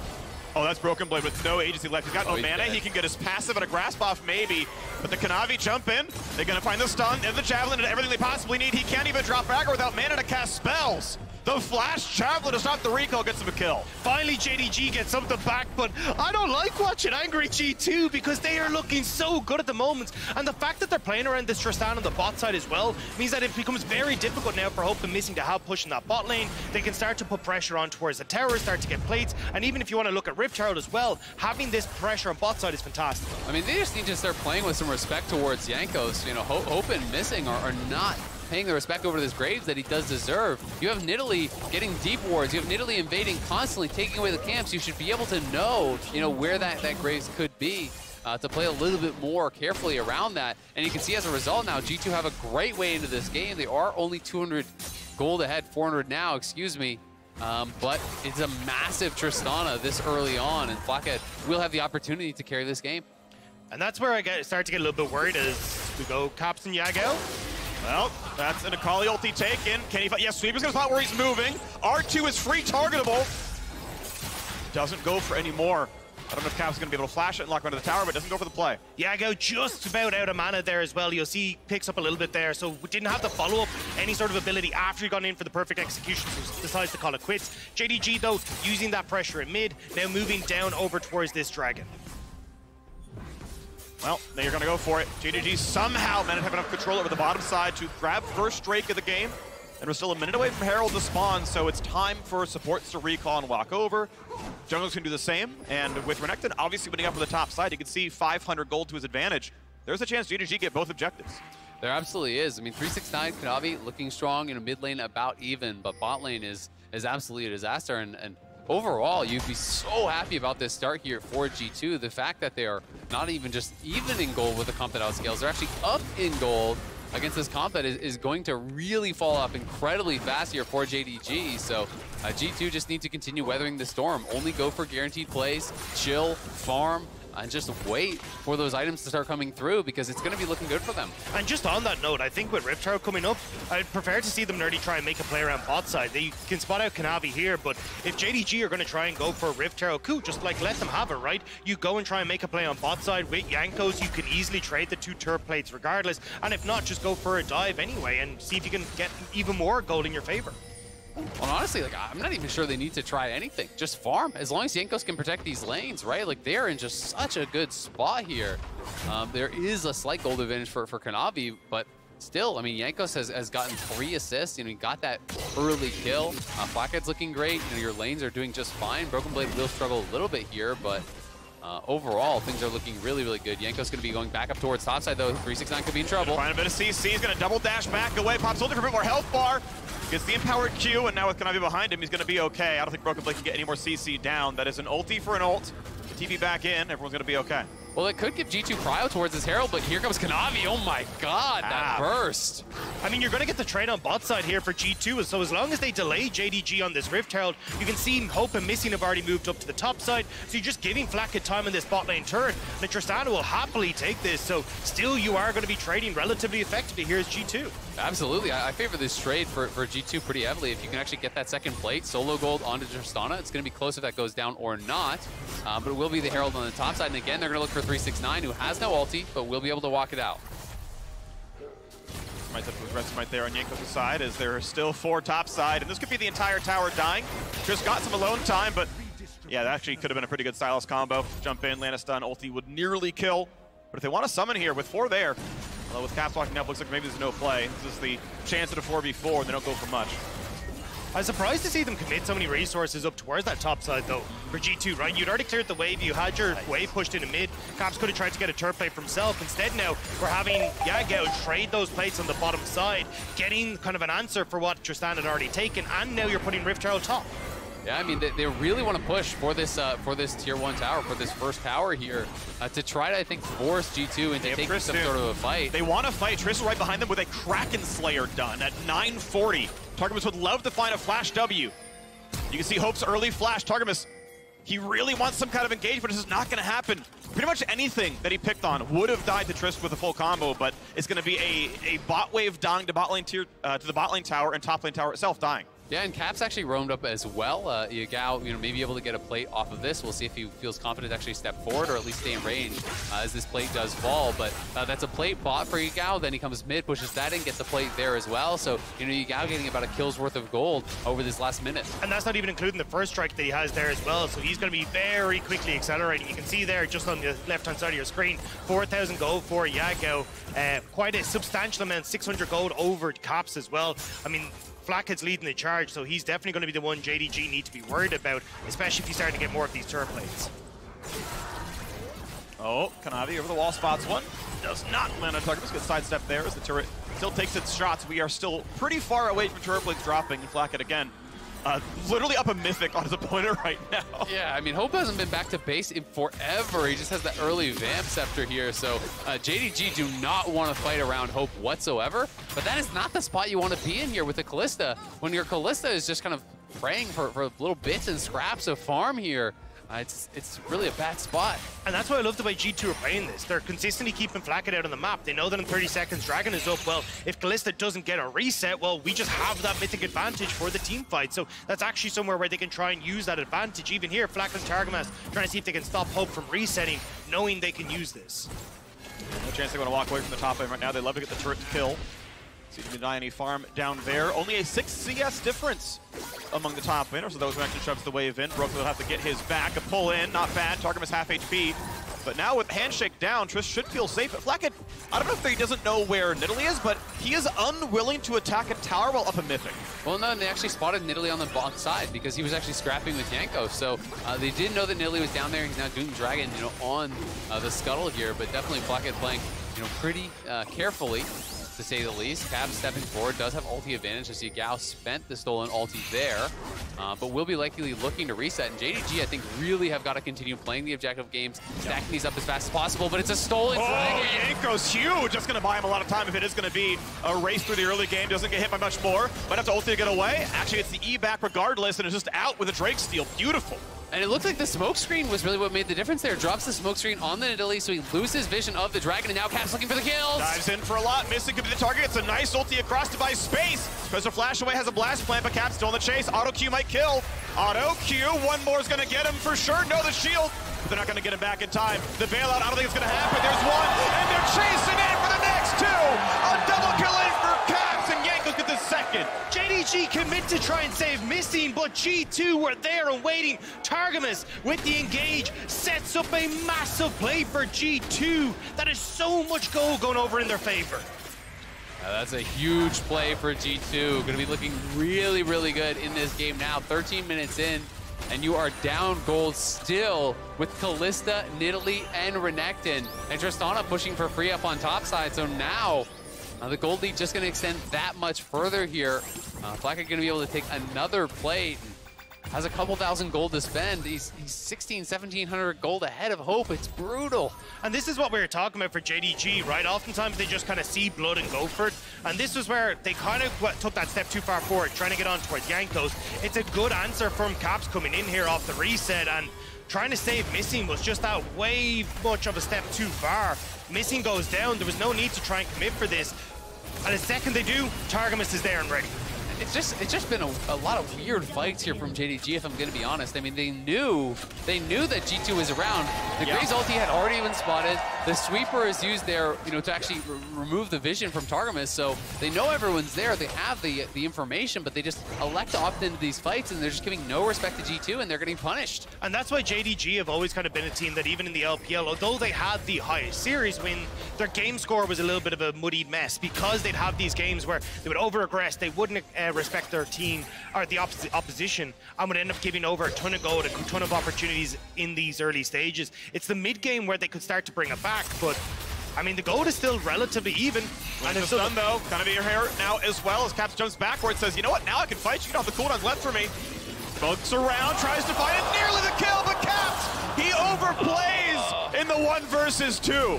But here comes G2, Broken Blade is here, he's TP'd in, Kanavi's gonna be in trouble. Quick heal, there's the ulti, flashes the root him up in place, knocking forward, Broken Blade finds 1 kill, but he's under the tower. He's gonna flash in to be 1 for 1. There's no way Yagao doesn't get him here, right? At this point, he's gonna get the slows, getting the rest of the abilities. So Broken Blade burns his flash to trade equal gold, but in the bot side, Flacca knocks down a turret. Yeah, and his teleport as well there. It was a really nice stolen Tristana ulti from Yagao to make sure that it was a one-way trip, just ulting Broken Blade back even further there.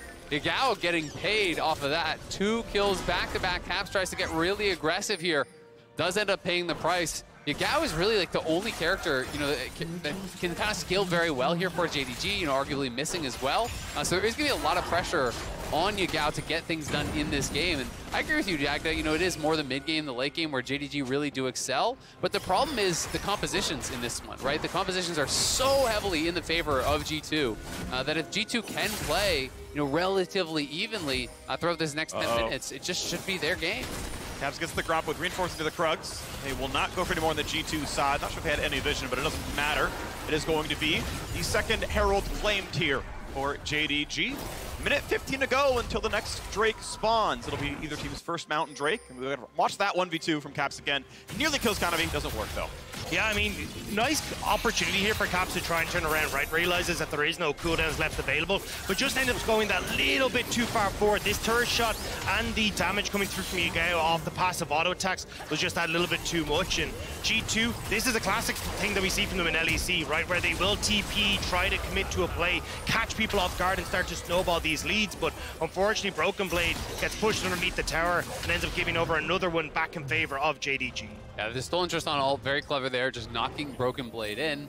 But it is G2 tied on Dragons here, 30 seconds until this one is going to spawn. And Flacca, very close actually to his next item. Yeah. Kind of weird that he picked up an additional Crit Cloak. He could have probably been towards PD. I know that they're relatively efficient though, individually. So the build he's going for is Zeal to Lord Dominic. It's a very common tank busting build, but obviously Renekton has gone forward. Renekton doesn't have the most armor, but we'll see what he goes for on this one is to move around, and JDG need to fight for the river. Do they get outscaled? Can they fight now in the mid game? 17 minutes. Herald 7 in mid will not quite kill the turret, but he can always run back and get that gold. Yeah, Gao's doing a lot of work here in the backline though. Caps and Black at low. Targamas done from 3-6-9. Target the backline, hits on a 3. Berserk buys a bit of time. Hope gonna stay alive for now. Shieldbow on Caps zoned out, and Targamas drops the engagement, but his team cannot help. Thank you to Renata Glass. Jankos is low, stunned, killed by 3-6-9, and a double kill for Hope. JDG pulling it back here, winning the team fight in dominant fashion. It was a big engage from Targamas, but he goes over the wall, and Missing's ultimate bought them the time they needed. The hostile takeover was clutch there. And I love the idea initially from G2, right? You look at the screen, you're like, oh, JDG are super spread out. Yagao is stuck bot side. We've got control over River. Let's try and make a pick onto Hope with Caps. But unfortunately, because 369 was there, Caps actually can't get the pick. And suddenly you've invested so much into trying to kill the Kalista, you've nothing left then for the upcoming team fight. Yeah, and I mean, there was just so many tools available for JDG there. You know, we can watch again. It's about this flank coming in, you know, on the side from Targamas here, looking for that angle. Does find the engage on this big clump, but then watch Yagao here. Yagao has stopwatch, missing pops the ulti, then gets pulled in by the Kalista ulti. So really great timing on that ultimate from Renata Glass. If he didn't actually get that off prior to getting Kalista ultimated, this could have looked like a very different fight. And then 369, as you say, is just zoning out the carries there. There's no follow-up for G2. Yeah, it was super hard. And then once you're on the chase here for JDG, you've got the spears that are landing from Kanavi. And this is what we were kind of talking about for JDGs. When they get to the mid game, yes, compositionally, definitely I agree. Late game favors G2, but they are so good at finding these moments to pick their fights around objectives, control vision, especially when they just tend to overload one side of the map and look for picks. So that's what we have to keep our eyes on now to see if JDG can take that lead and that 4K gold lead they've managed to find for themselves and keep this pace up. And I think the pace can keep going. We are seeing a damage out of 369 actually rushes the Gorge Drinker. I know in the LCS we see a lot of Ruin King Sunfire, but actually globally the more common build actually has been Gorge Drinker by a little bit. So relatively common build here onto the Death Stance second as well, so he will be a big damage threat. And I always feel like if there's 3 melee on the other team, Gorge Drinker is just super high value, right? You know, you're looking over, you see Rel, you see Akali, you see Maokai, even Graves relatively short range, so there's a high chance you can get one of those really big Gorge Drinkers off in the middle of the team. Now, 369 is incredible on this Renekton, always finding the right angle to enter the fights. You know, if you can get in the mix, get in power Q on multiple, get that Gorge Drinker on multiple, it can go huge. But now they're looking to wrap around here on Yagao. Counter TP coming through, but will be a 3v5.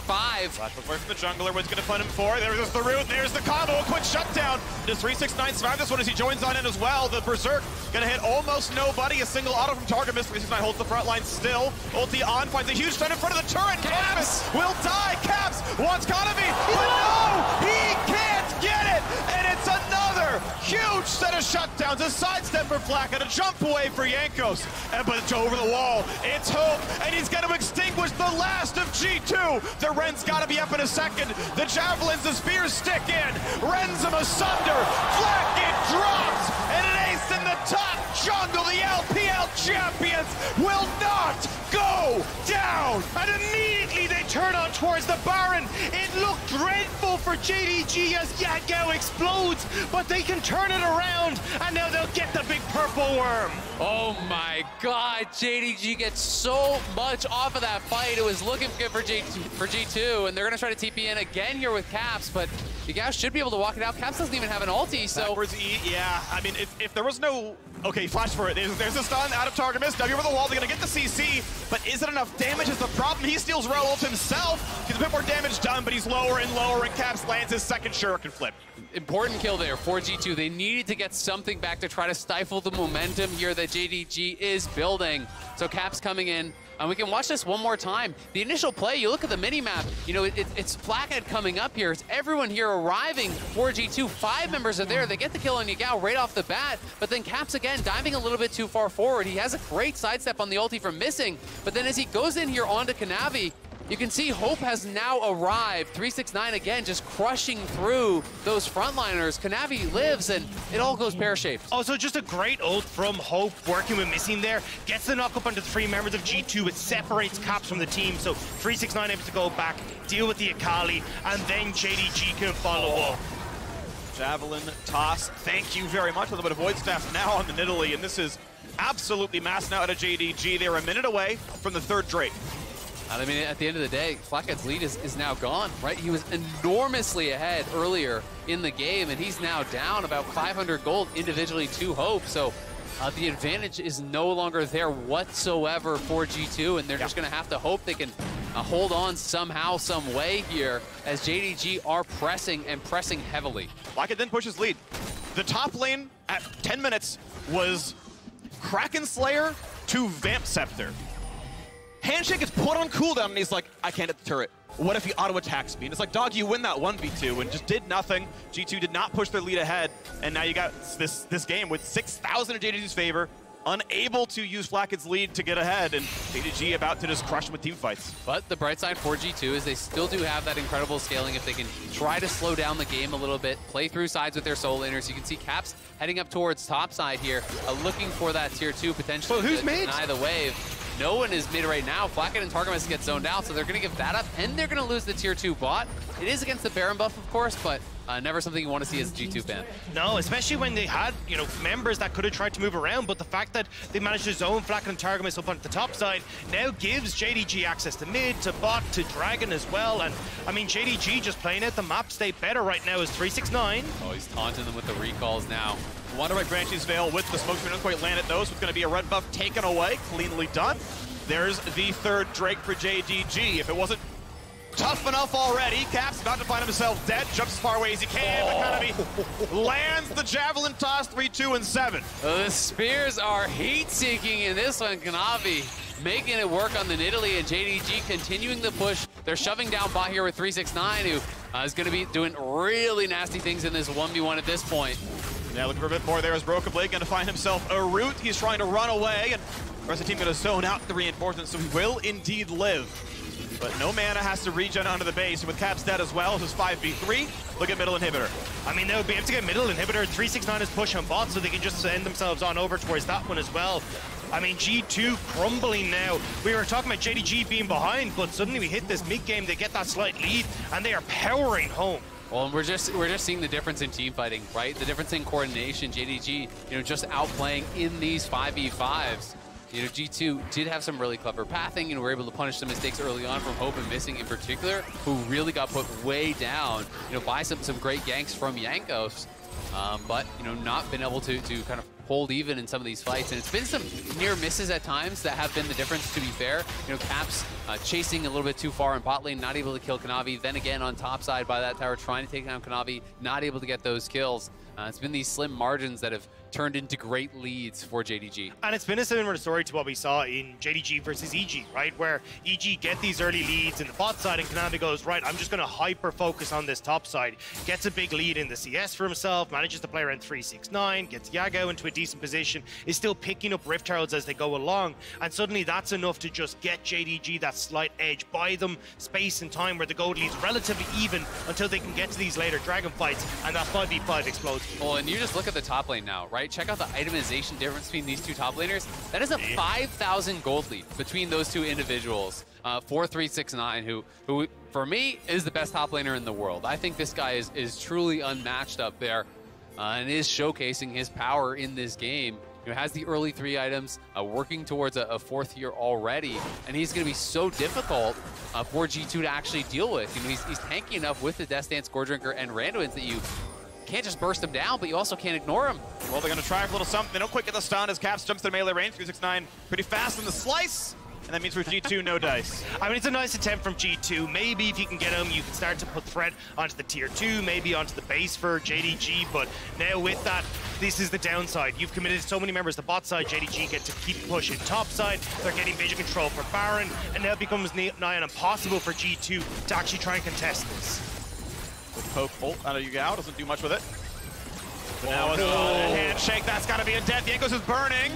A little bit of health left, but I think the Ignite will kill. Last Tick will not survive with a sliver of health. That's actually really important because the Baron is spawning here, so, you know, if he goes down, JDG would have certainly just started that right up, but they're going to anyway. 369 has actually TP'd in. They're going to start this on spawn. They know Jankos needs to walk back out of base, and there's no vision for G2, so they have to slowly encroach in. It's going to be too late. Going to march into a 4v5 with already 3k health left on it. You've got no smite. There's only a fight to be had at all, and they're in range. They don't get the Baron, but they sure as hell get themselves stunned. G2 are too late to do anything but watch their teammates die. 1-0 so far. 369 in for a second stun. Javelin's gonna land. Targamas buys a second, but it won't be much more than that. The second death is already there. Make it a third. Caps is here to serve himself up as well. He's got nowhere else to go. A triple kill for Kanavi. Then Jankos nearly died in the base, but now just sees he's got no one left to help him. JDG will TP down to the bottom side. With the second Baron, they will look to close out this game. Down to the final turrets, the final nexus. JDG will go for 5-0. The fight for first place in the group. The only way they could lose that is if they get forced a tiebreaker, they have complete control over their own destiny. So far, undefeated the World Championship. The LPL champions, one of the favorites to win the entire thing, have still not dropped an entire game. G2 can watch the end of their tournament lives, a 1-5 record. The winless week for the LEC sadly continues. Their hopes rest on Rogue, and JDG still first in the group. Just such an impressive comeback here from JDG. They draft full early, they get behind, and this is one of those games that started to smell like an upset, started to feel like, hey, G2 could actually take this game down. Really were in a position to be able to do it, but it's the team fighting from JDG that really pulls them through. They dominate the 5v5 at the Dragon. They outplay in what began as the 3v5 up in top lane, and after those couple fights, they really took hold of that lead and never let it go. I just love how JDG fall behind and they're like, I got them right where I want them. Every single time. We saw it against top esports twice in semis and in finals. Now we get on the international stage as well, where they'll have these points where they fall pretty decently behind. But still, when this mid game comes around, the team fights come around, the opportunities to find picks, and always just keep that gold lead within touching distance, thanks to Kanavi, 369, Yago. And when we get to that later point, it just feels inevitable that they'll take over. And I feel bad for Targamas because he played the first 5 minutes of that game, I think literally perfectly. Every engage was massive. The flash knockback and a stun.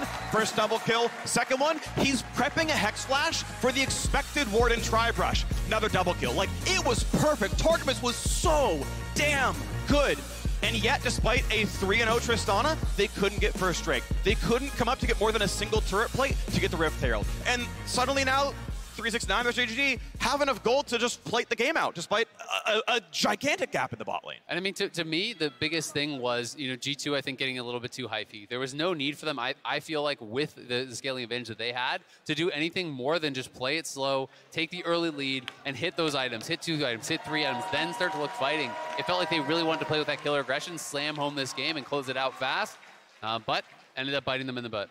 But then the 1-5 for G2. We will see more from Europe next tomorrow with Rogue here as well. And if you can't make it to San Francisco for the finals, you can always watch on the big screen with friends and family at select theaters near you. Use the QR code below to grab yourself a ticket. Now, while we prepare for the final interview with G2 for this Worlds, we're breaking down this game with the State Farm Analyst Desk.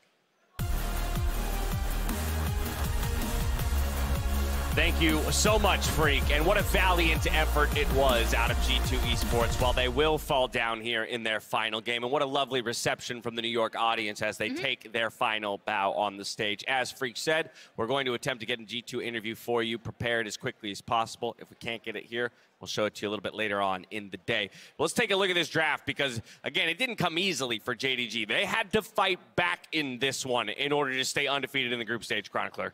So I see these drafts, and I have seen very similar drafts with 10K gold leads lose games. Anyone that has seen in LCK semi-final in spring will know what I'm talking about, where Damwon had a very, very similar problem.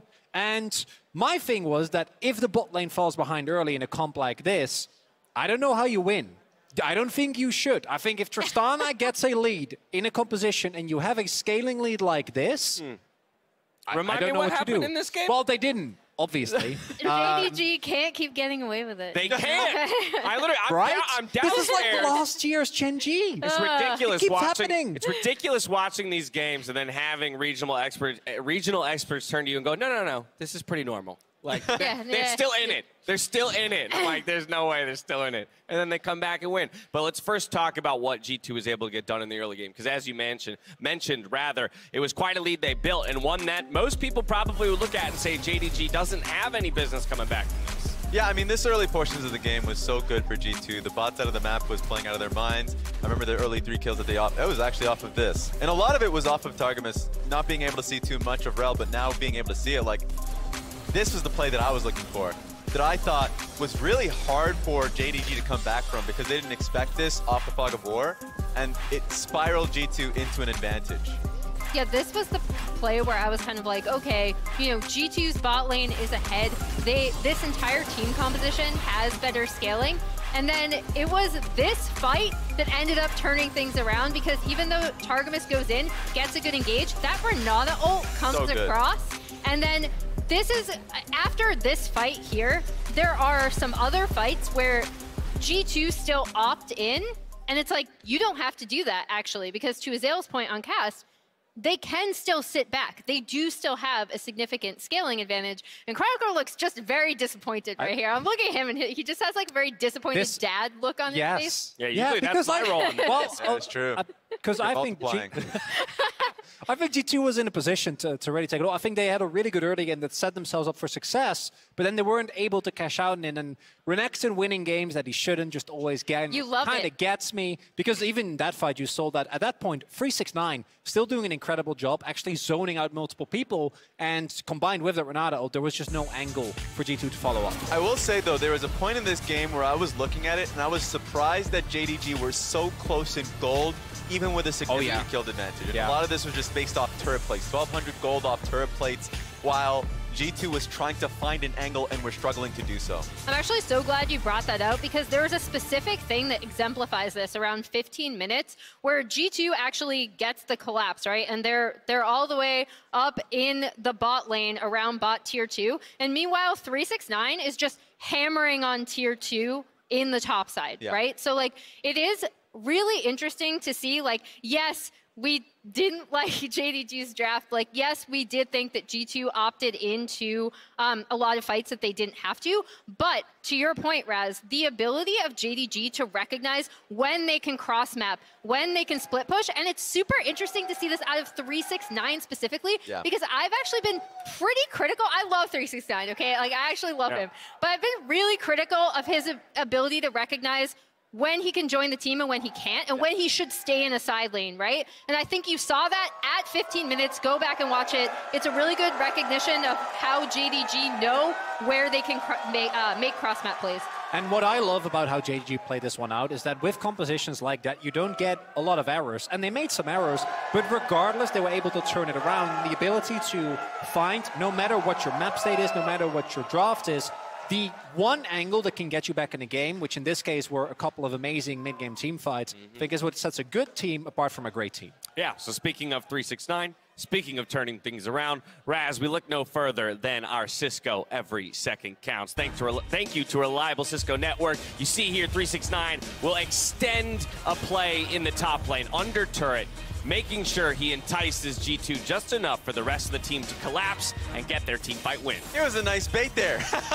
Just right on that fishing hook. And I think the Renata also helped out, because G2 were trying and hard forcing the dive, and he was keeping them interested. The collapse came through. Well done from 369 to buy that time. Yeah, definitely an overreach from G2 as well, but that's what we talk about time and time again in the game of League of Legends. When you're behind, it's about identifying an opponent's mistake and capitalizing on it. And almost no team does it better than JDG, right? Yep. That went from, okay, 1 or 2 kills under a turret to a team ace, and we're turning on to the Baron. Yeah, and I mean, look at this forward. It's ridiculous. It's actually nuts. I also believe, looking at the damage charts, it was him and Nidalee, I think, that actually ended up doing the most damage in this game. Yeah. So obviously, I don't know, man. He just keeps rolling 9s, even on the Crocodile. I'm sorry, Chronicler. I'm sorry. I know. There it is. I know. But I feel like you were right, Emily, talking about it earlier. He is the picture-perfect definition of improvement as a player, especially in his days when he was on top esports. Like the fact that he was able to grow as a player and not take those risks to his name. He was known as 369 because of the role.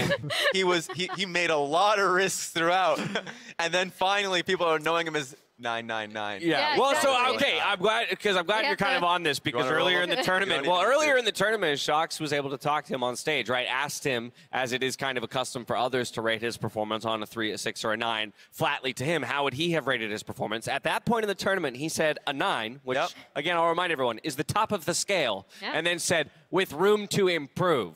So, I don't even know where. Yeah, I know. Yeah. It cracked me up. Where do you think he's at now? Is he officially 3-6-10? Like, where are we at on him now in this tournament? To a different dive. Still undefeated, coming back on the croc, deathless, 62% Chronicler seems bought in. I think it's 3-6-10. He loves it. I'm not a fan. Not I'm not aboard. I'm not aboard. You can do better. You're only, you're only not a fan because you know your team has to go up against them later, and this JDG still looks like an absolute monster. Raid boss here in Group B. Now, as we promised, later on we will hear from G2's Broken Blade on cooldown, so stay tuned for that. But on the other side of this break, we got Evil Geniuses. They have a diabolical opportunity to dash the first place hope to Damwon Kia. We'll see if they can get it done. We'll see you back here in just a bit.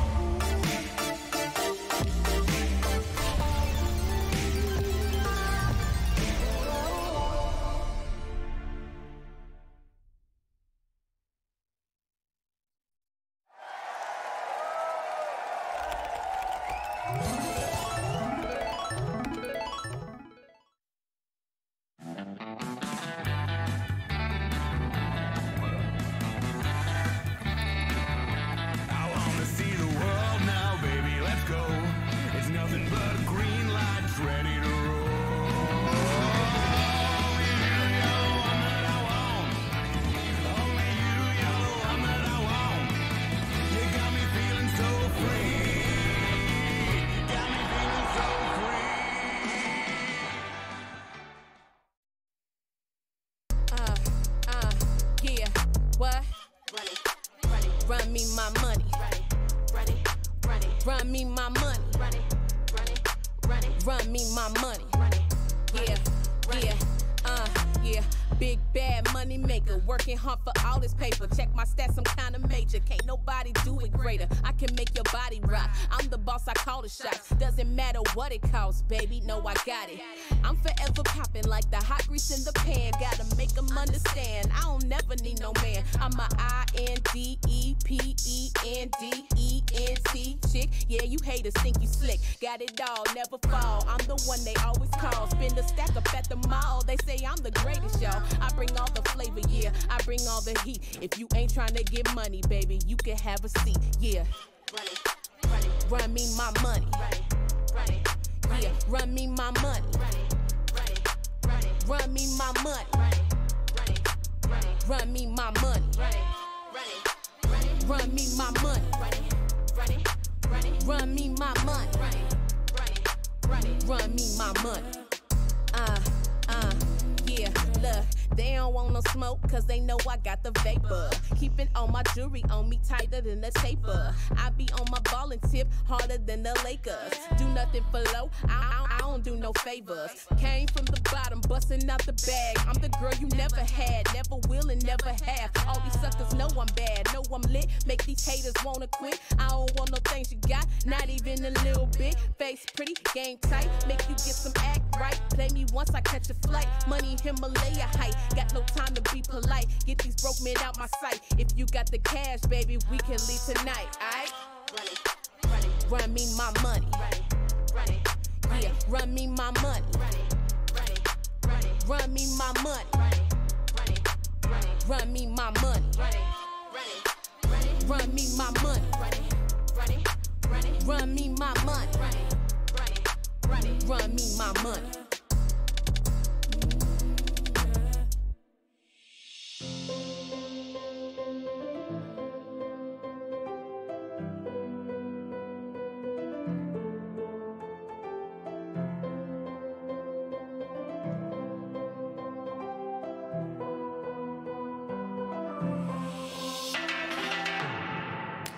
Waking up at midnight, dreaming all day long. Maybe I'm nocturnal, baby, maybe I was wrong. Been on both sides now, looking for you. Don't feel the pain when I'm asleep, find peace in all this blue. It's shake, shake, shaking me to the core. Spray.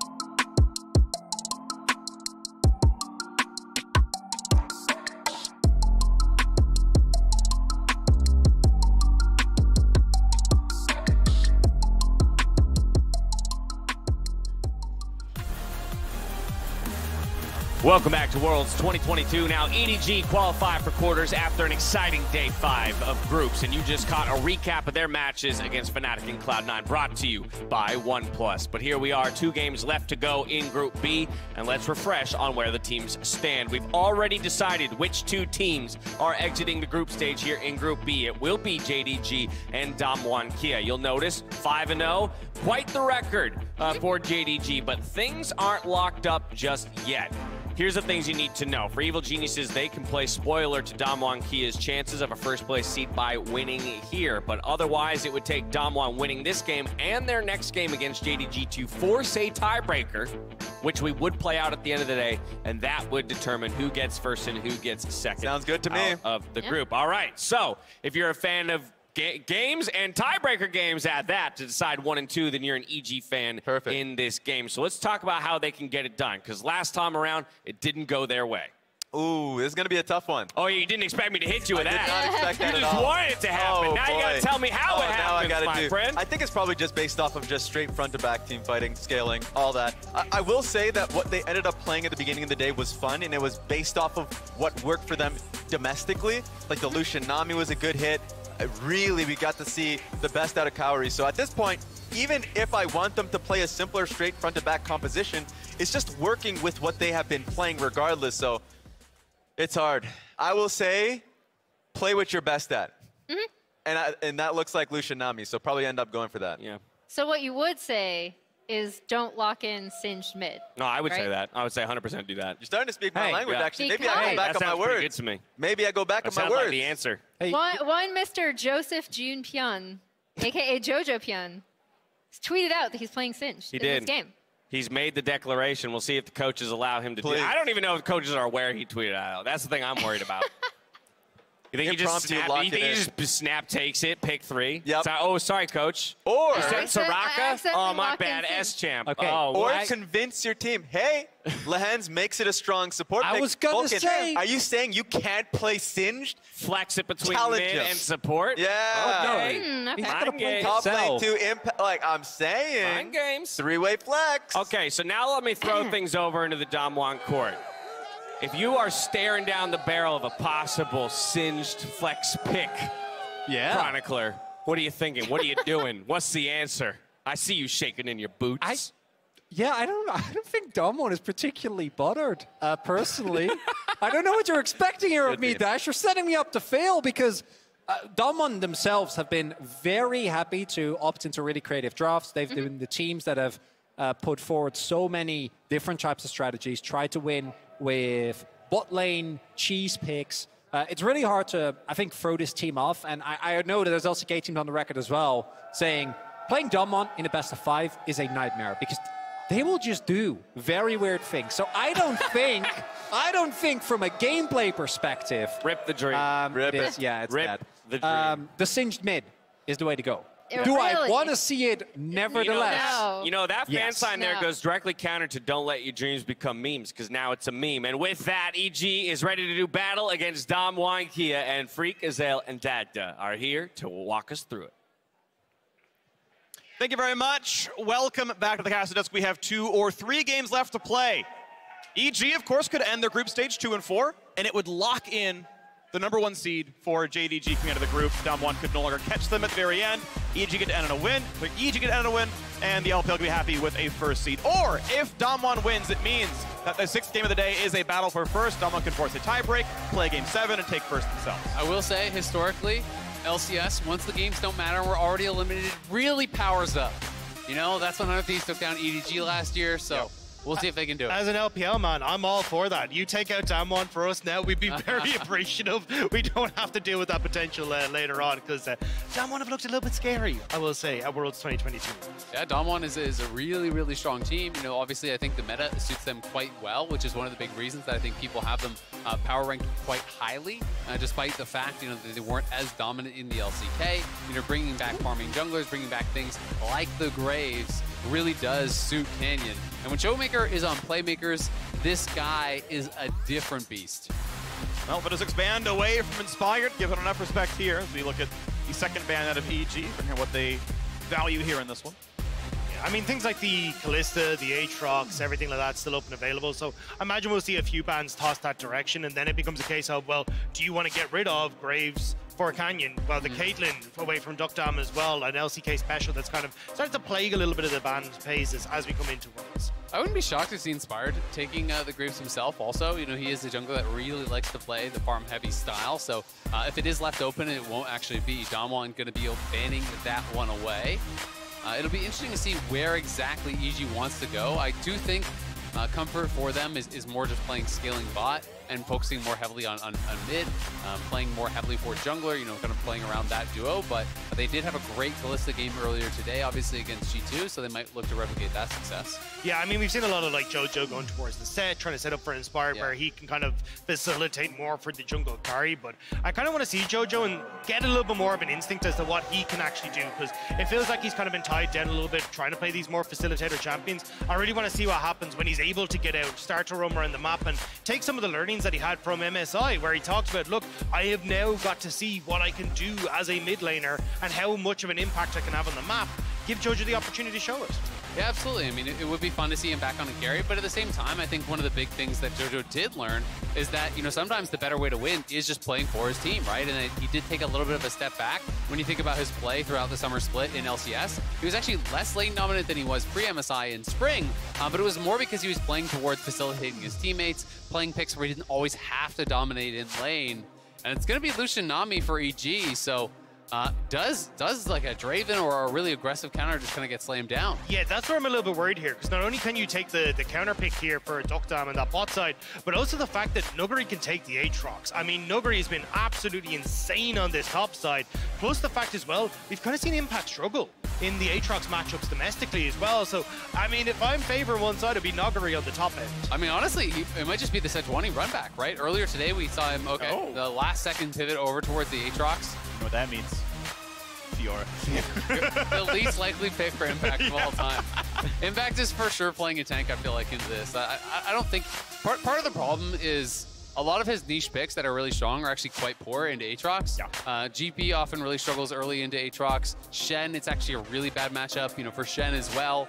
When you're thinking about all the other tanks, Aatrox kind of beats those too. So it does become tricky. I wouldn't be surprised if we just saw like a Gwen or something, to be honest, from Impact. But we'll have to find it out because, yeah, Draven coming through, it's going to be Lucian Nami unless they're doing a crazy pivot towards like Lucian mid, but I can't see that happening. So it's going to be a scary bot side already for EG. And that's why I wasn't the biggest fan of the Lucian pick, right? Because now, as you say, you've got the counter pick there and the Draven. You've kind of given over a lot of power on that top side. So I want to see now if they can try and prioritize something in the jungle for Inspired as well. But this is where I need to see them kind of have some answer for the fact that they've given across these two big power picks towards Damwon Q. Are we going to get it? The famous Champions Q, JoJo singed. Last chance for us to see it coming through. He's thinking about it. So every single pick here, I think, has gone to the last second. Every single team in both cases has taken as long as possible. 3, 2, 1. Akali is blocked for JoJo Pyun. Hey, his face. But Akali could flex top for Impact if he gets singed after all. What if? No. No, it's not happening. For starters, no. For starters, no. Akali, really exciting pick. You know, you wanted JoJo to have a little bit more agency, something he could get aggressive on. You know, this is going to be that for him. But Renata would make a lot of sense here. You know, the Renata ulti, very, very strong as a duo as well with that Draven. It's a lot of power down there for Duckdam and Kellen. And we'll have to see, you know, where they're going to start focusing those bans. You begin to throw more and more towards Inspired. Try to take your jungle on 4, really pinch the pool of Inspired. Or just ban away more comfort for Impact. You know, ban away a couple of tanks, try to put him in a carry versus carry matchup that he's likely not really going to be ready for. Yeah, I mean, if I'm EG, I definitely want to try and target Showmaker, try and get these picks away that can actually, like, push in and help out on that bottom side, right? Because if you start to have mid-prio and you've got the Renata Draven, it sets you up so well to play aggressive on this bottom side, and especially when you've got the melee mid, it makes it very difficult to actually try and control that lane. So I like that they're focusing Showmaker at the moment, and I think this is where we'll have to see. I mean, you still got the Silas and stuff there for Showmaker and kind of enter into the melee versus melee, but at least trying to get rid of some of these big control mates here as well could work out well. Well, time taken down on the picks and bans right now. They do need engage on the EG side. Ornn still up. Hecarim could have been an option, realistically. As Via going to drop off as fighter junglers out of Inspired. Of course, the Maokai is already gone. Sejuani was available. If he wants to play tank jungler, he certainly can. Sedge's engage is okay. We can still have the angle at just full tank for impact. Yeah, I mean, you can definitely go to it, but it's always going to be a little bit tough. And I think the composition may just demand it regardless, because they do kind of need some sort of engage here. And that is going to be the difficulty. You know, taking away the Hecarim means it's harder to bring that engage in from the jungle here for Inspired. And they could take it for jungle and just really pinch the pool, which I do think is actually pretty smart. So they will do that. Double jungle ban plus a pinch, which I just think is very intelligent, because this could have gone both jungle or top here for EG. I do think you could look towards Trundle and like Ornn, something along those lines if you want. Just go tank top, go Trundle as an answer for this Sejuani, and hope that you can really set that up. To me, it makes the most sense. Yes, it's a bad matchup into Aatrox, but I think it rounds out the composition well. And I do think it helps to really set up a lot of these picks. Yeah, I think you just got to take the L here. There isn't really any good matchup for impact in the top side, and realistically you fall a little bit behind as the Ornn. It doesn't matter too much, and I agree with the Trundle. I think the Trundle would be your best pick here, right? Not only is it good at taking away a lot of the stats from Sejuani, but also the fact that you can try and put these pillars down on the bot side, make both the Draven and the Renata very vulnerable. It's not a good Rammus game, sorry guys. I mean, Trundle makes the most sense, but they're actually going Bel'Veth. Okay, so we saw it from Blabber yesterday after they were knocked out. Now we're seeing it here from Inspired after he has been knocked out. Is going to be, of course, a higher damage pick here. But Taliyah feels like such an obvious answer for Showmaker. You know, just looking at his champion pool and the ability to play up towards the sides, try to get Nagari or the Draven way ahead. There's a lot of dashes on this team as well. Ornn, Bel'Veth, Akali, Lucian all play those dashes, but instead he goes to Sylas. Really thought he was going to go for it. Yeah, I thought we would see the Taliyah come through, especially, I mean, just the fact that if you're Damwon, you can look at this and go, oh, there's a Bel'Veth. Well, we can take control of top side, make it really difficult to play for Rift Heralds, and making sure that you just don't really have an opportunity as EG to snowball this one and make sure that you're in a decent spot. So I think for Damwon, you still have a decent amount of control here, though, like really strong mid jungle and at least a really strong skirmishing on the top side with the triple melee there. So there's still opportunities here for Damwon to make sure that EG are uncomfortable when we get to that 8-minute mark. Absolutely, and it does help to supplement their engage, because right now you mostly just have Sejuani ult, but now you have the stolen Ornn ultis there as an option, stolen Nami ulti, you have the Lucian obviously for some poke, plus Akali, of course, really great in those all-in, so some decent ultimates there for Showmaker to steal, and I think this sets him up better for the 1v1 than something like the Taliyah would have been. The Taliyah would have been more kind of a denial pick, you know, shutting down some of the playmaking from a lot of these picks for EG and playing towards those side lanes. But of course, if you can get that advantage in the 1v1, that can allow you to play through sides just as well. I'm really curious to see what Inspired's builds is going to be this game, though, because I'd actually prefer, like we've seen a lot of the shield bow build come through. I'd prefer to see him go for Blade of the Rune King into Sunfire Aegis, because this is something that Kanavi actually does a lot over in the LPL. And when I just look at the amount of CC that's going to be coming through on Damwon's side, he needs that survivability in team fights. Otherwise, he just runs the risk of between like Nagari, Showmaker, and Duckdam just getting blown up immediately when he goes into fights. Well, we are going to be on to the Rift for Evil Genius's last game of the World Championship. Is going to be a single game they've won. Will they find their second? In so doing, they will lock Damwon into second place in the group. But of course, the fate is still in their hands for the LCK third seed. A win here, a win next game, and then a tiebreak will get them first, following in T1's footsteps. 30 seconds until minions spawn. Gonna be a fun one. Really important win here for Damwon, as you're saying. You know, really wanting to get first place. I think first place in groups is so ridiculously important this year because there are so many beastly teams that you could run into in quarters that it could just be a death sentence, right? Being able to actually get first really does up your chances of getting to semis and beyond, because when you're thinking about the very top level teams in this event, you know, you're really wanting to dodge teams like Gen G, you know, JDG, you know, Rogue obviously having a great week one as well.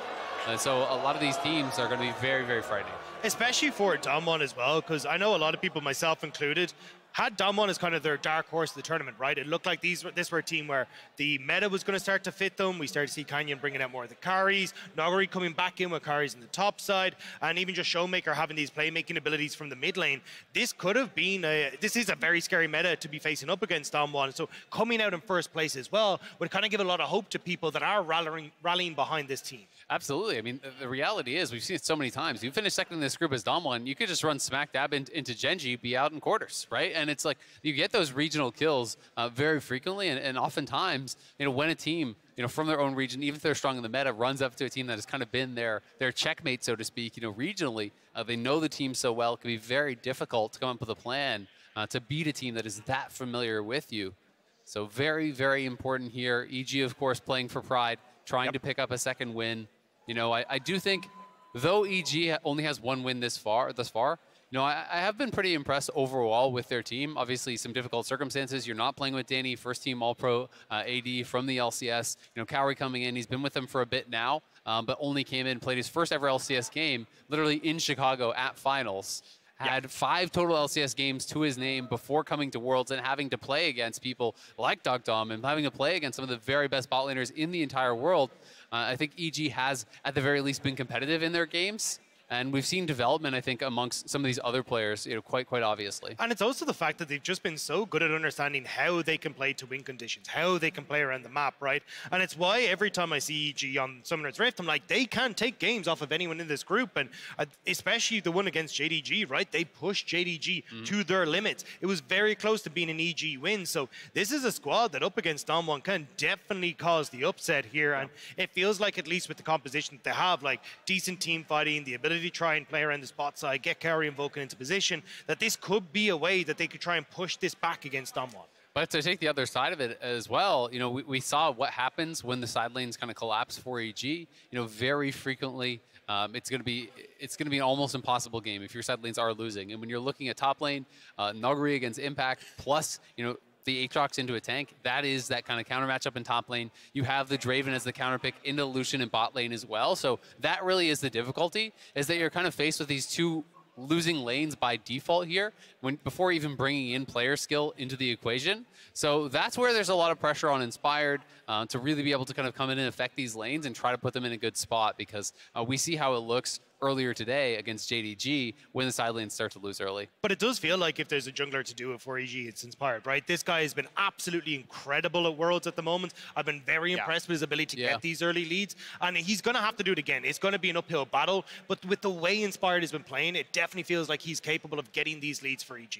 No, he really is, and I think it's why they keep putting him on damage champions, even though he's trying stuff out. The Fiddlesticks had a good start, right? 2-0, forced to cleanse and whatnot, but it does feel like the two best players for the squad have been Inspired and Vulcan. And Vulcan, who's been laning with an Academy player, right? Like, all realistic, right? He's playing with an Academy AD carry who got brought up for circumstances and still looked very good. Inspired just straight up looks incredible and is so often almost the carry force for EG here.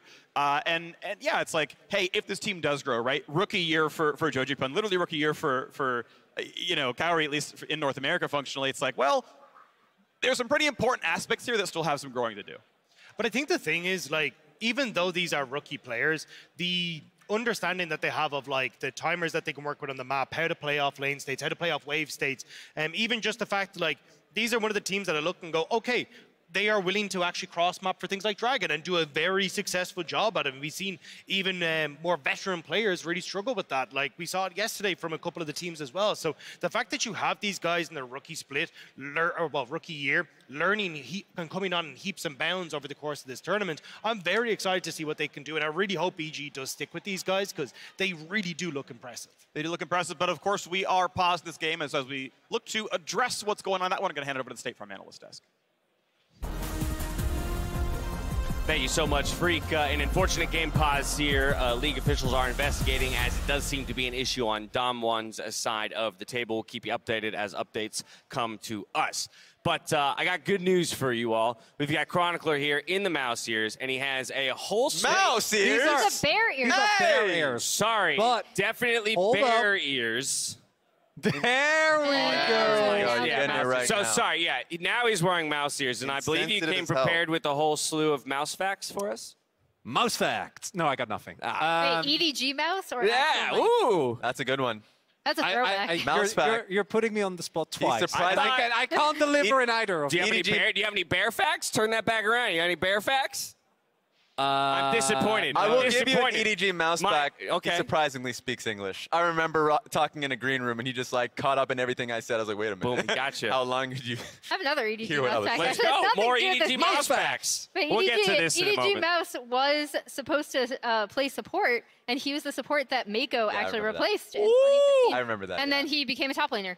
Wild. Yep. Yeah. Wild. And then Mako with the team. And oh my goodness. now Mako is one of the best supports one of the in the winningest world. swords, one of the best supports in the world. Crossed, what was it, over 600 assists just the other day? Ooh. At Worlds alone did Mako with some pop-off performances as EDG finished second place in their groups. But okay, let's come back to EG versus Damwon Kia. Of course, as we have mentioned for Evil Geniuses, they are effectively eliminated from the tournament, but they would love to exit with a win over Damwon Kia of all teams, Chronicler. And there's two things that stand out to me here. One is Dog Dom Draven, which I've been, I wasn't necessarily down on Dog Dom coming in, but I think that he's had an incredibly good tournament. I think that him and Kellen, to me, have been the big surprises for this roster.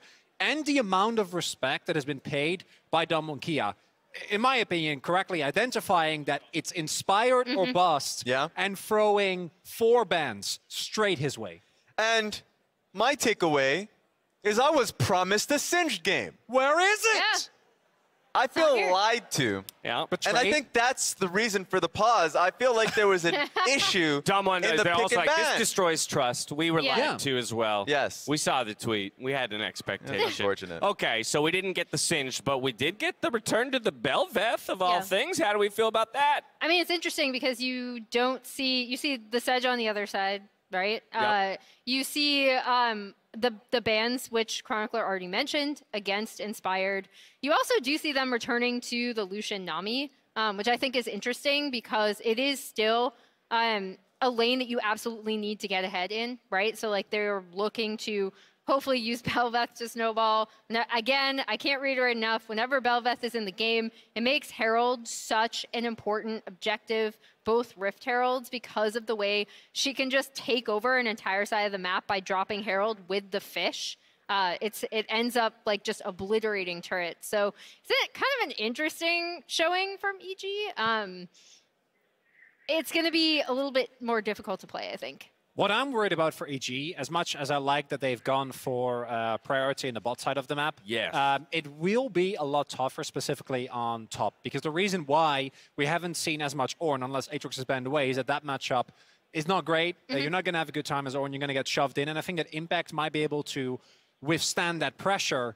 But it will be very tough to then also make a play towards the Herald. And I do think that that's what you need to do as EG. I do want to double down, though, on both of those points. For me, I'm very happy to see the Lucian grabbed up early. It does definitely see, it is Cowrie's best pick, the one he seems the most comfortable on up to this point, and that Lucian Nami is what we saw succeed earlier in the day. But then to your point about Ornn, particularly when we couple that with our conversation about Western teams and what they're bringing out into the top lane, I would almost always prefer them to index into a quote-unquote losing matchup, but that can still scale to be relevant in team fights late due to both utility and then eventually outscaling power. That's just my personal preference when it comes to North American teams, and so I am a fan of it, even though you are picking it into the face of an Aatrox. What do you got, Chronicler? There's not, with how lopsided a lot of the lane matchups have been, there's just no winning. Because either you pick a carry matchup, and then you need to really overperform, or it's not working, or you pick a tank, and then you lose like you're supposed to lose, but maybe find relevancy later. That's the thing for me. You still have the option. Well, then I go back to yesterday, that Maokai versus Gangplank, and that's what pops in my head. So that's what I'm worried about. That's the whole issue here, is that I don't know if there's a perfect plan. I like what EG have done for themselves, though. And I but you get solo kill level 5, you go next fast, right? Like, you know. I don't want that. All right. Well, Raz, and from what we've seen from the past 2 days is that teams, especially with a Thresh being picked out, not happening this game, but in general, if you have first push, it's really hard to be able to fight out into enemy vision. And so in this game, very similar example, Aatrox and Draven Renata on both side lanes. I just feel like Damwon's going to be able to have first push and set up for objectives initially. And it's just going to be so hard for Evil Geniuses to be able to get the team fight that they want. Yeah, another thing I do want to bring up, just because we were talking about two junglers in Canyon and Kanavi who both can kind of carry on things like the Graves, but then also facilitate the rest of their team. Yeah. Sejuani here, I think is a really interesting choice for Damwon specifically, and I'm very curious to see what Canyon is able to do in this game, because obviously, like you pointed out, Chronicler, they identified as Inspired as the player that they absolutely wanted to target. They wanted to get him off of these picks where it would be easier for him to affect his lanes. And then, you know, Canyon is on the Sejuani where he can make plays with his lanes constantly. And as we saw, I mean, she's no slouch to doing damage either. No, exactly. And especially with the setup of a Sylas and an Aatrox, I think there are more than enough tools. Also, one final shout out to my boy Kellen, who I think, on specifically this Renata, I'm going to keep giving Kellen love. It's been a tough split, guys.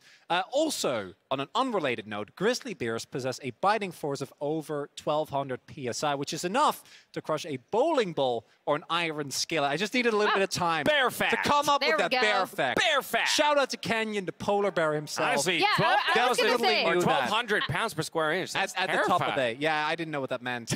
I'm glad you're here. PSI. I'm not from. I feel like since we have the time, you should explain, because maybe like people who don't watch LCK or don't watch Hold on, LCK before you don't explain, know. I just want to give one quick update. We have identified that it is a software issue on the side of Damwon Kia. Tournament officials still investigating, still resolving the issue, but we have at least identified the brand of issue that it is. Yeah, well, I mean, there's not that much to it. He looks like a polar bear. There's a couple of, I think, LCK memes. We had the Donut Churros one with Gen G, where it's like the first part of their names. We have Jungle King, Mid King, which was, you know, the players of Damwon Kia leading respectively in solo queue and always topping the ladder. But when it comes to people like Deft or Canyon, or Emperor, if yeah. anyone remembers him. Everyone called him a bull terrier. So I'm going to give you a moment to dive back into the recesses of your brain and drudge up another bear fact, or maybe a mouse fact, if you want. Okay, and in the meantime, I want to push us back into that top lane. Oh, never mind. I'm being told that I can toss back to the casters and we're back in a game. So everyone, please enjoy. Thank you, Dash. We are here and ready to go.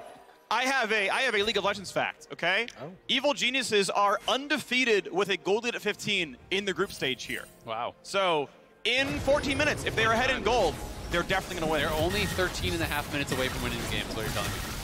They're also undefeated when they play Akali. So, you know, maybe we've got this, you know? Undefeated when we take it tier 2. True. Yeah. Yeah. Those are 3 pretty neat facts there. All right, let's see if they can get all 3 and then still lose. But I like what happened there, by the way. This was actually pretty smart. There was a ward watching the invade, Inspired with a ward over the wall, had a chance of going for a smite steal. Canyon well-timed his last attack with the smite, so 1 camp each, as now Sejuani is on the bottom side, and Belva's going to keep farming. But it's 1 camp taken away from the enemy jungle, right? Just starting enemy Raptors there instead of just 50-50ing on the smite. He claims the Raptors, goes back to his own Raptors, so he's already on his 3rd camp here quite quickly. And it's going to be a reasonable spot. We'll have to see how these EG side lanes can hold on. That is what I'm most worried about here in the early stages. Going up against this Draven, plus Renata, very, very scary. Nuggery up on this top side. Going to be having a really good time against Impact's Orin. But if they can hold on, if they can wait to find some angles here with Inspired, there's always a possibility. Yeah, that's what I'm keeping my eyes on. The wave and bot side hasn't crashed yet, and even when you look at where Canyon's positioned, right, was moving back towards the top side, but now should start to creep down onto the spot end of things just to make sure that Duckdam and Kellen can get this wave crash without any sort of issues from Inspired. Shoemaker lands the double Q as well. This is actually huge. Jejipun is pretty much out of regen already. That is actually a ton of power gain. Canyon finishes up his bottom side of the map. He knows there's a Krugs camp up, and he can play for top side now as well. Another pretty heavy trade, Jojo. Regening what he can. Showmaker now out of potions. Yeah, Showmaker out of potions there. This is going to be a kind of a battle for him to actually get this pushed in as fast as he can, but Canyon's heading up towards top side. This set 20 plus double melee solo laners, which is that dreaded combo up on the top side. But Inspired coming out here looking to potentially contest at this. Both have smite. I mean, it's Canyon's if he wants it. I think they must know. Yeah, there's question marks on that brush where Showmaker was actually recalling, so not going to look to actually contest that. And Inspired isn't even sure if there's 2 people at his blue buff, because they didn't see Showmaker finish that recall. Yeah, that's the value of recalling in a brush right now, so pretty smart stuff. He's going to burn his TP, so now they know that he can't be there, so that's in fact Inspired walking all the way up, casting up the minimap, but Blue Buff has already taken Canyon. Gets enough done with the head start, he smites it, and that is, hey, Raptors took on one side, Blue taken on the other is an advantage for Damwon Kia, and now Jojo has to be careful, does not get queued on, dodges most of the W, stays alive. But this has been really good from Canyon so far, right? He's playing off the fact that they had pushed for Showmaker mid, Noguri and top. Oh my god. Yeah, I mean, the man has so much damage. Ranking W, I'm pretty sure, lands all the autos in that trade. Ooh, nice pull back though. Bubba's gonna land, duck them. He's low. First blood for EG. He's burning, but he's bailing out. First blood to Kaori. EG striking the 2v2. Kaori with the kill there. Gets first blood, and they're going to be able to push in this wave here as well. That is massive for EG. It's even +2 summoners. Kaori didn't spend a single one, and Duckdom plus Kellen spent both. It's such a big win, and the fact now that you can get control of this bot side, you still have Inspired that's able to play down here. You can start to look for things like Dragon. That's such a massive win, and you'll see here, Kellen flashes forward, gets the handshake, but Kaori's just free-hitting on Duckdom the whole time, knowing he can get the kill. Exactly, that's the problem here about when you're all-inning onto the support. Vulcan even taunting there when he realizes he's made it out. But up on the top side, things looking a little bit grim for him. Back, he does have his TP, so he's going to have to farm off this wave and then just TP back. But I mean, man, he is not getting any of this farm. Already down 2 full waves. But Impact knows that, look, even if this goes completely askew, if we can get the rest of the map in our favor, we should be in a relatively okay spot. So now the big question for me is, like, how can EG try to power through on this bottom side? And it feels like trying to get Kaori this push on bot end, then immediately start to turn over towards Dragons, try to snowball this lead enough. So then, although Warren's behind, it won't play a massive factor come the mid game. Yeah, absolutely. And Belvath is one of those champions that can actually solo up the Dragons relatively quickly, but we can see Inspired on the minimap is actually in that side brush. There are some question mark things down there, so may be available. Level 6 advantage, but JoJo going to be far enough away that Showmaker will not find the all-in yet. This wave will give JoJo 6, but safely till he gets the ulti, I imagine. It'll be the case there. Inspired in the fog here. Shouldn't have been spotted going in. No summoners, but Drake's already being started. Styles on the way down as well. This is just getting a Drake, and even though Inspired's here, it doesn't matter. They're going to play for the objective. Yeah, it should be Dom ones. You can see JoJo still in mid. Inspired just really waiting a long time for this. Was hoping to get some sort of a over-aggressive move from Damwon. They have not looked for it just yet, but Canyon is coming down. The question is, can they win this 3v3? Canyon is coming around, and Inspired would be waiting. Remember, no sums. Inspired hides the sweeper, and he hides the sweeper. On the dock, and they gotta go. He gets the knockup, jumps on in, bubble. That'll be the first kill, post bailout. Kaori gets the kill. Needs a new knockup. It's up in 5 seconds. EG playing this out so damn well. The dodge on the sweeper there as Kellen steps forward, trying to sweep him out. But again, Showmaker getting aggressive here. Ults for it too, just at half HP. But won't get anything more done right there. CS pretty much equal now in the mid lane, and it's 2-0 from the bot. That was so well orchestrated by EG. You get Inspired, who's able to hide, but also the way that these two mid laners have been playing on their lanes has been really impressive. Look at where JoJo is. He showed that he moved top, so for DK, they think that the play is not happening on bot side, but because of that, Inspired manages to sneak in, and they get this great play on the bottom end. They're mind gaming Damwon so well. I know, it's just the amount of patience shown there by EG was incredible. Inspired waiting a long time for that play, expecting that they would be coming down. And when he didn't contest on the Dragon, I think the read from Damwon is, okay, he's got to be doing his topside camps, but let's make sure we'll sweep out the pit. We'll see that he's not in the area, but just so well played. Canyon could be in a little bit of trouble here. Level 6 finds a knockup. I mean, Canyon's always out, cues the wall, and Belvath can't do anything about the one as well. So there's the blast plant, there's away. And yeah, Canyon realizing, okay, your top set is up. Great, that's some free money. Q's not going to land on the right target. Kaori cannot quite get the aim going, but the handshake keeps him safe. Kellen takes the bad end of that trade.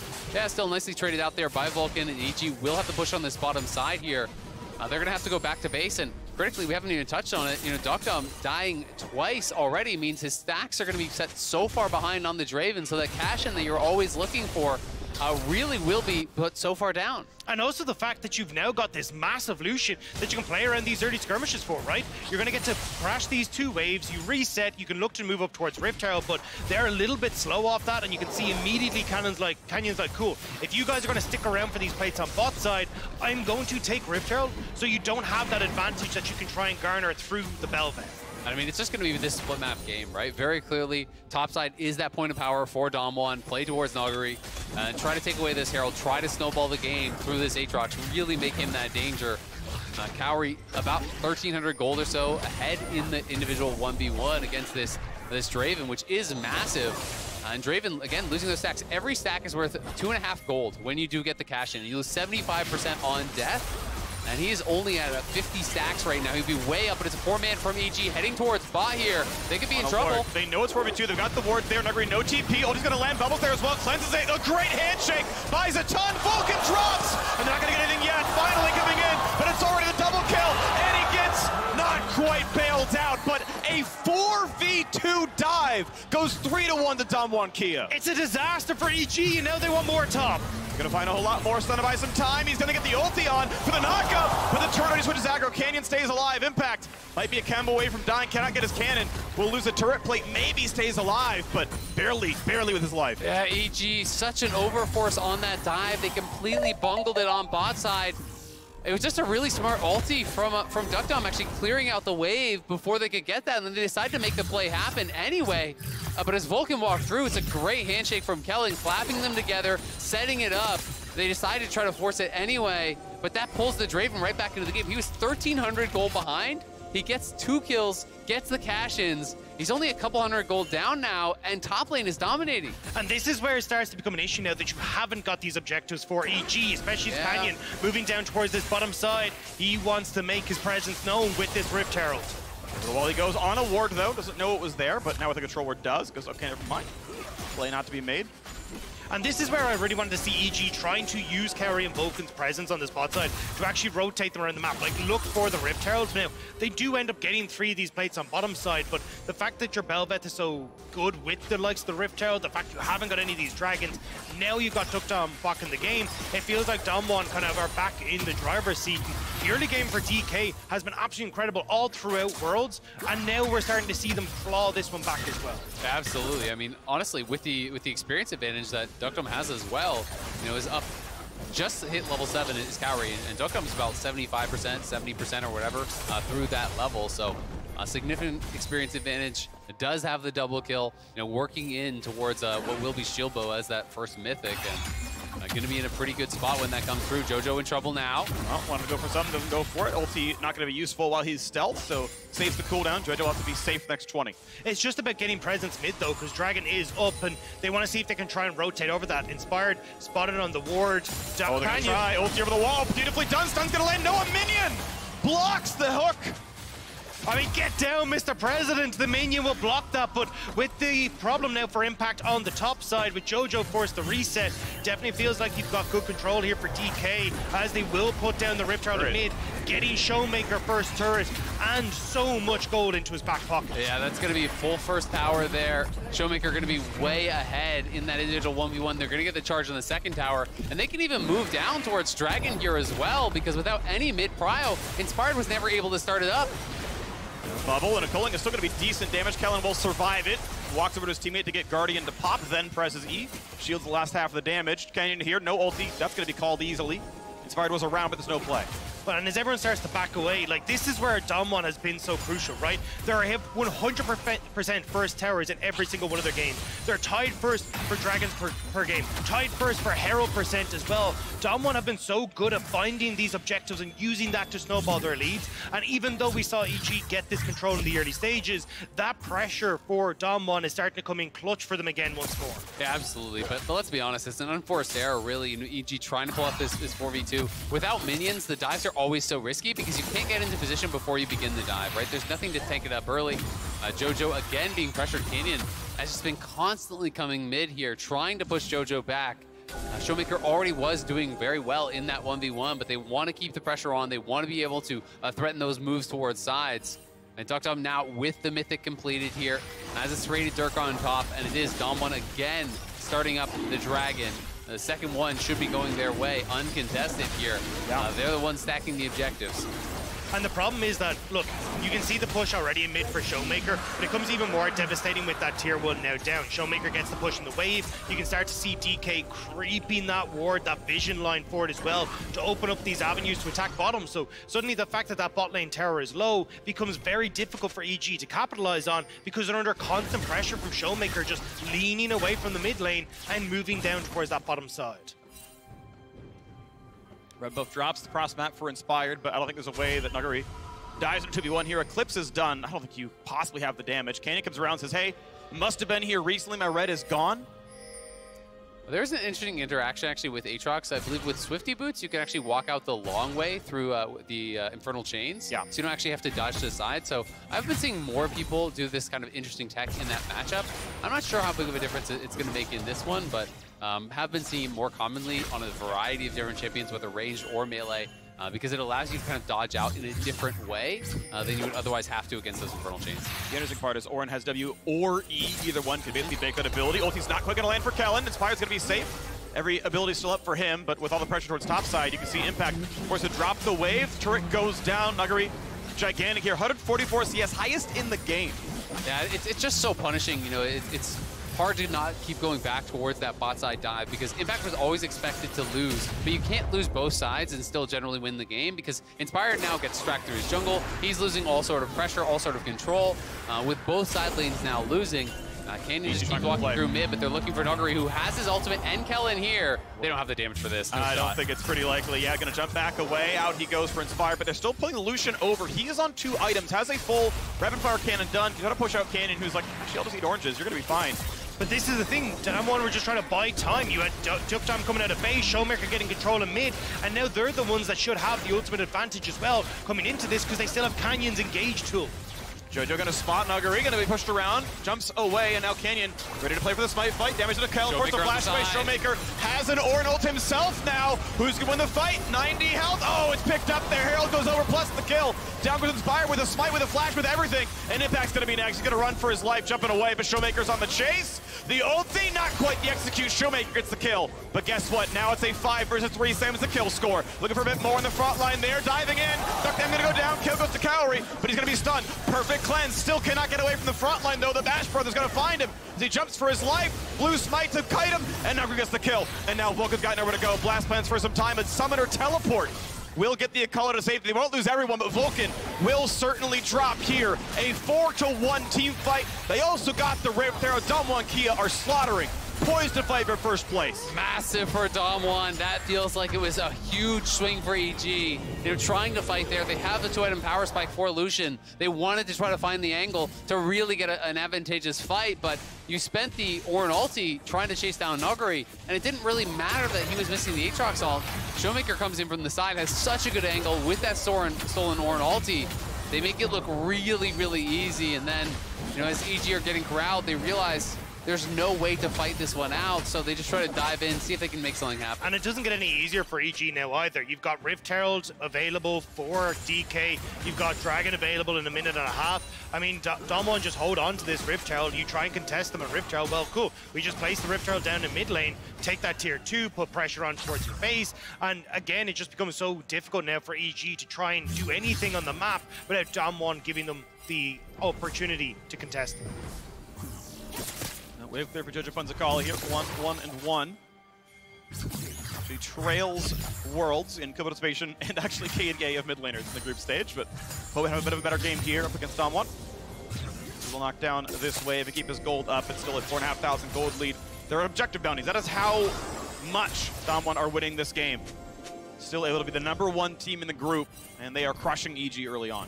And for EG, I think it's just going to be about trying to find some sort of picks, right? You know, try to hover behind this Orin, maybe use the Orin ulti, try to find some sort of a 2v1 or a 3v1 play to really advance the game forward for them.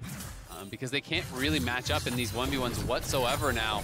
And Damwon's going to be dropping the Herald. That'll be the last of the outers falling here for EG.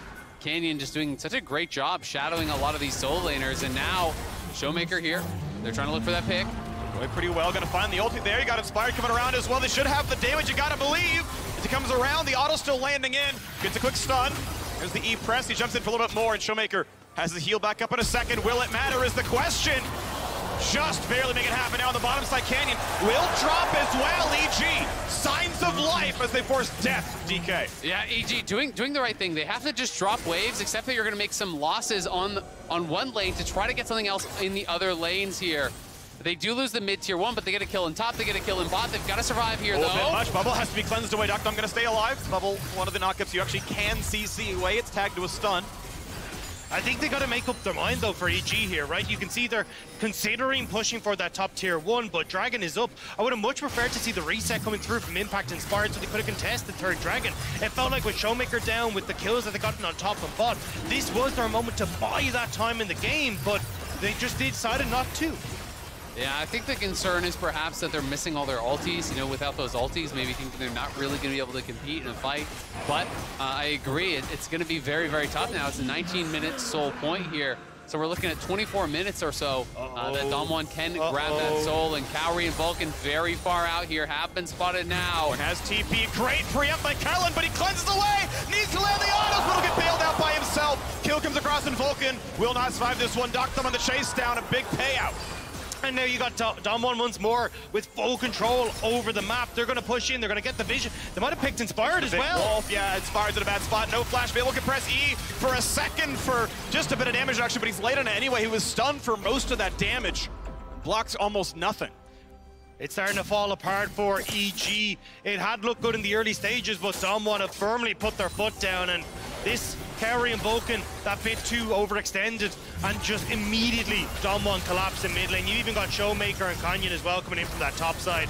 There's just nowhere to escape when you're that far up. Exactly, and that's exactly why we saw Cowrie try to look for that kill. He tries to go aggressive here, tries to kill off the Renata, because there was no way out with Kane and Showmaker behind him, but locked up, stunned up, and burst down. Inspired does get the E off, but it's not really going to do anything for him there. And then again, back to live now. JoJo once more in trouble. Flashes, he has a blast cone, will get back away, but that is still a summoner spell down. Advantage, Damwon Kia. Yeah, no flash, no ulti now for JoJo, who is going to be sent back to base here. They're going to have to find some way to find a fight here in 3.5.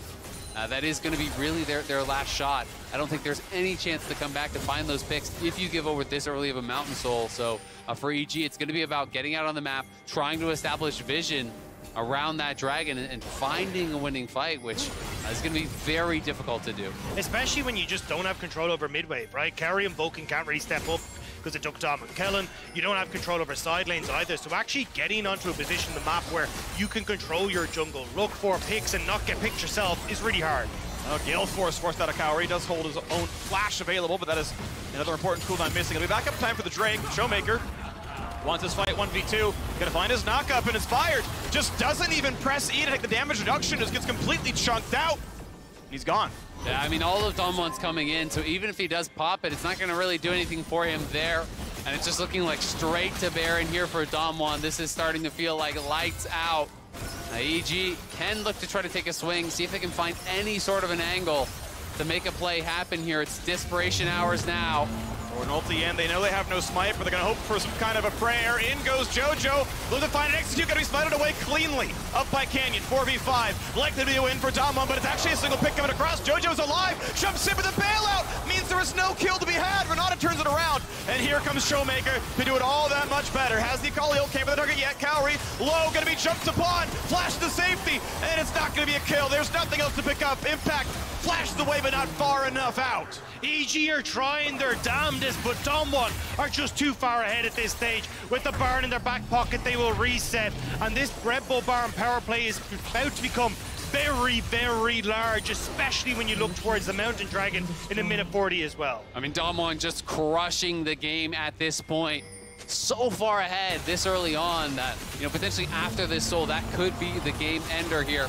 It's a great Baron call. They get the pick onto Inspired. They go for the kill here. EG had to try something. It's just desperation hours, right? There's no way to play the game out from a normal state. And JoJo gets into the backline, really disrupting things, buying some time for the team. Forces the bailout there onto Kellen, but they can't quite burst him down. And then Cowrie here, as he steps forward, a little bit of an overchase onto Showmaker, walking into Duckdom. Gets punished massively. And while this is heartbreaking for Evil Genius fans, if you're an LCK fan, this is exactly the form that you want to see Damwon coming into this with. If they want to dethrone JDG, this is the kind of level you want to see them playing with, and they want to be hitting hard against the first seed from the LPL. Oh, good stun on the front line. JoJo doesn't have a lot he can do. Is able to Shroud to not take any auto attacks, then walks back for some more regen. We get the Baron Siege. We have a Mountain Soul in 40 seconds. 2,600 gold to the Red Bull Baron power play. Damwon looking for inhibitors. And even if you're not cheering for the LCK, if you're just cheering for more games between Damwon and JDG, They need to win this, obviously, for that tiebreaker. EG looking for a pick now. No combo. They want to burst him across. Nuggery will drop a 1-0, and that's going to be timed perfectly. But jeez. The ulti means a kill. Goodbye to Vulcan. I mean, that is the power of the hostile takeover against auto attackers. Belveth is an auto attack champ. He just chops him down. We got round 2. Inspired takes a couple auto attacks there from Doctom.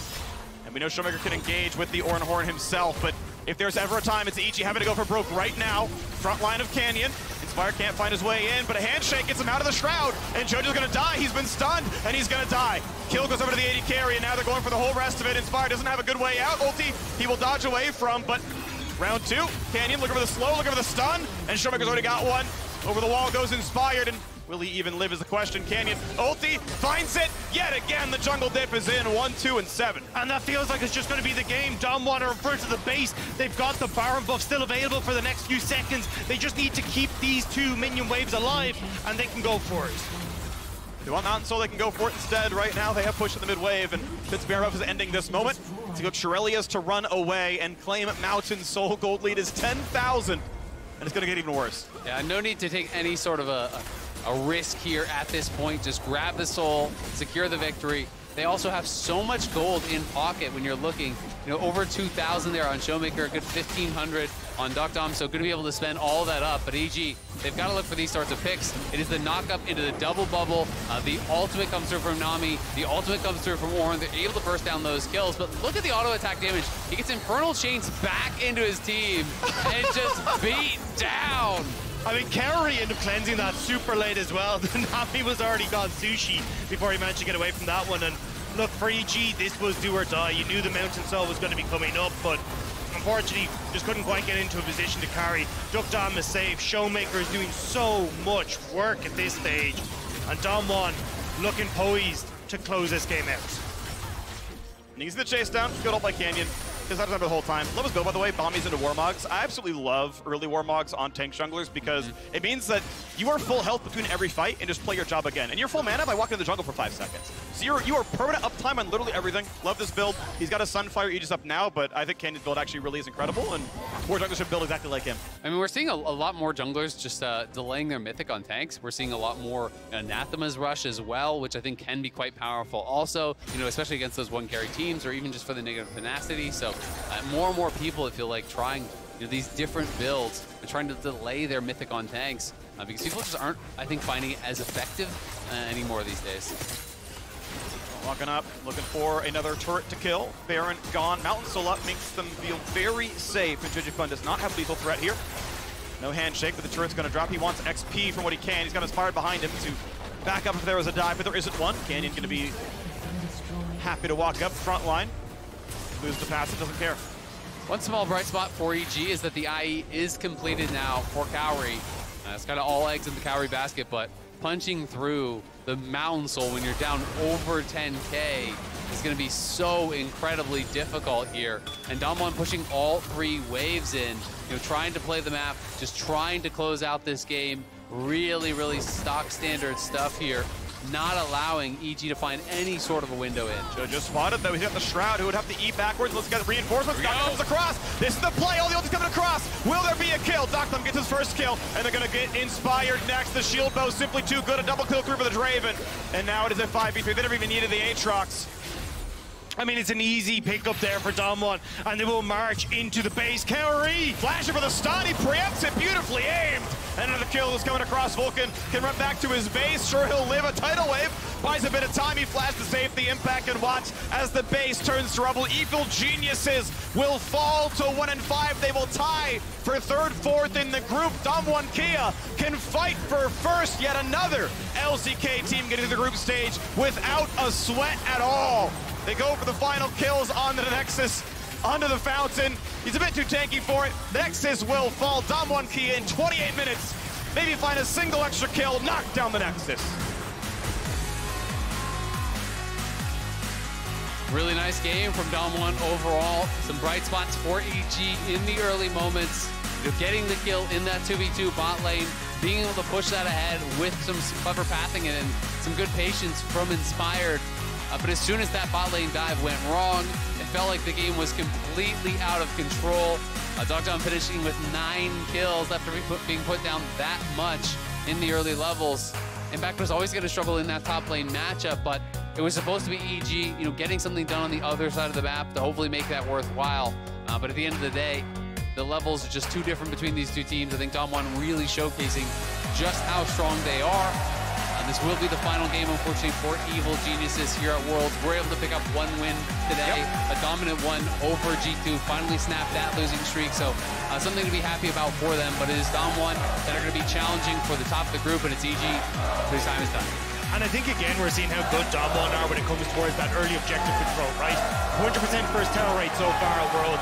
Like, they only just lost out in the first blood percent in this game, but they're still, like, tied for the most dragons per game. They were tied for the most Rift Herald per game percent, I should say, coming into the start of the day as well. Like, they've been so good at understanding how they can push these games forward, even when they start off behind like they did this game. And we'll see him again. We'll see him fighting for first place up against JDG. That is going to be exciting. Stay tuned for Game 6 and maybe Game 7. Now, while we prepare an Evil Geniuses interview, we are breaking down this game at the State Farm Analyst Desk. Thank you so much, Freak. And what a wonderfully warm reception from our audience here in New York City for EG as they take their final bow here on the world stage. While it did not end in victory, they can be proud of what they put out onto the stage and how they turned things around a bit in the second week, particularly considering everything that led up to them coming to this World Tournament. First minutes here looked great, Chronicler. I thought they were going to do it. I really was, after the amount of bot lane dominance that they were able to find, thought that was going to be their angle into the game, but when it came to mid-game, they just couldn't keep up. Yeah, it came down to that turret dive that they had bot that was kind of messed up. I mean, we also saw a lot of hallmarks from Tom1 Kia here. Canyon already shadowing lane at like just before 4 minutes before that bot lane dive went through. Them making sure that they're covering objectives like Rift Herald, knowing how important it is for the Belveth to pick that up because she just can take over the entire side of the map, like I said before. So yeah, it's another game that I think EG are going to definitely want back in terms of the fact that they definitely should feel like they did have control in this game, and then it was execution. More execution-based than composition-based. Yeah, and it's just a good experience overall, simply because of the points that you made. Being able to cover the dives, I think, was just a good understanding, great understanding from Canyon. To be there at the right times, and that has been the story throughout this group stage, was just Canyon, Kanavi, strong junglers being able to get gold within themselves, sure, but then be able to cover for their lanes and then just snowball it from that point. And to me, the biggest thing that makes Dom1 is specifically how willing they are to flex, more so than any other team. We just got off a game of Naguri single-handedly carrying on the Sejuani, and then they're still willing to flex it, depending on what picks they can get. We've seen them do this with the Talia as well, and I think that makes them a team that is very hard to deal with and very hard to prep for, because you never really know what you're getting. And we'll get more from Dom1 as we go on throughout the tournament for Evil Geniuses. I mean, just as you kind of mentioned at the very top, Dash, it's important to talk about the story that they had, the dominance that they had, and then, of course, the restructuring during playoffs. For Kaori to come in under those circumstances as an academy player. Yo, can we just give it up for Kaori? Yes. I mean, again, this guy only played in finals a weekend domestically, jumping up from academy to then to the world stage, picking up a win, to putting on performances, moving around the map confidently on the Lucian pick like he did. It's something to be lauded. It's something to be applauded. And speaking of applause, let's go ahead and join Shocks on stage with Jojo Pyun for our Verizon post-game interview.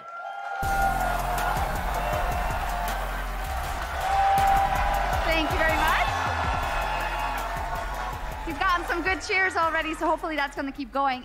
Jojo, first off, why didn't you pick Singed?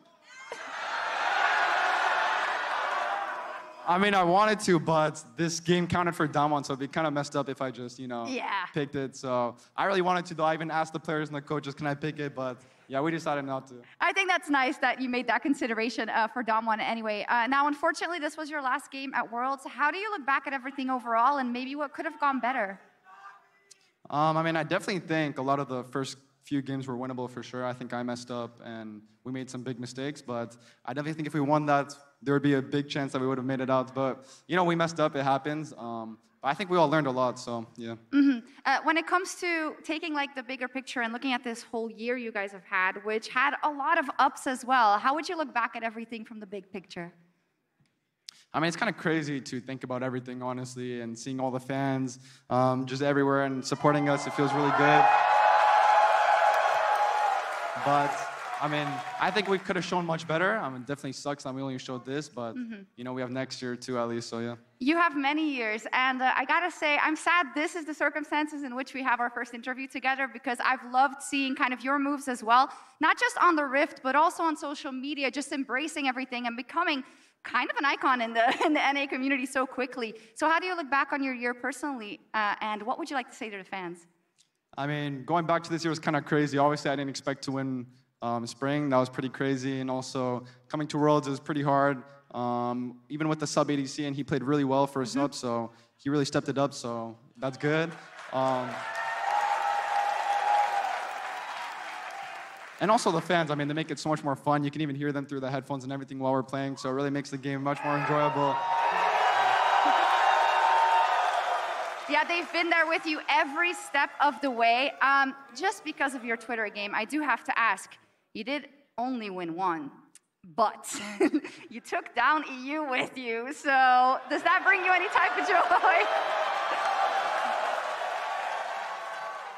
I mean, it definitely felt good, but after that game, I really wanted G2 to win so we can still make it, but, you know, they didn't win, so that sucks, but, I mean, yeah, we beat EU we beat G2 for the first time. I mean, it felt pretty good, but it would feel even better if we made it past here, but still, you know. A little bit sweet, a little bit sweet. Okay, thank you so much. Is there anything else you want to say, or you good? Thank you to all the fans supporting us.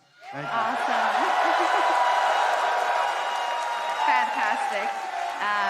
I believe we'll be kicking it over to a break because we have one more game left, which is Damwon up versus JDG, so be right back. He's gonna land, duck them. He's low. First blood for EG. He's burning, but he's bailing out. First blood to Kaori. Up by Canyon, 4v5. Likely to be a win for Damwon, but it's actually a single pick coming across. JoJo's alive. Jumps in for the bailout. Means there is no kill to be had. Renata turns it around.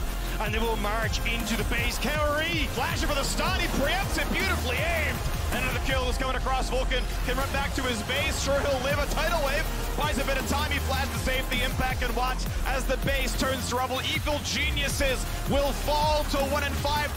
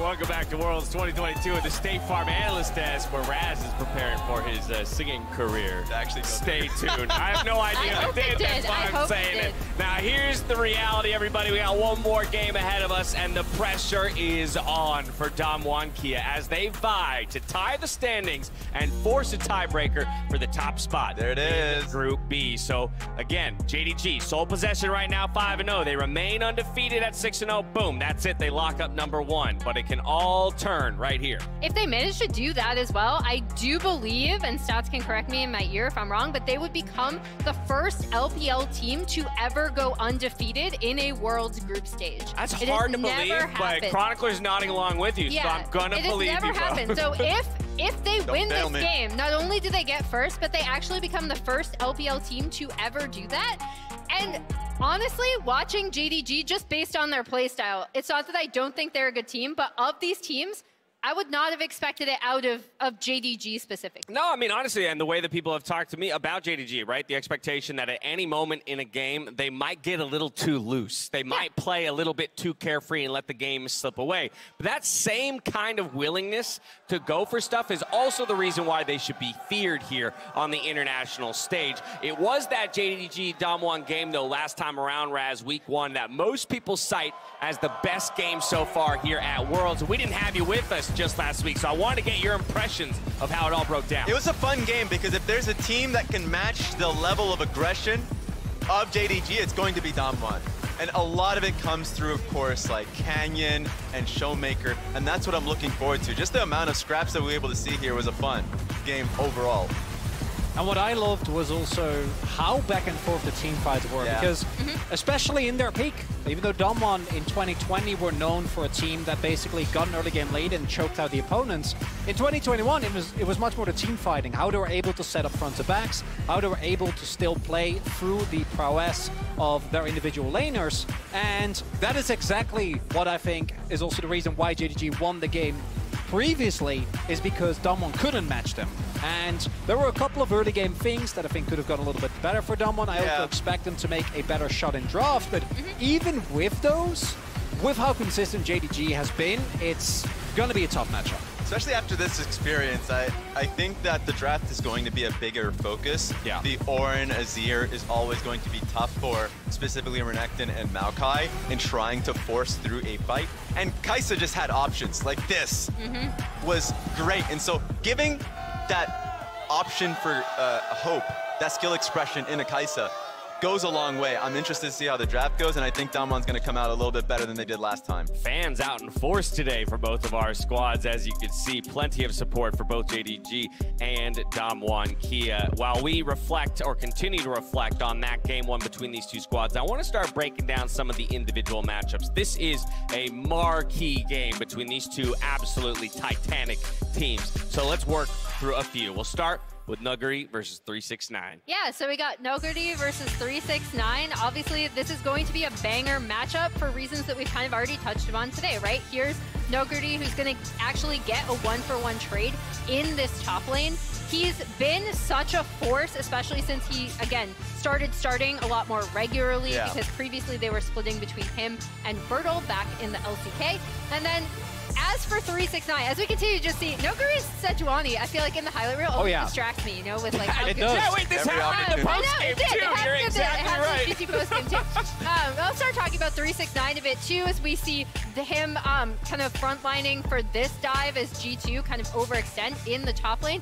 369, as much as both of these tops have maybe played Renekton to Chronicler's dismay, I think you see they have such a good understanding of not only how to frontline for their team, but also be a carry. They're both very, very interesting, and I really want to see like a carry versus carry matchup here, because that's just going to be a banger. Yeah, and they're not, I mean, they are very familiar in how they play against each other, since, you know, a reminder of Nuguri when he last played on FPX and LPL. So I think this is just a great matchup overall. They are both actually grown quite a bit in how their depth in champion pool and playstyle. Yeah, sure, but Raz, the reality is they're not playing alone, right? And so now let's fold in the next piece of the puzzle, the jungle matchup. Help me out here. It's a heavyweight matchup. It's a toughie for Canyon, which isn't something that you often say. Canyon, even though we've talked a lot about his year not being the greatest, and him having ups and downs, he still remains, even at his worst, one of the top-tier junglers within the LCK, but he's going up against Kanavi. And Kanavi, I already said it at the top of the day, and I want to just reiterate, is such an interesting combination of a player that both mechanically can stand up to the best, while also being top-tier in terms of creativity, not only in pathing, but also in champions, and how he tries to always advance the jungle meta. And we talk about what it means to be good in this meta for a jungler. It means that both of these players can step onto things like the Graves and carry for their team, but they can also pop onto something like the Sejuani and be able to create really good setup, especially with certain picks in mid and top. So it's going to be really interesting to see what these two junglers lock in here. These are the few teams here that can actually pull in resources into their junglers reliably and carry off of that. Like you mentioned the Graves. I remember the game that we saw versus G2, where Canyon actually had an exceptional Graves game, and he was just like the experience advantage, CS advantage, the team pulled resources into them, and they came up ahead. All right, I'm told teams are just about ready. Top of the day, we had each of these three on the desk roll a D20 to see if their regional representative would be able to take down JDG. Now, Chronicler asked to roll a time spell. It was a nat 20 DC. That was great. We're going to drop that down to the roster here today. The DC is 15. Will Damwon Kia... Oh, no. Oh, no. Is that a nat 1? It's a 1. Oh, my God. He rolled a nat 1. He rolled a nat 1. I think the JDG fans are cheering for it. Yeah, they actually love that. All right, well, it's not looking good for Damwon Kia, but we'll see if the players can change the fate of the D20 or if JDG will lock it up. First ever undefeated LPL team out of the groups as we're back over to Freak, Azale, and Dagda to close out our regularly scheduled matches. So listen, the important thing with DMing is you fail forward, okay? He may have rolled a 1, but that means, oh, you slipped off the vines. You held on for dear life. You did a second roll to, you know, pull yourself back up. You gave your players a chance to move forward. So Damwon Kia, not out just because of the first roll. No, Chronicler has our back. He is actually a sleeper LPL agent that we put in there. So I'm delighted that he's on our side fully. I mean, after we already kind of stole some of his teams as like the 5th LPL seed in DRX, it's really nice now getting to see how this one's going to go forward as well, because this should be an absolute banger. I'm just so excited. This has been... This matchup here in the previous round robin was the best game in the world so far, I think.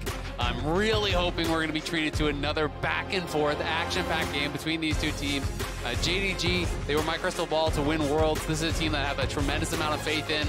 I do think that they can play a lot of different styles. They play at an exceptionally high level. The thing that stood out to me from the pregame was when they were actually showing the head-to-head of these two top laners. It was over 21 CSD at 15 on average for 369. This guy hasn't even just been playing all carries, right? He even has a couple of tank games in there. It's not like he's just nonstop getting counter pick and being played towards. He's just such an exceptional laner that dealing with him is almost impossible. 20% damage share, pretty good overall, gotta say. As Yumi now on the table, a lot of the late game carry forces not allowed for JDG. Now, I'm very much looking forward to seeing how this jungle matchup is going to face up, because you've got the jungler at the moment, Kanavi, who has some of the highest gold per minute. He's got the highest damage percent of his team as well. When you look across the canyon, he's been absolutely no slump as well. He's got the highest DPM of any of the junglers at the moment, and I'm excited to see what he can bring to the table. And he's involved with basically everything they do, right? Nearly 81% kill participation. So if Canyon's not there, it's usually not happening for Damwon. And usually, even those kills that he's not there for, it's because he's put those lanes ahead already. You know, he's so active. He's very intelligent about which lanes he's attacking, which lanes he's going to be looking towards. Caitlyn conspicuously is left open. Is not going to be grabbed up. It is a Lucian Prio here.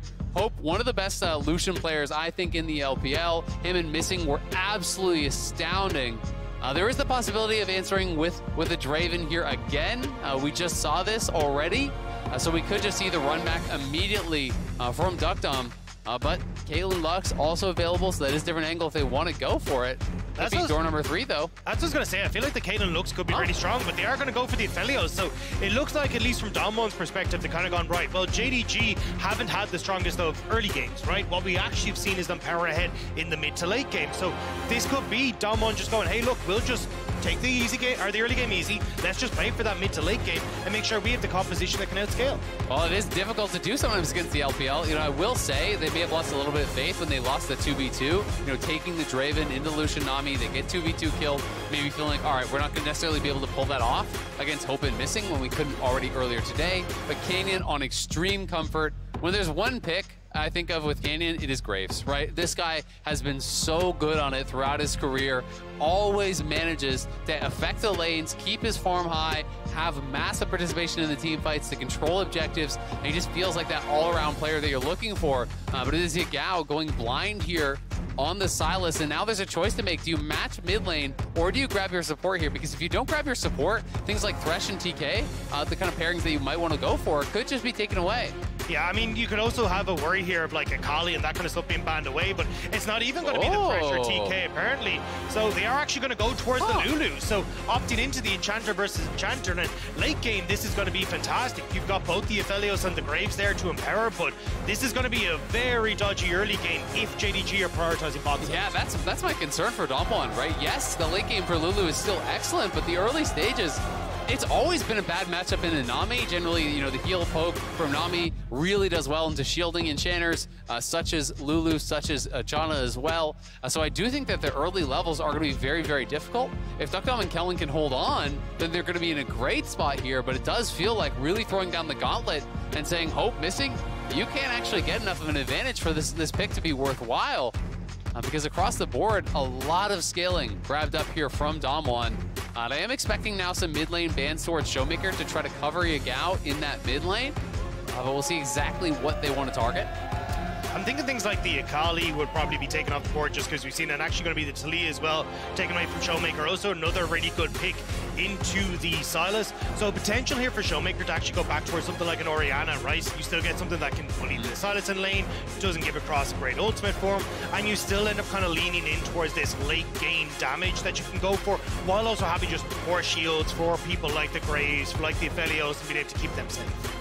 I wonder if they are going to ban out even the LeBlanc, perhaps, right? You know, Akali, I think LeBlanc, those are the two that I'm thinking most of. I just feel like Showmaker's so strong on LeBlanc, but there isn't a great jungle pairing, so maybe more concerned about something like that Akali. Of course, they could go for neither option and try to throw a ban towards Nuguri, but it does feel like you want to limit the choices there. So it is, in fact, going to be Akali, and now we have to see, you know, as you say, is Showmaker going to go towards a control mage? Are they really going to go full-on scaling? Because if you go control mage mid, I do feel you likely need some sort of an engage from top. LeBlanc was the other option I was thinking of as a ban, you know, but it's easy to say, oh, you did the wrong ban because you could just pick the inverse no matter what you actually go for here. You can't ban out everything.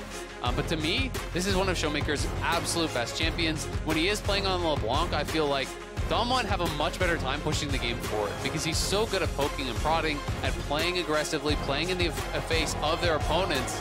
He really creates windows for Damwon to capture objectives, to capture towers and dragons where they wouldn't otherwise be able to do it. I love this pick, though, if we do end up seeing it for 369. The Kennen against such a short-range composition is going to be great. It also means that you've got to be very careful as LeBlanc if you are going in now. Should be able to hop in and out and get some poke, but it just means it makes it very difficult now for Damwon to try and stick around and deal a lot of damage. Do they go Nocturne? Nocturne Kennen here, turn off the lights and try to go for those flanking plays because it is a very squishy team. I think Nocturne turn could actually fit really well into this composition.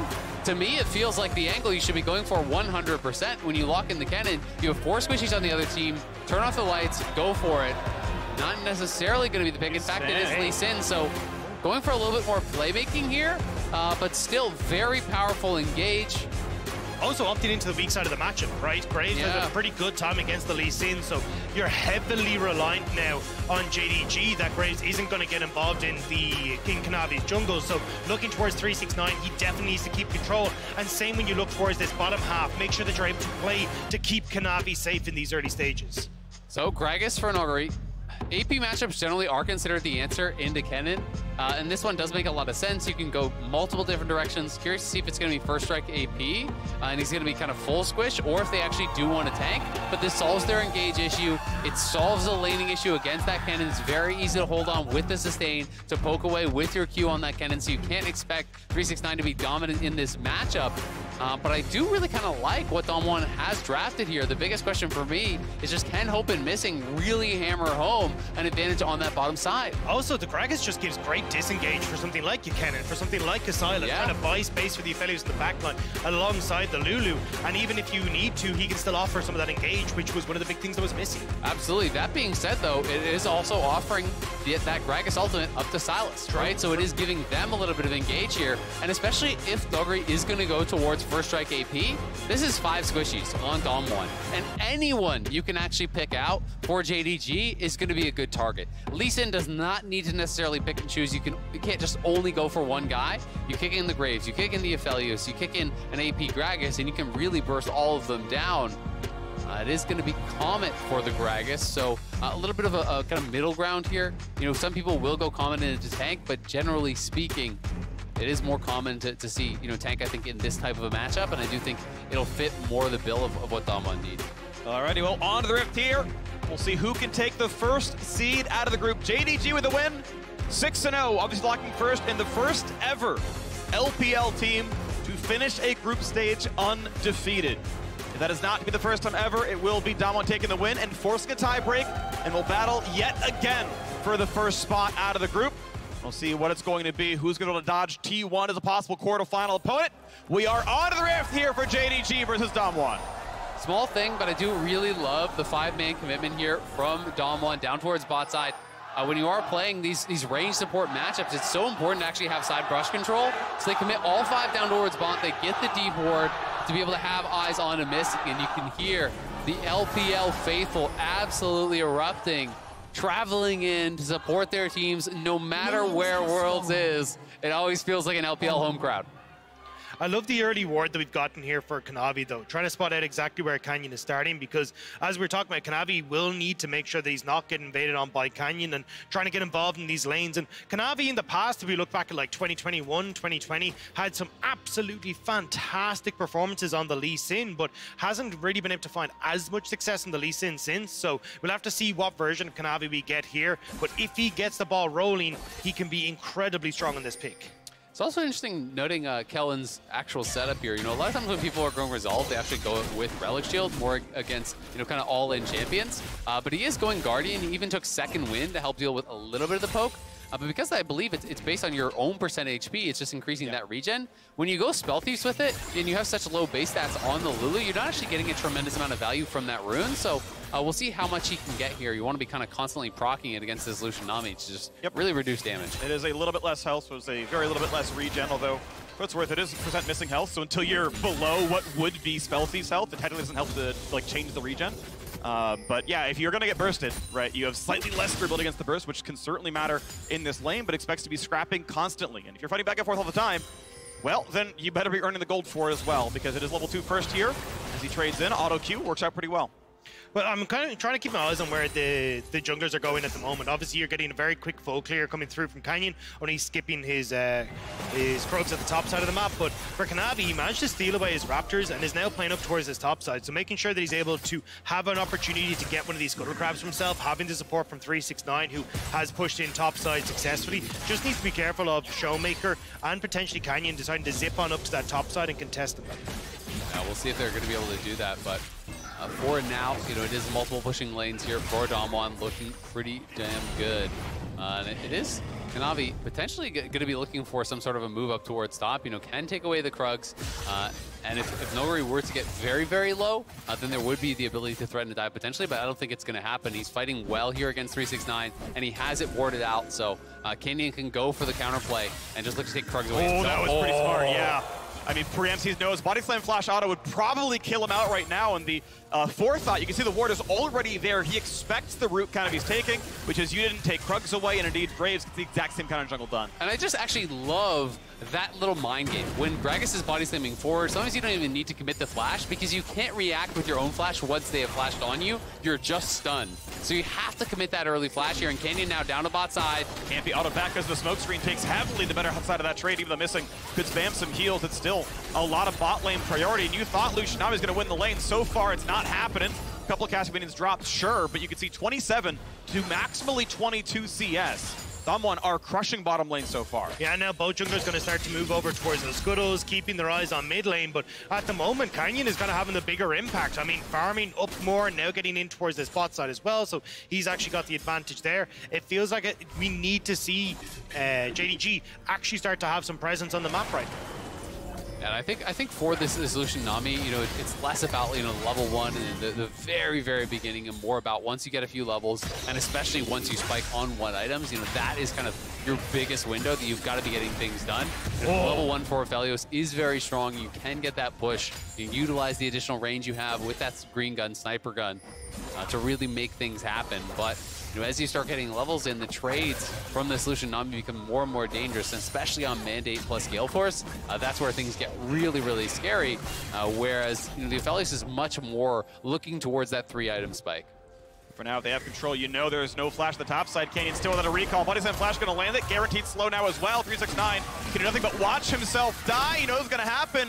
You think anyways. He tries to cut away, gets his stun into Graves. 369 playing it well, but the slow is there, and Canyon still in the chase. He has flash if he needs it. Sidestep, not gonna mean anything. First blood comes through to the Damwon jungle. And Canyon has been everywhere so far. The Damwon jungler has been popping off, gets into bot, now moving up towards top side as well, and punishing the fact that 369 was trying to crash that wave, see if he could chip away at the tower. Kanavi was spotted. Showmaker doesn't get much done though. He does have lost chapters, a decent trade. The Raptors in the way. Takes away a single one. But honestly, really nicely done by Showmaker. You know, it's Yagao going back to base. Kanavi wanted to make the aggressive move, try to get the counter jungling done. But with Yagao back in base, Showmaker comes, makes the read, is there to actually push them away. So protecting a lot of those Raptors there for Canyon. So Canyon gets the gank done, doesn't really lose anything. And yes, you know, you're going to lose not that much here, but you might lose a plate. The Cannon will take it up, but they're going to go for the dive. Really good place. That's where they went for the push. He might have to ignite. One more tick might kill him. It does! The last tick of ignite takes him down. Damwon up to a 2-0 start. Stun not going to land yet for Gao. Steals away. Distortion doesn't mean much. I mean, the bot lane for Damwon is doing so well, though. Massive CS lead. Now they get the kill onto Missing, who was trying to hold this wave, so Hope could pick it up. But Damwon right now styling on JDG. I mean, it's a stomp. We're up 2,000 gold here for Damwon. 6.5 in. This is not even close. Chronicler, I didn't realize you were rolling for JDG, not the other way around. This isn't fair. Looking pretty good right now, so we'll see what else they can get going with the gold lead. Yeah, Missing. And they just find the engage. Like, it's really well done. This is a silly trade. I don't know what you're getting out of the auto. You don't earn 20 gold. You're not freezing the wave. This is a simple overstep that has 0 upside. Yeah. That is just a mistake. I mean, the fact that you weren't even trying to... I thought he was trying to hold the wave to begin with, but the wave had already crashed. You're just going for a quick trade. As you say, there was no need. And now you're looking again at this bot side, right? You have Duckdom and Kellen with the push. Well, there goes the invade coming through for Canyon, going for the Red Bull. Well, JDG's hopes of going 6-0 are dwindling. Still possible to come back, of course, and even if they lose, they tie break for first. And obviously they're already through to quarterfinals, but first seed certainly matters here as the items come through. And it's a pickaxe up for Duckdom. Even though he only got the assist on that kill, he recalled so much later and with more farm that he's up 25 AD in this lane. Yeah, he's looking really, really good, and it gets difficult for 369. You know, Noguri won the mind game early on, forced the flash, then Canyon gets up there, he uses the flash to get the kill. And now you're in this range versus melee matchup where you can no longer really push because you're down that summoner and you're not going to be feeling safe. You look, Not a bad trade, cleanses the way, everything else, but Summoner still being up makes them pretty safe. They're Duck and still has his own flash. You can see Nothing else to be done there. Yeah, forces a flash out of Kellen there, but you know, the vision up towards topside is what I really wanted to highlight. You know, these wards here, the denial of vision there for 369, there's not really any safety for him, so he's got to play pretty far back, but the wave is going to be pushing away.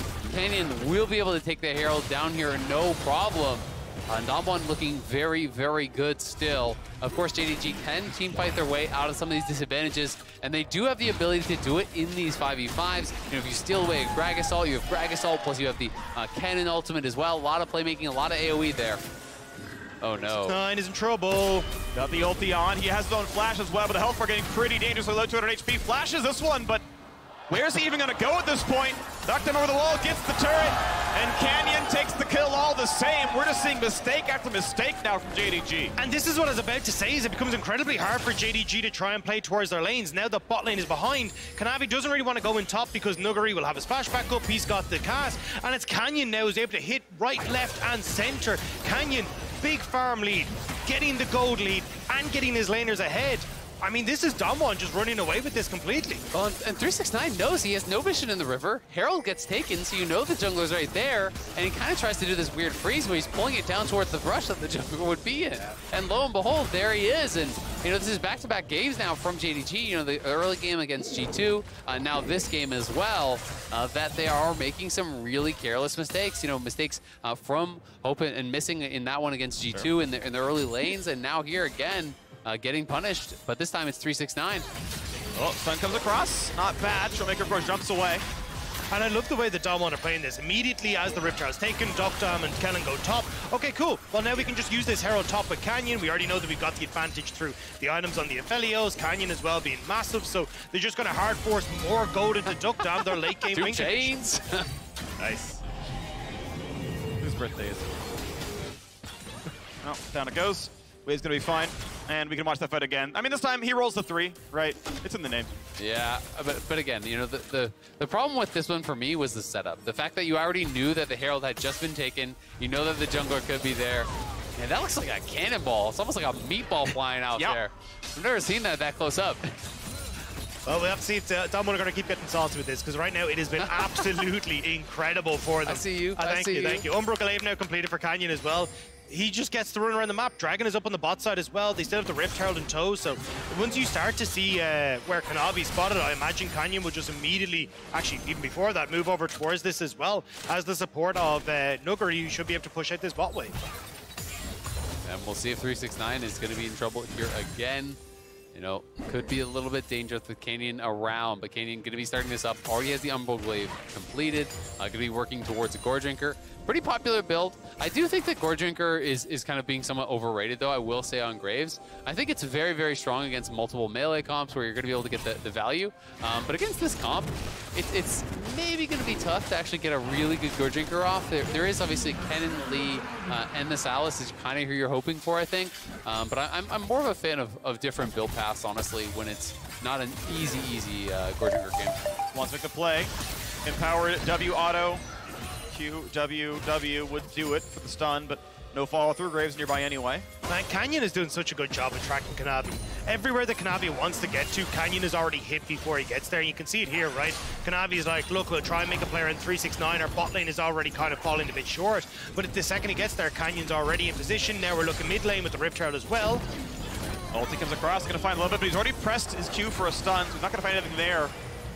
He wanted a CC combo. He could have gone for purple ult and pressed Q afterwards, missing, still flashing away, stays alive. Yeah, a little bit of a misplay there from Docdam, but does get the flash out of missing regardless. But this is a chance. Yeah, this is a rough one, honestly, for Kanavi as well, right? He's in this situation where he's down 30 plus CS, you know, down in kills, down massively in gold. He's 2,000 gold behind. And when you're in that position, you have to find plays, right? As Lee Sin, you can't just sit back and farm because you farm more slowly than your opponent in the Graves. Graves has taken the Herald, he's taken the Dragon, he's getting more done on the map. So it's going to be up to Kanavi when they do eventually have one of those fights to really find an excellent kick, because barring that, Canyon will always have more value. And the problem is that the way Kanavi has tried to come back into these games, and JDG has, is true finding picks. But when you're already losing turrets, when you're already starting to fall behind, this is where it becomes very, very difficult for you to actually get control on the map to look for those picks. I mean, Hope and Missing can't look to contend against Duckdam right now. Yagao can't push up against Showmaker, and every time they try to make a pick around 369, you've got Canyon already in your face. Yeah, absolutely. I mean, when your lanes are getting pushed in, Canyon can kind of just play like a battle ward, and now Yagao in trouble. Damage roots there as well. Lulu ulti, Yagao barely has any escape tools. Pops the Graves ulti, Gale forces in, tries to drain tank it, and it's not gonna happen. Kellen calls in the reinforcements, and it's 4-0. I mean, they're in their head. DK are everywhere. Oh, gonna find the miss on the ulti, and that means they're gonna kick him into the wall, and this will be finally something on the board. Yeah, they get one back. That is big, denying the dive here and getting a kill onto Noguri, but on the top side, it's a white gun. Chukram stacked up, and he is gonna be farming these plates very, very quickly. Well over 3,000 gold here. We're not even at 15 minutes. And Damwon, I think, have the better late game, so it's going to be very, very difficult. And it's 3 turrets that are now prepped for the Rift Herald that's about to spawn as well. So even if you get that, you've got so many options now to make those plays happen. But this was just a bit unfortunate here for Noguri. Nice 369 gets the sidestep, and then immediate ult. Kanavi finally in a position to follow up on this. Yeah, that was just beautifully done by 369. Great sidestep, and as you say, Kanavi, right place, right time to help bail him out. It is worth checking in on Noguri, who is going for the Everfrost. So the common AP option. Thought he might have gone for a bit of a tank look this game, but their burst and their engage is going to be really, really frightening. If you do miss position, especially looking at Hope, because a lot of the pressure is going to be on him to dominate in these fights. You are this mid-range champion where you're almost always in range of body slam flash if you're doing any damage whatsoever. Yeah, and now it kind of feels like a lot of this game for JDG is reliant on 369 getting this massive ultimate at some of these fights. Maybe Yagao being able to steal away something like that explosive cast, and then just one-shotting the backline for Damwon Gia. But if you never get that chance, it's going to be in a bad spot, and that's why I feel like actually having Yagao on this bot side for the Rift Herald is actually a great addition. Walks in for the double ulti, gets a decent knockup, walks back into his team, is going to be fine. It's forcing a flash away from Hope. Nearly the kill as Dr. Gale forces in, but missing. Will just barely stay alive. Somebody Gale popped. And I was about to say, if 369's on top side, maybe you can fight for this Rift Herald, but now with Nami gone, the flash is burned, Damwon are just going to try and take mid tower at least. Sinq nearly the damage to the turret. They're going to walk in for a bit more. Couple autos will kill it off, and indeed, turret will fall. JDG do not have the tools to fight back. Yagao doesn't find his own stun, gets a quick slow. Showmaker's going to root him in place, though. Gets the chain, wins his cooldowns back up there, dives in for a bit more. That's got to be the real one to the top side. It is. Cannot get the kill. Yeah, Yagao getting a little bit of pressure there on the map, though. That is good if they can actually establish some sort of dominance in that side lane. That will buy a little bit of time here for JDG, who's now going to try to start up the Herald. Canyon was pulled off this when he did come towards mid, and you can see Canyon pathing down towards bot on that mini-map, so should be a JDG Herald, which maybe they can use to try to find a little bit of a setup around this next dragon. And that's what the big focus here is going to be, right? If they can try and get into a position where 369 can come in, get that big ultimate, if they can use the Herald to get a decent position for him. But the problem is, like, look at the amount of wards that are littered on this bot side right now for Damwon. Like, you just don't have a position to sneak in to get a deep ward for 369 so we can actually get a flank. So it kind of feels like you have to brute force it with 369's flash, but maybe they can get a play on Noguri again. Wants to go for the play there. Herald summoned up as well. They can nearly find the turret with that one. Just about at lethal range of the Herald itself. Kind of going to get all of the local gold. It looks like 369 going to be out of range for it. But they can try for the top side there. Noguri left a bit alone, does have flash, and doesn't really have a way out though at the end of the day. Q gonna land, a bit more of a slow, buying as much time as possible because the Drake is dying on the side of the map. 2-0 on Drakes for Damwon, finally kill on the top side. I really feel like that should have gone to 369 though. Trying to accelerate this cannon to a late game position should have been the get-go there. The kill goes to Kanavi though, which definitely isn't as valuable now. Oh, onto really top. Good goal and Kale. Ooh, yeah, Gale Force in for that as well. If Kellen weren't there, could have been a kill.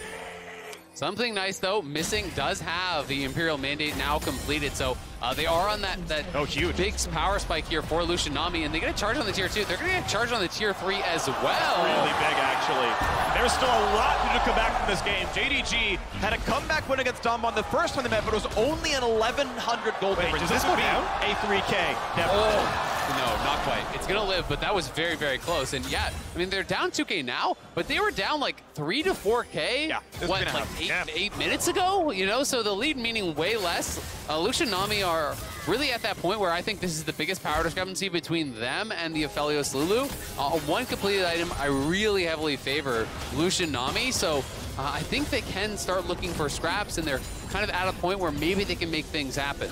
Also just spotting Canyon on that top side as well. It looks like we're going to start moving members of JDG down to this bot side. It feels like pick on Nuggery seems to be the game plan right now for JDG. But we'll have to see if Damwon can try and respond. Right, top tower incredibly low, and that will be the last outer turret gone for JDG.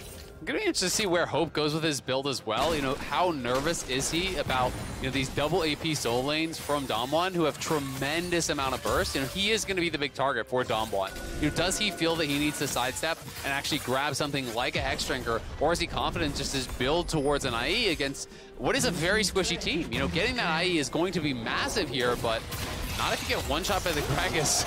Yeah, he actually does pretty well against the body slam there. Cass goes to the flash away. Yagao has zone flash to follow, but not a lot of mana. But still, another small advantage gained there by Yagao. First, it's pushing out Showmaker, now it's pushing him out. Canyon's coming in. Oh, the cast! It stopped his teleport, but does Canyon even kill him? It's nearly a full health Yagao. Debbie's in for health and just getting bullied out of this one. Wants to dodge the damage. He'll just die. 369. Unwilling to ult as a buffer. I'm surprised that we didn't actually see JDG try to turn onto Graves.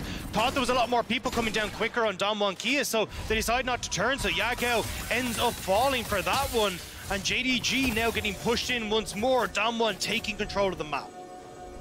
170 CS Graves, level 12. He is massive, rivaling the soul lanes in this game. I mean, he has more farm than Ducktom, right? Yeah. Like, he is just farming at a ridiculous clip here. You know, about 9 CS per minute or so there for Canyon.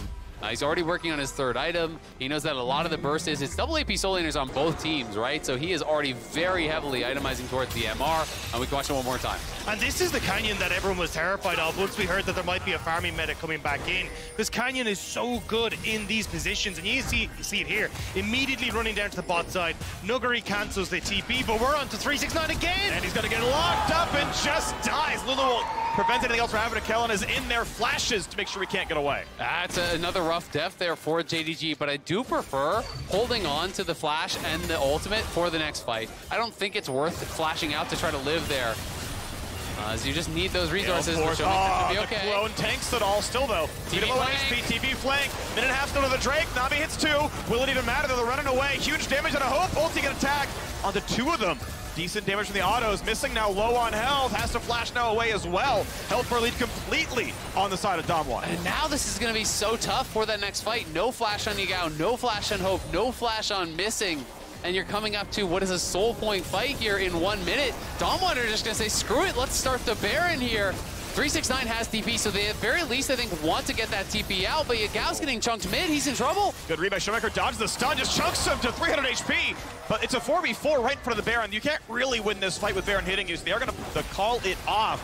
Trading TP, their mid laner for the opposing top. That is going to be no summoners, though, when it comes to those teleports. Showmaker and Nuggery's both gone as well. Yagao's off the board, so it will now just look like an all-out brawl to see if you can get this position on the Dragon. And, I mean, with the resets coming through for Damwon, with the vision that they've already kind of established, it looks like Damwon should be able to get into River first and make sure they can start to poke with Showmaker and make it difficult again for JDG to try and compete with this. Well, and just critically, Ducktom and Showmaker both still have their flash, right? So, you know, that is the biggest difference here. Yagao and Hope are going to be much more vulnerable, but playmakers on JDG's side do have their flash as well. So can 369 and cannot be fighting anything. Australia's in.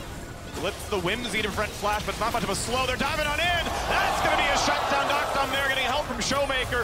And already no support there. Missing is gone from the lineup. And you got a kickback for Kanami into a bunch of damage on Cannon. Cast right back out of the team. And the kills are not found. A free-firing AD carry sets up for a second and a third. Objective bounty's already on. Round 2 for Baron. Azael, you're a prophet. You called it for Ducktom. The flash there was crucial for him to escape away, and Damwon Kia will turn immediately back towards the Baron. It might be a dragging consolation for Yagao, but Damwon are feeling so damn good right now. Damwon are crushing JDG in this game. When the Baron goes down, I mean, they're going to be closing in on a 10K lead nearly. And again, yeah, that flash makes it so difficult to actually nail down Ducktom there. They're even delaying it as much as possible, trying to get the most out of the Baron buff. Gonna run down. So can we guaranteed it? Can we stop Drake is the question. They should be able to finish, but I mean, the question is, how much is going to be taken with this Baron buff? Yes, you do get a bounty. Yes, you do delay things a little bit, but you're down a good 7,000 gold at this point. The engage was pretty nice, but it's 369 getting pushed out on the top side of your screen, and then it all comes down to Kanavi finding this angle where he wanted to go for a duck tom, but Missing was already dead, and the follow-up wasn't really there. It's just a great read from Nuguri as well to check on that top side in case 369 was there. And here Kanavi tries his damnedest to get on, but the Everfrost crucially misses, which means they don't get the CC chain at the duck dam. He's able to flash, he's able to get the Gale Force out, and without being able to burst out the Aphelios, the consistent damage is still there between the Aphelios and the Graves to carry on through the fight. I understand the desire to be aggressive. We're behind. We need a big play. I can get under the AD carry. Maybe that's enough. It was not. The Bloodthirster is forced now in the inventory as well, so tanky to withstand the counter ult next time. And it is hard to know, right? Because you can definitely question the play, going for it in the 4v5, but at the same time, you are more the early game focused comp. And I think JDG will be looking at it like, well, if we hit the Everfrost, he probably dies before he can flash, right? But now they are really up against it here. Down nearly 8,000 gold. Tier 2 mid is slated to fall. Tier 2 top is already gone, and the Tier 3 is being sieged here. Showmaker just playing in between the waves. He pulls him in, kicks back the Gragas, and that's going to be one picked off. A trade of champions. Back in goes 369, but he cannot solo kill the opposing AD carry. Luluwalt just makes it a freebie. The dive in for the rest works well for Lucian. And finally a triple kill. A hope has been extinguished, and it's Canyon. Exactly that in the jungle. 8-0 and 2. You cannot step up against this man. Anything you could do, Canyon can do better. The triple kill from Hope is smacked down by Damwon Kia, and they want to force the tiebreaker. They want to get first seed coming out of this group. Canyon is looking like he's in world championship form here as JDG find the angle. Kanavi takes us in on a Showmaker who snaps back, but he gives the free ride onto Noguri, and they're able to burst him down very, very quickly. This time the Everfrost does land, and you can see the window for JDG as they move forward here. Hope dashing in, able to get a triple kill very early on, but as Canyon comes around the back of the fight, there's no one left to kind of create that space for him, and Canyon just dashes in his face and bursts him straight down. And it took so long for the follow-up to come through, right? You get the play onto Noguri, but as you move in his 369, Yago is blocked by the minions. He can't get on towards the AD carry, and then you've all got to overextend one by one as JDG to make that play happen. Now, well, I mean, that's definitely a big old goal difference, but JDG going to try and face off again once more against Damwon on the bottom side. I mean, that's all you can really do at this point. Oh no, that is a catastrophe there. Hope forced out, Gale forced to stay alive, but it's an ulti forced away. Nearly kind of be going down, but no, will live on that one. You can see the item difference. Yeah, a Frozen Heart and an Umbral Glaive difference in the jungle. Pretty big deal down there as Showmaker shoves in the mid side and looks for the inhibitor kills. I mean, Canyon is closing in on full build. He's got 4 completed items. He's so far ahead of the pace of the game. It's just ridiculous. He is 6,000 gold ahead of Kanavi, right, in that 1v1. It's just unapproachable. The Graves is very, very tanky as well. He's got the Gore Drinker, a Maw, a Frozen Heart, plus the Merc Treads. You can't burst this guy down. So what you're saying is, if Canyon's dead, it's only a 4,000 gold difference. True, but the problem is as well, he's the second highest level in the game. Only second to Showmaker. Like, he's been doing such a good job, and he has been the difference maker in this game. Absolutely. I mean, if he's down, it's actually a gold disadvantage for them. He has 14,000 gold, but they're over the kick. Great Gale Force for Doc Tom. They don't get anything out of that one. Diving in as Canyon casts forwards, and he's still taking the front side. Ma, Frozen Heart. Yeah, nothing for 369. The root is there. A double kill through for Doc Tom. Nice attempt. They just don't have the damage to knock down Canyon. Hope trying desperately to punch through that jungler's armor, but he just can't do it. The whimsy, the bop, Kanavi drops, and now Damwon Kia are facing down on the Nexus. They are trying to force one more. Hope has to flash away. Body Slam Flash means Cleanse Flash out of the AD carry, and the inhibitors now down to the top end, mid side, pushing in for the rest of it. Respawns in 15 seconds still. Bit of time built up by Nami. Nuguri quite low. Turret shots. Drop the aggro. Another one goes down. Here goes Yagao. Has a Lulu ulti. Where's he going to burn it? And onto whom? It looks like the respawn's coming in. Damwon Kia got to play safely. They know the next rate comes up in 8 seconds. It's going to be an easy pickup. Maybe it's Baron to end the game afterwards. Yeah, smart from Damwon to back away from this one. They know they're low. They don't want to give over the shutdowns that are available pretty much across the board on their squad. But Lulu ulti, though, is there. Does not quite combo everything together. Yeah, and Domlin had a good 5,000 gold to actually spend up here, so no reason to stay out on the map too long. They're going to take the dragon, reset, spend all the gold here, and get even stronger now. Really, the only hope it feels like for JDG is Hope here in the bot lane, trying to find the angle to really get something done. We can watch this one more time. The polymorph just makes it so difficult for Kanavi. The polymorph comes in, the Gale Force is there. He can't really get a lot done, but flash kick onto Canyon. The follow-up from the Gragas ulti there from Yagao, but he's just tanking the tower and all their damage. He's just too strong. Yeah, there's nothing you can do between the shield coming off the Bloodthirst and everything else. He's just absolutely monstrous, and now Dom1 trying to move into topside. Here we go, 369, you've got an ulti, you've got a flash, and you've got 2,000 health, soon becoming 0. Push towards Nocturne, forcing a stopwatch. Can they find this kill? He flashed the bubble, dives in with Lulu, still goes down. That's one of the board missing, will trade his life, plus they've already lost their AD carry. The stopwatch comes in, but no one will stop Canyon, a triple kill. Canyon is running wild in this game.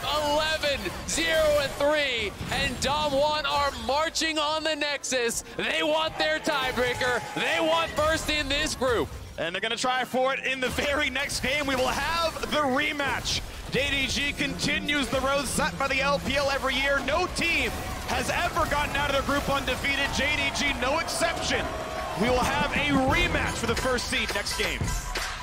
I mean, this is a warning to every other team. You cannot let Canyon get his hands on this Graves, because we had nightmares of it back in 2020, and they are reoccurring here in 2022. I mean, at 250 CS, 11 kills.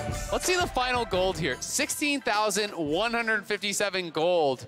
10,000 there for Kanavi, but it's not just him that he's that far ahead of. He was 3,000 gold ahead of the second richest person in the game, who is Showmaker, right? So it's just like, the pace that he had in this game was truly incredible. The pressure he's putting on the lanes, the clip at which he's actually farming. He's taking all of the objectives. He's just doing every single thing. He's checking that box, checking that box, checking that box, and it got to a point where even when the fight started out well, you know, we see the final fight, they get the kill on the Doctom, it doesn't actually matter because the carries are no longer the carry. It's all about Canyon, right? Sure, you kill Doctom, sure you can pressure Showmaker, but here comes Canyon. Yep. And Kanavi basically called him out, right? He was like, hey, I'm going to go for the Lee Sin. I'm going to go onto the worst side of this matchup, but I think I can have that impact in the early stages. And Canyon was like, no, I'm going to beat you boss. I'm going to beat you top. I'm going to beat you everywhere around this map. It was an incredible performance from Canyon. Yeah, played beautifully, so well done to that one. It means these teams are both 5-1, and you can't have it stop right there, as it's a 1-to-1 head-to-head. So we will have a tiebreaker in the very next game, a rematch here. I believe side selection will be based on game win time, although I shouldn't probably guess on that one. We'll get all the official rules pretty soon. We know we're going to have the post-game from the analyst as well, but all those folks go right back on stage. We play it again. You get an unofficial best of 3 to figure out who's the best team in the group. Well, and that's why I think it's going to be so fun, right? I'm looking towards the adaptations, right? What do they really want to change here? What has JDG identified as that main issue? I don't think we're seeing Graves again, but beyond that, I think that it's really going to be interesting to see where they go. Lucian Nami, not really working out that well for them either, I would say here. So it's interesting to see maybe it's going to be more of a priority on scaling. Yeah, I think it's interesting because I don't feel like the Lucian Nami really got a chance to show off what he could do, right? Because it just felt like Canyon was immediately down on that bottom side and taking over, but the Lulu Aphelios having a ton of control there, so I think it's going to be very interesting as well to see how this matchup works very differently when there's less control coming through from the jungle for Dom1. Yeah, I mean, that's what it comes down to, right? Because you know, he can play up to that level, right? Kind of, he can play to the level of Canyon. They won the last time. And the first time these guys met, it was 0-4-0 for Nectar in the top stage. Nectar did a whole lot of nothing. So it is up to what the champs look like, how will you play on the day, and we'll see who's going to play it better in the rematch. It is time for us to step away. But when we return, we've got one last battle as Dom1 and JDG break their tie for the top of Group B. We'll see you there. Don't ever say it's over if I'm breathing. Raise it to the moonlight and I'm speeding. I'm headed to the stars, ready to go far and start walking. Don't ever say it's over if I'm breathing. Raise it to the moonlight and I'm speeding. I'm headed to the stars, ready to go far and start walking.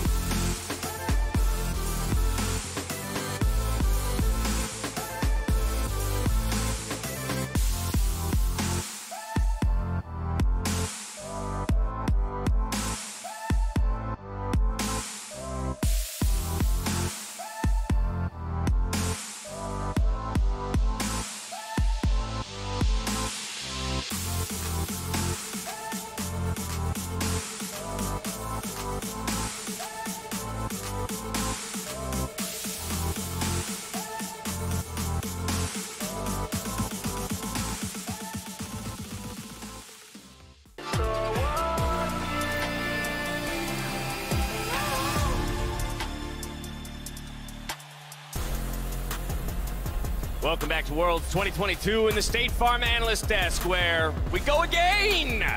Damwon Kia get it done, and they tied things up at 5-1, top of the table here for Group B, and that means we dive back onto the Rift to do battle one more time to determine who will get the first seed and who will go to the knockouts as seed number 2. Right off the top, I do want to let people know that for this last and final tiebreaker game, Damwon will receive side selection. They have already elected to jump to the red side. The reason they have side selection is that they had the faster win time against JDG than JDG did against Damwon Kia, because we only compare the head-to-head win times of the teams in the tiebreaker itself. So they are going to jump to red side, and we'll talk a little bit about some of the importance of that, quite hopefully by breaking down the draft here. Because Chronicler, I asked you backstage, assuming Damwon would get side select, where would you want to see them go? And you snap said red side, the side they just won from. And not even for the reasons that we see in this draft. Because why I love Damwon on red side is because they are, I think, the best LCK team at finding really creative angles in drafts and actually utilizing R5 counter picks really, really well. In this draft, though, it's all about comfort. They get Aphelios for Doc Dom, that we already talked about, which has a 70% win rate, career-wise. And guess what? Kenyon's Graves, same thing. Thumbs up. Yeah, I mean, those are comfort picks, but you said you like R5 counter picks. I actually really love this Gragas for Nuggerty. It's not something we kind of expected him to bring out. We were expecting more of like this super carry matchup for both of them. 369 goes for the Kennen, and Nuggerty locks in the Gragas, and it actually ended up making a massive difference. Yeah, it really doomed what JDG had to offer in their draft. Specifically, the blind pick Kennen I didn't like with the Sylas pick you already had. So like you just now have double AP between mid and top lane. So you started to see it being itemized against, specifically Ma Malmortius off the Graves, who is massive. You're seeing it already a little bit in the Lulu as well. So like across the board, you were already seeing heavy MR into what, and disengage off the Grave, the Gragas. So really good call out there. Just a tough draft from JDG, and they have to change it up. I think the few things that I want changed is I don't like seeing the Lucian Nami in particular. And when you go into a blind pick top, which is inevitable, I think they will give counter pick towards Nuggery. End up giving it to an Ornn. Like, I think if you can't get access like you saw from the bans of Maokai or Sejuani, you can go Ornn and see what you can do for a team fight win. And as you say, we expect to see changes because, in all honesty, this was a bit of domination coming out of Damwon Kia in this game. Couple good skirmish looks for JDG, but for all intents and purposes, this was full control by Damwon. It goes back to not only the comfort that Damwon have on these specific picks, but this is also, I think, a very Damwon style where they're able to simultaneously get Kenyon ahead and play through him while also having a bot lane that is very self-sufficient. And we've seen this Lulu pick in particular be very successful into the Lucian specifically as he dashes in. And in this game, I gotta give all credit to Kanavi. He was really trying, same for Hope, honestly, but actually, as you pointed out, Emily, between the Lulu and the Gragas, actually finding any backline access as a Lee is so doomed. And go for it. No, go. Okay, I think the big point for me is around Rift Herald. They just did not catch him doing Rift Heralds, but Canyon was able to get it himself, go topside, get the kill on towards 369 with the help of the bot lane that was rotating up, place down Rift Herald. It was actually just a complete annihilation off that sequence. So I think one of the bigger lessons that is not draft related and more gameplay related, if they get something that's more comfortable for JDG, is to be able to get a ward off that so they can contest.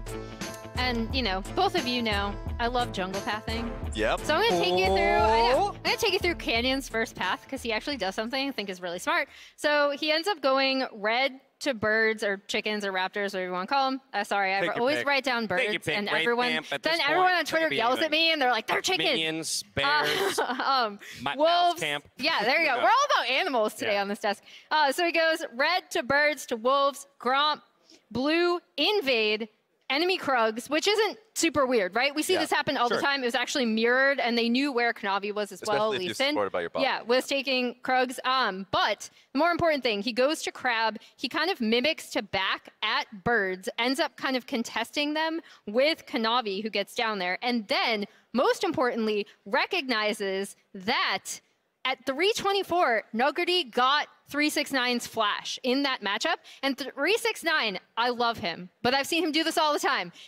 We talked about that forward percentage, right? He likes to push forward. So he's pushed forward up in the lane. Canyon recognizes, cuts through mid, goes up, gets that first blood. Yeah. And I thought that was really smart because he's like, okay, I'm backing. Okay, I'm contesting chickens. Okay, I'm going up to the top lane, making this play. I already know the flash is blown. It's something that's really simple, but this is exactly what set Canyon ahead in this matchup. And, you know, he never, ever looked back.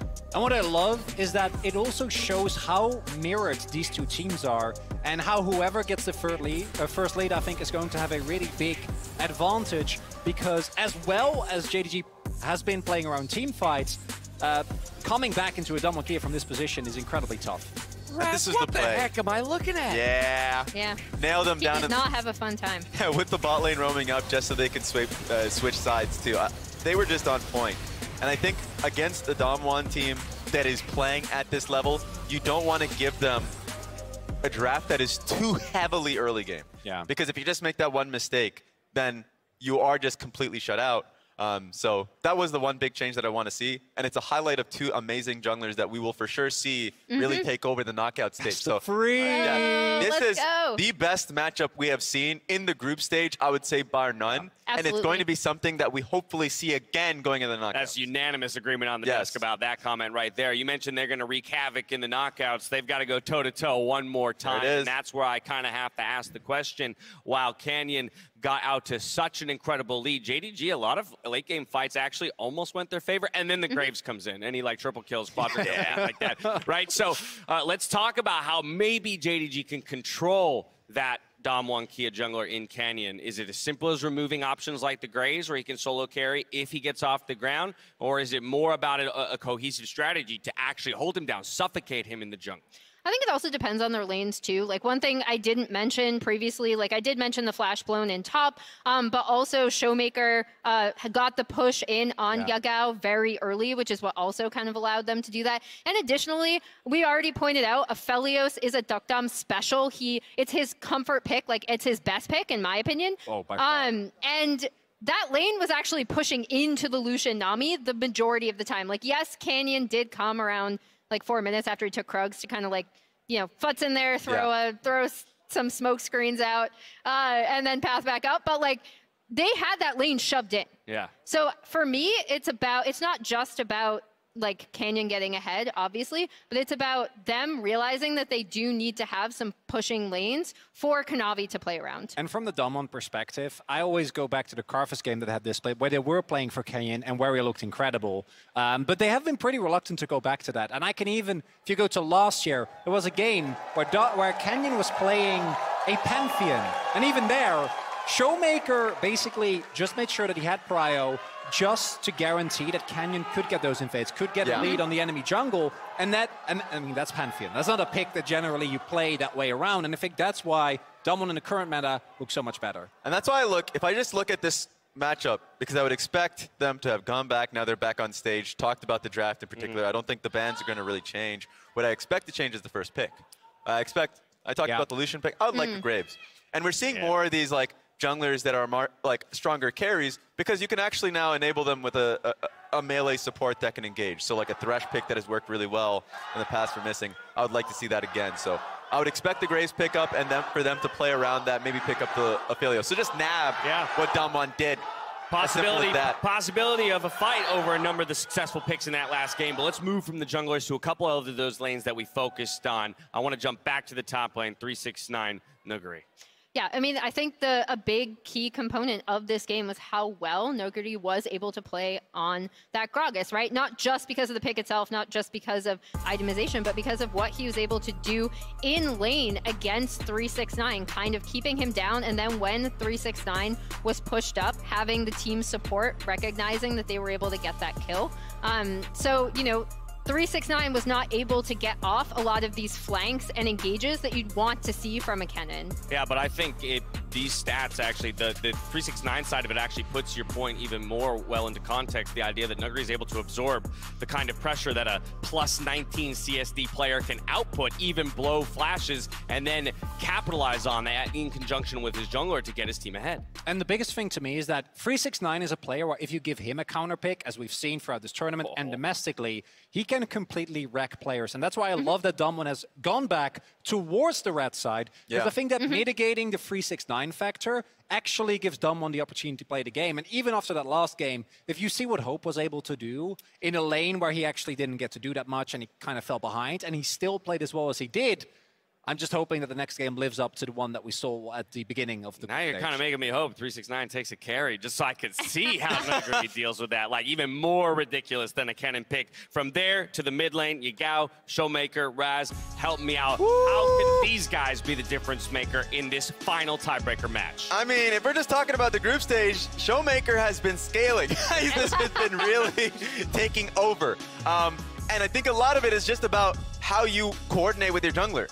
What I loved about Yagao was when he picked up Azir, a lot of the times how he uses Azir sec in lane to perfectly set up his jungler in Kanavi, set the tone. And now we're seeing that in the opposite side with Canyon and Showmaker, and that's where it feels like it's going to come down. And I'm favoring Showmaker in this matchup with how well he's been able to perform individually. All right, sounds like we're just about ready to head back to the cache to close this out. So Chronicler, you rolled the nat 1 to victory for Damwon Kia. Do me the honors one more time. No. They didn't need it. We rolled a nat 1 in one. Let's go. Let's get another one. First place. I don't know what that means, but I tell you this much. I'm going to hand things over to my Dungeon Master in Freak, and maybe he can tell me what that's an omen of. It's worth noting, I actually have DM for Dash. We played a full campaign at the LCS. He was briefly that guy, actually, in the campaign as well. He can tell you about it if you ask him at some point. Either way, it's going to be a very fun game. Our extra time 7th game of the day, the battle for first between Damwon Kia and JDG. And this is going to be a ton of fun. Please. Please, JDG, bring it back. Because, I mean, look, I just feel bad because the game one that we got, I thought was going to be a teaser for essentially how this was going to go, right? It was absolutely fantastic game one. But the game that we just got was an absolute stomp by Damwon. So I want to see what JDG can now bring back to the table. I mean, there were some bright moments, you know, for JDG, but overall, it was very, very favored towards Damwon. I don't think we're going to see the Graves being let through unless JDG are willing to first pick it themselves. Kanavi definitely capable of piloting this champion, has already played it a couple of times here. It's a great success in the group stage, so wouldn't mind that, but I don't think you can allow Canyon to really play that. It's just his ultimate champion. Like, it gives him everything he wants to do. He wants to power farm, effect lanes, you know, be a beast in team fights, and Graves is perfect for that. Yeah, especially when you end up giving over the Lucian, well, the Lucian that's now banned, priority for the Graves. It felt a little bit odd. So we'll have to see now exactly what the plan is going to be, because I feel like that changes things up a lot. And Caitlyn went through picks and bans last games, right? So that was pretty atypical to see it just completely ignored. If that happens again, I'm interested to see, are JDG willing to go towards the Caitlyn Lux lane? It might just be a Draven answer here again, but would be really, really interesting. It does mean you have like 3 potential power picks still open, only 2 spots available. Aatrox, well, the Aatrox, the Azir, and also the Graves, but even then if you are looking at something like the Maokai as well, that's also going to be taken off. Actually still up and available, so... I think Aphelios matters here. I think Aphelios matters a lot, actually. It's been a big comfort pick for Duckthumb, and like, he's not one of the Kalista players. They get Renata out, that Kellen plays a lot of, but I think there's actually an AD carry pinch going on. It's interesting, though, because, like, here, if they're not actually banning out the Aphelios, like, I would prefer to just go Azir, and they take Aphelios, and you go Caitlyn.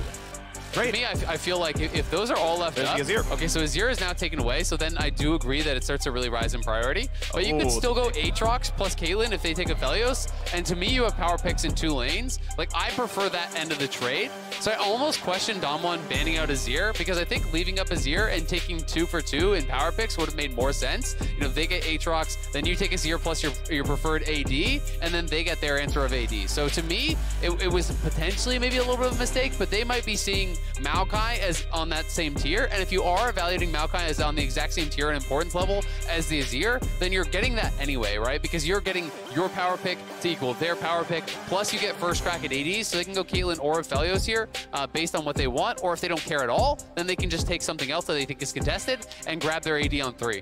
Yeah, and I look, Dukdam is an absolutely insane Aphelios player as well. Chronicler was talking about the desk, how his career win rate on that is absolutely absurd, and it looks like Dukdam is going to just go back towards that again. So we'll have to see now if Hope and Missing are comfortable playing the Caitlyn, because we haven't actually seen that from them thus far, and this is now going to be the question mark to see if they want to go towards it. Well, and if they're not, teams are gonna start punishing you before that, right? Like if you can't actually play Caitlyn, it's the most banned champion in the tournament. If you can't play it, that is a disadvantage, because no longer do people have to ban it against you. So JDG, you know, are showing a little bit of a hole there. You have to feel, and they are going towards the LPL Classic, so it's almost guaranteed. It feels like Kai'Sa Nautilus to me. Once you lock in the Kai'Sa, the Nautilus, I feel like it's such a strong pairing.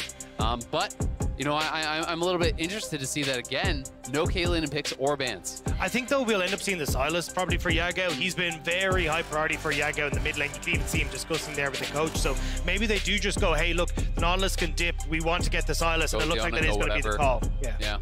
That's interesting. This is the second Kai'Sa game for Hope post-MSI Summer Split plus Worlds. This has not been one he's been comfortable playing. You compare to people like Gala, where it's like, oh, I've got 18 games, actually, even though she's not meta. Like, he's not playing the AD carry of the tournament, and he's playing something he doesn't even play normally in Summer. Yeah, but he did get his one win in Worlds, actually against someone, right? Sure. That was that game where he actually brought it out, played incredibly well. So it is still very, very frightening to play up against that. Showmaker gonna get his LeBlanc again here. So taking it on 3 this time around. And we saw multiple bans thrown towards him in that second phase of bans last game. And he went to the LeBlanc anyway, and they're gonna do it here again. And I do think that there is a chance that this Maokai, you know, could go to the jungle. You're going to need physical damage, though, from somewhere on that top side. So I either need an 80 jungler or an 80 top. And that's the thing that I love here, right? Because you probably, as Kanavi, want to go towards something like a Sejuani in the jungle, right? Especially if it is a Maokai. Match tank for tank. You got great setup with the triple melee on the top side. But because you still got that flexibility for Nuguri in that top side, well, then you can always end up flexing that around and then catch Kanavi off guard, where you suddenly go back towards a farming jungler that can cause issues for the Sejuani. Well, that's one of the really nice things about going LeBlanc here on 3. You can just go support on 4, have 5th pick, counter pick for Nuguri on 5, and that can allow you to go for a really advantageous, you know, physical damage jungler or top laner there, and you can still allow yourself to have that threat of the flex all the way until your 5th pick. Also, I mean, it could just be the Maokai in the sport, right? Yeah, I mean, there's something true. that we have talked about a little bit. We haven't seen as much, but again, you got a ton of flexibility with these last 2 picks now. We will get a bit of an answer here as the Viego will be banned away. So again, trying to push Kanavi towards that Sejuani, saying, go on, please take it. Very interesting. So again, you know, it was Lulu last time when they went for this Aphelios pairing. They are going to leave that up. They're still more concerned about some of these defensive supports, the Thresh for the repositioning, the Braum as well, a concern. Leona, I think, both works pretty well with their comp to give them some hard engage, but also is a good takeaway from Missing, because they do need that hard engage themselves. Nautilus would still be available, so it's not like they're completely pinched out, but a Mumu ban, they take away the Leona. Leona generally considered to have a good support mashup into the Nautilus, so I think they're going to be happy to take that side of the trade.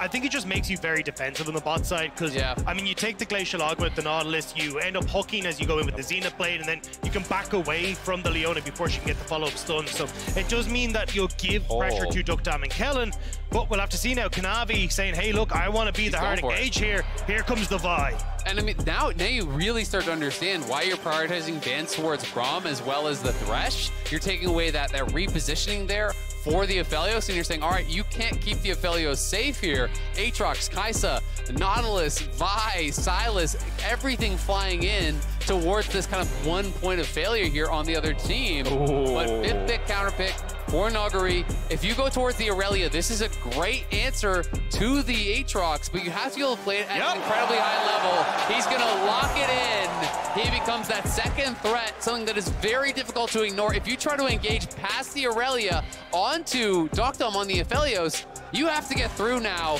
Canyon on the Maokai, which has great gank assist for this Aurelia. So much CC, so much lockdown. And Nuguri is the guy to pilot it. This is going to be such an exciting game. Oh, this is going to be a lot of fun. Someone is getting first place in this group. Someone's top dog. They are dodging T1. They get a chance at facing EDG in the quarterfinals based on group draw. And we'll see, of course, who else is going to join them in the quarters. But it is a fight for first place. They have split the games 1-1 so far. And what's it going to be now the second time around? Third time around even. And this is where we start to come back to the question of Kanavi versus Canyon, right? Because it feels like whoever does get this lead in the early stages is going to have such a good time in this game because you can get the snowball rolling for the Kaisa, for a Silas, even trying to turn around the top side and make sure 369's in a decent position. So I'm expecting a huge amount of this to see if Canyon can match Kanavi the same way they did in the last game. Absolutely, and I've got my eyes on 369, right? 369 was my best top laner in the world coming into this event, if not the best player in current form coming out of the LPL playoffs in the world.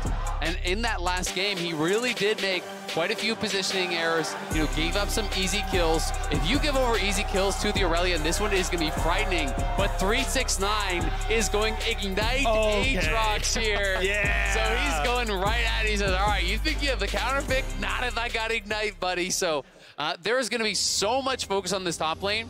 Immediately, when you go Ignite on either side of a top lane melee versus melee matchup, it is like blood in the water for junglers. Because if you get up there on the Vi, you have the damage to actually burst this guy down. And likewise, if Canyon gets up there first and you make even 369 just take a bad recall with no TP, you get crushed on those waves. You lose so much experience, so much gold. So I do think largely whoever wins top lane, whatever team plays better around that top lane, the game will swing heavily in their favor. I like the way JDG you're setting up here, though, right? You got the Nautilus to wait for the LeBlanc if she tries to go over the wall and tries to get a ward on red. We've seen that a lot from the LeBlanc, so trying to make sure you can hide where Kanavi is starting, so then you can have that opportunity to get up early towards that top side. Even both junglers here starting on the top side of the map, it looks like could be an indication of maybe an early gank going up towards this top side. Safety so far, though, not a lot of deep vision here. Everyone spaced out. Last game of the day and a fight for first in the group. And it looks like there will not be deep vision pretty much anywhere. Canyon going to be starting out the jungle. I believe he was not on E start based on the fact that I saw no saplings in the brush. So not the fastest turbo clear, but should be fine. If you look there, you can see Showmaker got that ward we were just talking about, right? Like, this is everything for Damwon, trying to spot out where Kanavi's going to start, make sure that they're able to match it. And Canyon right now going to go towards his red buff, but even the way that he's pathing, right? He is staying up towards this top side, trying to make sure that Kanavi isn't going to go for some sort of level 1 or early gank into the top lane. And you had it right, Freak. It was Maokai starting with Q, clears out the Raptors, level up, get the saplings, start to clear up towards there. I am curious if there's any chance of just something a little bit cheesy, go straight up the top off 3 camps. He was warded out on Raptors, so they would have the information that this could be coming, but 369 did not pay respect to that in that last game. So he's gonna have to really be careful this time around. Showmaker, of course, does have the push in mid. The push in bot, pretty heavily contested. Both of these lanes are now level 2. Yep, okay. First trade comes in, fully stacked pass, Nugger gets a few autos, then Q's back for some health. It's actually so good for Noguri, though, because you have so much sustain on this Aurelia with the last hits with your Q. He is taking biscuits as well. You know, even if you just get the early shove here, the longer you can kind of extend this lane without having an all-in when you're laning against an Ignite top laner is really, really good. If you get the push, you bounce the wave, you just go for a quick recall, spend up your gold, 369 can't really do anything, and that's exactly what Noguri is doing. So I think this is textbook. When you're playing against that Ignite, don't stay in the extended lane. Don't give them a chance to actually all-in you. Just utilize your ability to get back to lane that much faster with the TP. And here, I would actually hold my TP, walk back to lane, and then even if you get ganked or chunk low, you still have your TP to bail you out again. So I think this is a really smart early play here from Noguri. And it's just using that information that they had. They spotted the Vi on bot side. They knew that Kanavi was going to be safe. So it was like, all right, well, Kanavi, what are you going to do now? Are you going to go for the reset and immediately try and go top? But I mean, yeah, just as Ale highlighting it there, Nuguri walking towards the mid. They're looking for something maybe a little bit cheesy around mid, I wonder. I think he's covering his options, where he's like, it's going to be a slow push to me, so I'm going to cover Scuttle play. I don't know if they actually got vision on Vi, what she was doing. They might have seen her towards the bottom side. They might have figured out that she was doing a 6 camp clear. So this is Nuguri, like, he might have like lost a melee minion for this play, but obviously gets it back by killing this. Yeah, I mean, you get a lot of gold there from actually taking down the Scuttle. Plus you're denying the Scuttle from Kanavi, so it does mean, you know, for Damwon as a whole, they double Scuttle and are going to be able to collect that pushing wave, as you said, Freak. Now, you know, as Noguri, if you can actually deny the push a little bit here and hold that wave, it's going to be really, really good. But Kanavi up towards top side, they've got to get this wave in. He wasn't spotted. He queued over the wall. So Noguri actually has no idea that Kanavi's here. He's managed to walk around all the vision that Noguri got on this top end. So we'll have to see if he can make that one work. Ooh, root into stun. A lot of damage there on a missing. He's going to be at 200 HP.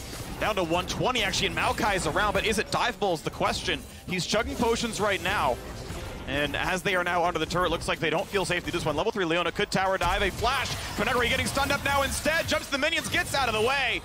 Kanavi will not be able to complete that kill. The dive continues on. The pullback. Hope. He is burning, but he will not die. The sapling will not catch him either. The bot lane stays alive. The flash follow. First blood is in the top side for JDG. That's massive. They needed to get that kill. But thankfully for Noguri, he did not commit his TP, so it's not nearly as bad because he actually saved the TP from the previous play here. They are going to get back towards top. Even though they get the kill, though, look at the gold. It's Damwon who are ahead because it's so much worse for Hope in the bot lane. You know, the cheers are erupting there for JDG, but overall, this play is way better for Damwon. You know, look at the lead for Dukdom. Hope is like out of the game. And this is the same thing we saw in the last game, right? Canyon moving down to this bot side, punishing Hope and missing, making sure that they're pushed out of the game. And once more, Dukdom on this Aphelios is in such a good spot. And as a Kai'Sa, you need to be able to follow up on this engage. You need to be able to essentially one-shot people on this backline. When you're this far behind, that just isn't an option anymore. I mean, just look at the lanes, right? You're comparing top lane, you know, winning in farm in top lane. You're looking at mid lane. You're looking at bot lane. Across the board here, advantages for every single carry, but it's JDG back towards top side, looking to find Noguri here. He's got no minion to queue back to. He could try to look for Kanavi, though. It's a bit more healing. He's got a jungler coming around, though. Is it a possibility? Mid laners cannot show up. It's a 2v2. Jumps around, dodges most of the knockups, and ultimately going to be fine as he's got a jungler here as well. Canyon, ever present to bail out the lane. Yeah, great coverage here from Canyon. Knows that Noguri is going to be very vulnerable on this bounce. Gets the coverage, and again, Noguri just goes straight back to base. Push it in, reset. You want to just do this rinse and repeat in these Ignite matchups here. Just don't stay around to get punished. Fill the health back up. Try to extend this lane out as much as you can. Ooh. Her in, not bad. Gets the plasma, but it's through the W, so not a ton of damage on the Kellen.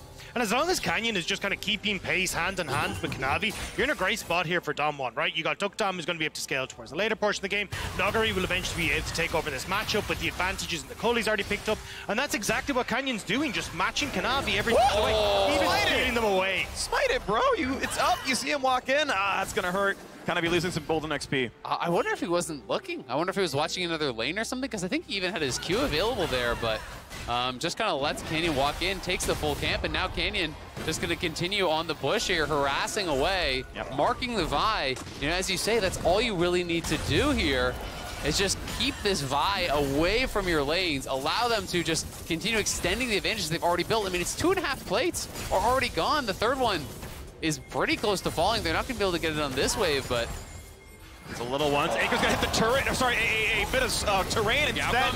Knocking him around. He's not a tanky. Nautilus missing. Oh, pulls him back into the tower, though. That could kill, and Kellen will die, but already traded back. You guys are going to try to live. Has a flash over the wall, and Malcolm may not be done. They're going to trade ultis.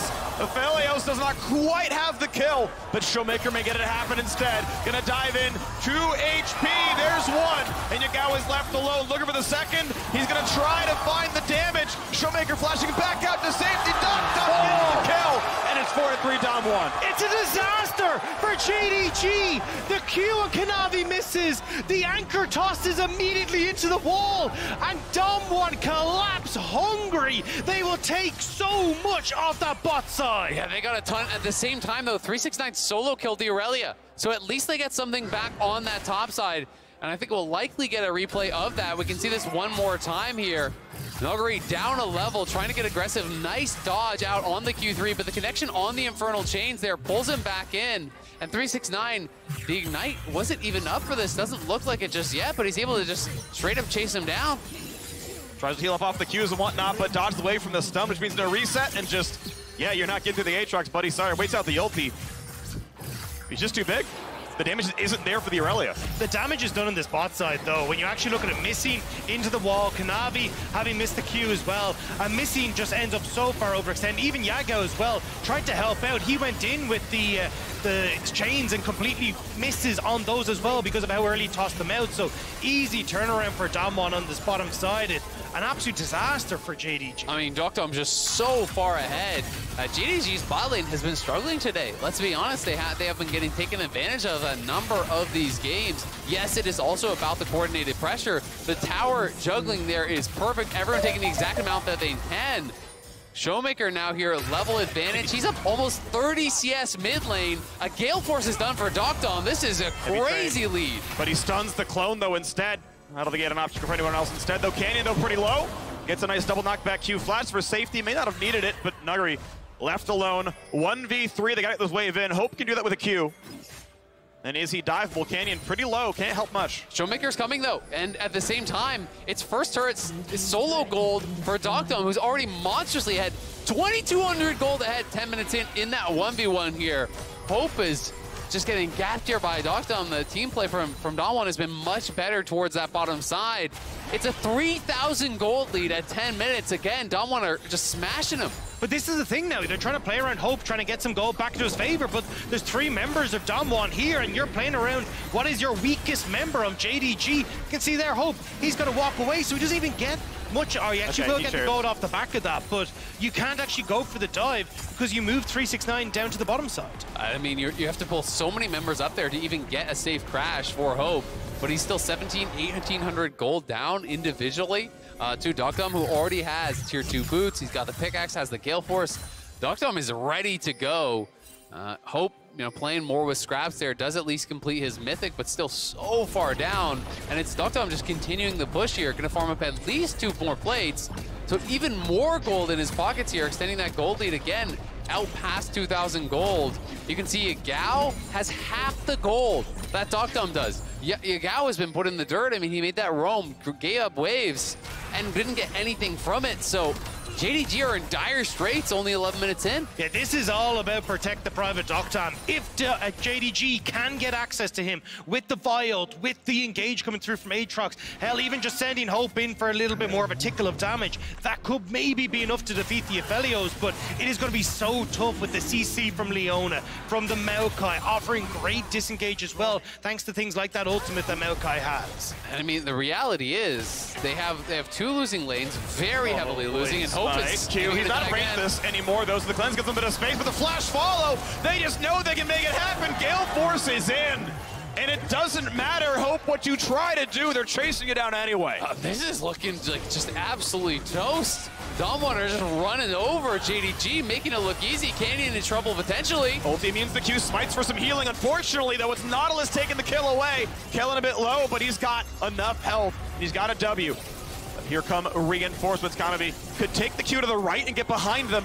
Might build enough space. He's still got about 8 seconds. They go for the support right away, trying to find the opening to kill off Nautilus. Stopwatch buys time. They got to get on a Dokdom, hitting what he can.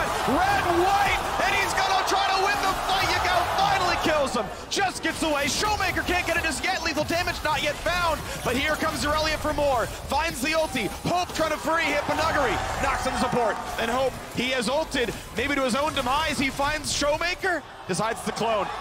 And it is.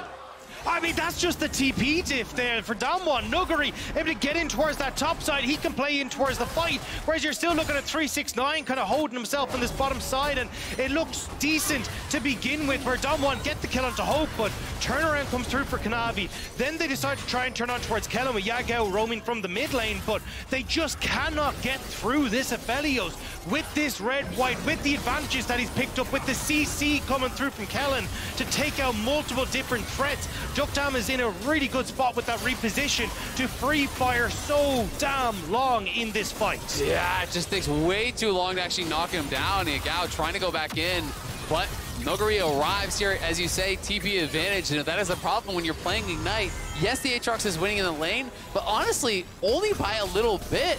And you can't actually play the map. So when it's cross-map plays that are happening, Nuguri just TPs away. Sure, he's down 400 gold. Who cares? It's not really relevant at this point. The TP is going to be way more valuable on the map unless 369 can really start to crush through a side lane and draw multiple members to him. Yeah, it's a 400 gold diff for 369 versus Nuguri, but if Nuguri just gets to the other side, there's a 5,000 gold difference on that side of the map. So not exactly the best way for them to try and play it, but now 369 is starting to move up river as the top side is getting invaded here for JDG.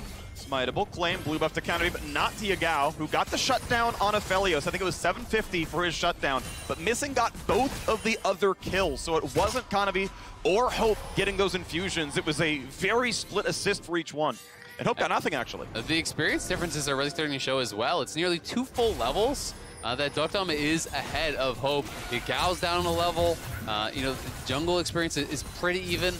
Support's down a level, so it's definitely really, really concerning here. We'll see if JDG can teamfight their way out of this. They do have the summoners off of Dokdom, so this is a window for them. You know, if they can really find a very good engage, burst down Dokdom, who has no defensive stats really built up, and they do have good dive.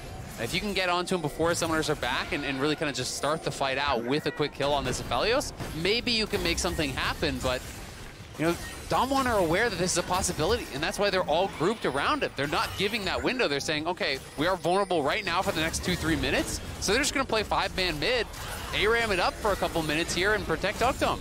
Saplings give a lot of space right now. They can see them all coming in. There's not an engage to be had. He is safely on the backside. Not a concern at all. It's going to be Herald now, the attempt here. Spawned early. Hope ults. Can't dodge a single thing. Showmaker knocks him down, nearly a solo. And guess what? This team fight not going to go your way either. Leona going to hand the easy bullseye on the ulti. A stun not going to mean a whole lot. Missing is low, but not quite dead. Aatrox wants to make it happen. Cannot quite get Nuguri. Finally a kill on the board, but it's already a double for Dokdom. And he's going to go for a whole lot more here. Kellen is low, finds his stun, tries to run away. Another on the board now for 369, but now left alone. 2 versus 3. You have to believe the ulti's not going to be enough. Q flash almost finds it. His health bar is going to run down the same way. And Yagao just running out, but Showmaker knocks him down. That is an ace for 2. Damwon are killing it today. Coming back here, forcing the tiebreaker and dominating JDG in the 2nd straight game. Kanavi dove deep here onto Dokdom, but their 80 is already dead before the fight even starts here. He gets picked coming across. You could see the pings were on him, so they knew that he was going to be walking around. Showmaker had the read, and he face checks right into it, gets burst down before it even starts. And then when the team fight breaks out, there's just no one to actually dive in with Kanavi onto Dokdom. And you can watch right here, they're going to have the Vi ulti back into that backline. But where's the follow-up? There's no one there to really get in and kill him. And that's the thing, right? Canyon immediately jumps onto 369, making sure he can't follow up, and there's just nothing left. This bot lane drain is becoming too much for JDG to handle. Even when 369 is trying to hit multiple members with everything he's got, there's just not enough for JDG to carry. If Dokdom had stepped forward, there's a chance Q3 Flash actually heals enough and deals enough damage. He can actually 1v5 that fight, but definitely in the sweet spot. Good sidestepping there. Dragon can be claimed now by Canyon. 1-1 the Drake score. Ulti come across from the stolen Maokai ultimate. Is it enough? On the Kellen is not your primary target. Canyon going to disengage pretty well against the melee Bash Brothers. 369 now stuck in the team fight. Tries to dash away, but there's so much damage on him. Leona builds some space. 369 still doesn't die, and they find the dive. Kellen could be next. Still, 369 will not be killed. Aatrox in the bottom river. The LPL makes it happen again. How do they do it? JDG bring it back in the river. 369 looks like he's done for, but it's not enough. They'll find Canyon maybe here. Another one on the cards. JDG are pulling it back, making a game of it here. Damwon committed so many resources onto 369, the strongest member of JDG. Thought they had him separated out from the team. Thought they could get an easy pick. But 369 would not go down, and it made space for Yagao. It made space for Hope. These carries who are so far behind were bought the time they needed to try to get something done. I mean, look at the gold between bot lane. 4,000 gold behind is Hope, but they get the kills, and they're closing the gap to only 700 gold now. 369 is massive. And JDG are finding those minute moments those ever so slight leads that they can get an advantage in a team fight has come through for them once more. The fact that they managed to get onto your Duck Dom, you could see there, Kellen had a great ultimate on the backside of that fight as well to try and prevent Hope and Code from getting involved, but it just wasn't enough. And now with those bounties, now with the shutdown, with actually managing to get those side lane towers as well, JDG are right back in this. Yeah, and Showmaker now does have the Morello, so they have Morello plus they have Ignite, so they do have some heal cut here for 369. But, you know, he already has the full mock completed, plus the Gore Drinker, he's level 12, and he is definitely ready to go. A lot of the hopes of JDG are going to be riding on 369, and we can see it again.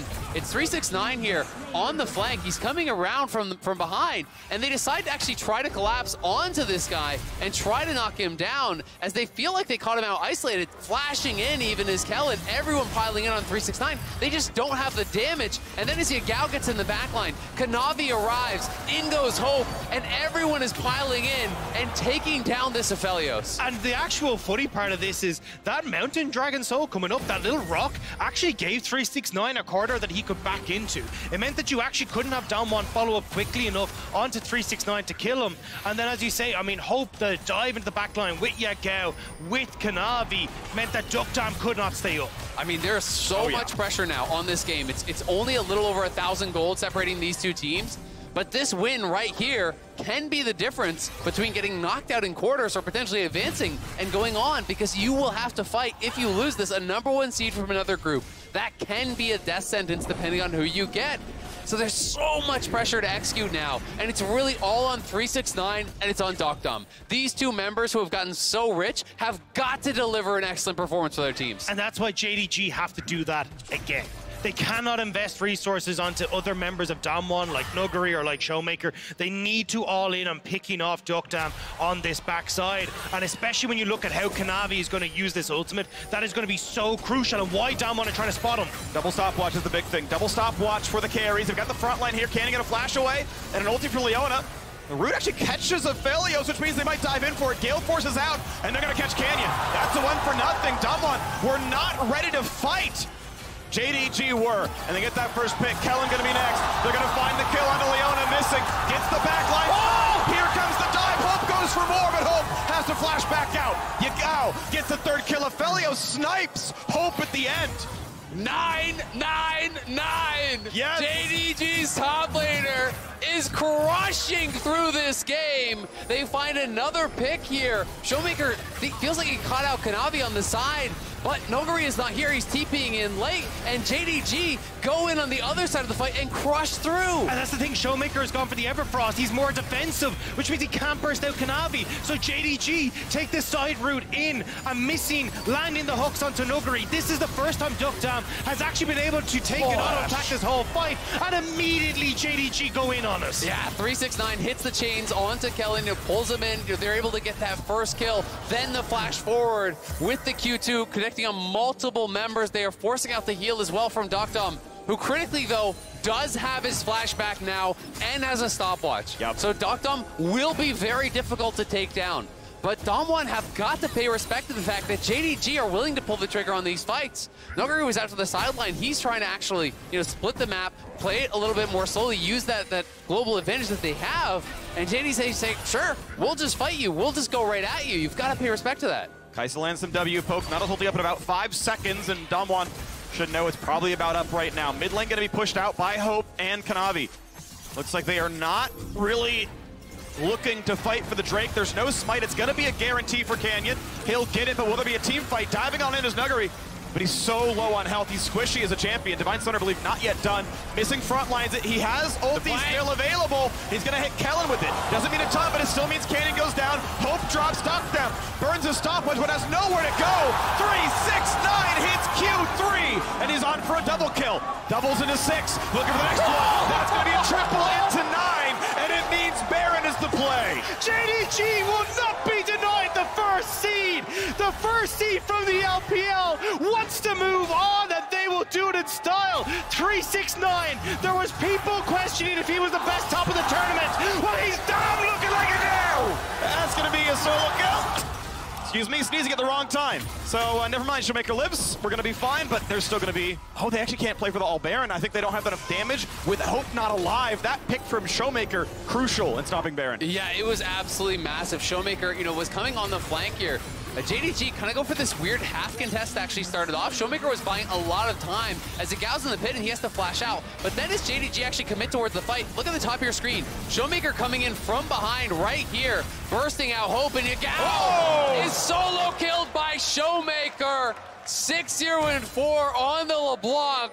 He does not want to go down without a fight. Exactly. The battle for the first seed is still available. A close game, 2 Drakes to 1 and a 1,000 gold difference. Is it going to be 3-6-9? Is it going to be Showmaker putting the team on their back? Both with pretty immaculate KDAs, 14-1, 10 on the other. And even though Dom is 9-3-4, his stopwatch is broken. He is on the way to Bloodthirst, so that'll help. Yeah, it absolutely will. And he does still have the summoners remaining here. And Showmaker, to me, he is at his best when he is on these playmaking champions, where he can be playing from fog, where he can be finding his own windows to make plays, to zone them out. Has dominated for most of this game, you know, got very far ahead in the laning phase against Yagao. Yagao trying to go for these roams, and Showmaker was always able to punish when Yagao would move.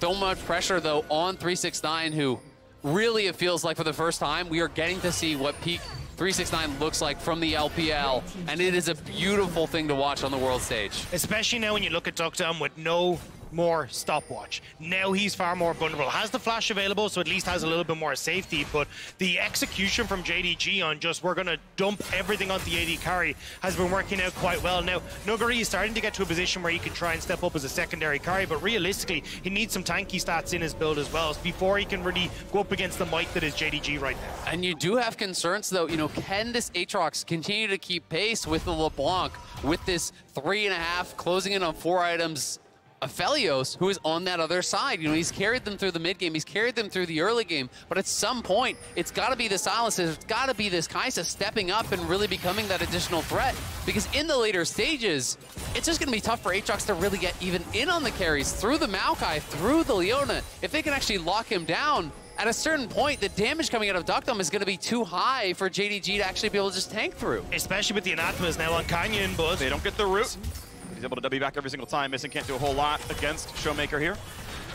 Yaga was back in base, so just trying to see if they could take a little bit of a punk shot at him, but we'll just walk back away. Dragon in a minute 30, though. You got push, you got vision starting to go through for JDG that Dom1 will have to clear out. And as you said, you know, Nathan was purchased out, and I did just check. It is actually attached to 369, so he is the big threat. That means the negative tenacity against Leona and Maokai, that is very, very difficult to deal with. You know, you heal through doing damage. You cannot really drain tank if you're getting just permanently locked down here as 369, so he's not playing any Merc Treads either. You know, he does have, I believe, a little bit of tenacity from the runes here. Both runes, right? He does have Legend Tenacity and Unflinching, so he has some tenacity from that, but will still be a tough one for him to actually stay free here to get enough damage out against Dom, who is now very close to his 4th item. Yep, there's the Bloodthirster.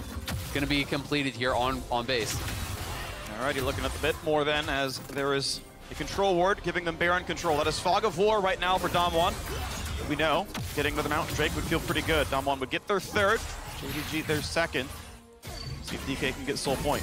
Yeah, not having the Infinity Edge on this Kai'Sa really hurts JDG as they try to go into this fight. Has opted in towards the stopwatch, just knowing, hey, look, we need to try and go all in on this backside. Maybe I can get the stopwatch off in time, but JDG, try to see if they can find the pick, but Dom is very far back. They're playing so safe with this Aphelios right now. And I will say, you know, though Showmaker is having a great game, he is on a very kind of utility-focused type of build. You know, he's not full flat pen. He's on Everfrost and Morello and his Zonias. This is not a Death Cap and a Shadow Flame and a Ludens, right? He is not just going to absolutely one-shot you later on. But the catch! Missing. Anchor Sin, who would have definitely died but wanted to start the fight, nearly gone. That means you can maybe Baron contest. It's possibly a 4v5. Missing might need to recall for health. He can't really team fight, and it is burning fast to an Aphelios. His team fight will start soon. Showmaker on the wings, finds a bit of damage here. Vi rooted in place. She can flash to the ping. Look for the smite. Claimed by Canyon. Here goes the team fight, and no one is on Aphelios. Aphelios. Yagao finally gets there. Hope over the wall. Flashes. Looks for the auto. Shuts him down. And the rest of the team fight goes to 3-6-9. Canyon's pushed out. How many Barons can they save? A stopwatch for Yagao. Still stuck in 1v2. The chain comes out early for Showmaker. He would have died. But the mid from Damwon mistimes the skill shot. JDG wiped Damwon off the map here. As they pile into the pit, they're just grouping up for 3-6-9 like fish in a barrel. The Aatrox comes through and crushes the hopes of Damwon here. These fights, man, so close, so back and forth. It's all about getting in onto these carries. Which one is going to be able to perform best? But it's Doctom in the back of the pit, and he gets punished. And immediately you can see as Vi goes down, that ultimate connects, which sets up Hope. Yagao immediately flashes in onto the back line, and they're able to finish off Doctom. Even the fact that you got a bit more of that gold onto Hope now is going to help him finish the Infinity Edge. And 3-6-9 once more in the pit, decimating people as they're grouped up. And the biggest problem is, you know, with LeBlanc on this low damage build, with Aurelia behind, as long as Kanavi, Yagao, and Hope can push Doctom out of the fight, there's no one that can kill the Aatrox. Yeah. As soon as Aphelios is gone, Aatrox is going to full health. He is drain tanking the rest of your team. So they need to find some sort of a way to keep Doctom more involved in these fights. He's monster fed, but he just can't do anything. Ulti lands is going to be enough. They're going to end the chain of stopwatch, buy some time. Will there be follow through a flash out for Showmaker? Mid lane, tier 2 could be attacked, won't die yet.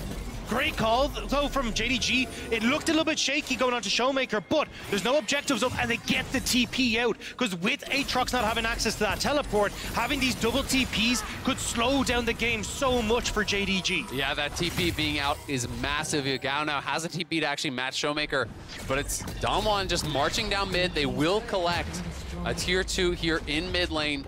And it is Bloodthirster plus now the Hex Drinker for Doctom. So harder to burst down here for sure. But without Flash, it's very difficult. He doesn't have the Lulu that he had in the last game. He doesn't have a Thresh or something to really reposition him. If he's caught out whatsoever, there's really nowhere for him to go. Yagao just gets on him every single time. It's really well done. Kind of gets like the first half of his ulti, and Yagao puts in a 10%. Hope ultis to get it over the line, and it does so. And the rest of the team fight, of course, no one can handle the Aatrox. We are waiting for the Baron to end in 14 seconds. Basically nothing on the Rebel Baron power play. And though Hope is still way behind, he has the IE now, right? You know, that is going to change things tremendously. If you get into that back line with this type of a build, you can put the hurt on any of these carries. Yes, Doctom is going to be putting out more DPS if they're both free-firing, but it's not really been the case because it's Yagao and Kanavi pressuring him, and Hope just needs to bring the burst to actually knock down that kill. Also, Yagao starting to work up towards that Banshee's Veil as well. We're giving him a lot of opportunities then in these fights to ignore that first ability that hits, but good Everfrost. Hope will just back away, but JDG not really in a position to kind of go for these sieges. They're so short-ranged, and you actually have the ability as Damwon to push back these waves. And you can see both teams are actually so uncomfortable to play the map, because every time Damwon goes to a side lane, JDG just engage, right? So both teams are getting pulled into this just straight up 5v5. Whose hands are better? Who can execute better in these situations? It has not been about side lane whatsoever. There are people catching waves, but even JDG doesn't really want to play through sides whatsoever. They want to be grouped as a 5-man squad. They're not really winning in those 1v1s, you know, with Yagao, because he's been put pretty far behind. We'll see if he can start to do that a little bit more now. I do like the way we've started to set up vision, though, for JDG on this bot side. You can see one just off on the side of bot lane there. You can see one just off of blue as well. Thank you very much, Azael. Where you can actually spot out exactly where they can look for TPs for Yagao, where they can actually look to make picks onto Damwon as they start to come through. And having control over this bot side jungle with a minute 30 until Dragon can be such a big boon when they're looking to make these picks. It absolutely can, and you have to think, Mountain Soul for either team would be devastating for their opponent. Both of these teams really do value that upfront burst, right? Being able to knock someone down. Mountain Soul Shield can be the difference in a game like this. Both teams sitting on 2 dragons right now, 1 minute until it would be soul point for either side. It will be an absolutely critical fight. And with only 2,000 gold separating the two teams at this point of the game, honestly, it's anyone's to take. And you can see how much they value that tankiness as well for Doctom, right? Got the Bloodthirster for the shield, got the Maw for the shield. He's gone. Oh, hang on. Anchor's gonna land on a chain combo, and Showmaker goes down. Missing, gets the I mean, such a brilliant opportunity there for JDG. They can start to go through. Yagao steals away Kellen's ult, but I don't think they're going to go. They just want to try and crack open these towers, push Damwon back in the face with 30 seconds until the Dragon. There's decent wave clear. It's 40 seconds. Keep in mind, though, it's Dragon and the Baron. They finally go! They hit him! Doctum Gale forces out, and here goes Hope, but Hope can't kill him. The man stays alive. In front of the towers, Nuggery clears the wave. Ults tries to stay alive. Flash to safety. Hook's gonna land again! Oh, missing! Just doesn't! It's 3 in a row. There's 4. There's 5. And that top lane Aatrox has played a critical role in this entire game. 10, 1, and 11. He was a mighty 9 all game long. And the first seed belongs to the first seed of the LPL. JDG takes the win. There are no ones that exist in this game. 369 popping off. Kanavi setting them up. And just like that, Jindong Gaming will take the first seed in Group B. Remember the name 369. What a performance from the JDG top laner. This is the kind of stuff that made me fall in love with watching this guy play. Truly incredible all game long in that final fight. It is Hope diving in the backline, pushing Doctum off, but it is then JDG's top laner 369 who goes in and solo kills him basically in the 1v1, being able to out-carry this 6th item of Felios here. It was all about team play for JDG. It was all about how they actually played it out in the 5v5s. Damwon looked like they were going to run away with this game, that it was going to be back-to-back stomps here, that it would be heartbreak for the LPL. After a 5-0 start, it really did look like it would be the LCK that would take first seed, but it was not to be, as JDG team fought incredibly. Oh my word. Played towards their win conditions so damn well, and I think it was so impressive to me to see that the members who were so far behind knew exactly how to play this out, knew how to enable their carry, 369 in this case, to actually play. They immediately pivoted, and it's just 3 members here, Kanavi, Yagao, and Hope, and they say, all right, your only job is to make sure that Doctum cannot play the fights. Nothing else matters. And every single fight, they fly in, they push Doctum out, and 369 does the rest. I mean, crazy is our game in the LPL, and this is why I love LPL. Absolutely fantastic performance from JDG, as you say. The fact that they managed to execute so brilliantly on getting this Aphelios out of the picture, even through everything that Damwon were throwing at them, like the lock of the Iron Solari, you had the lock up there for Canyon, the fact that you've even got the Anathemas as well to keep this Aatrox in check, it did not matter.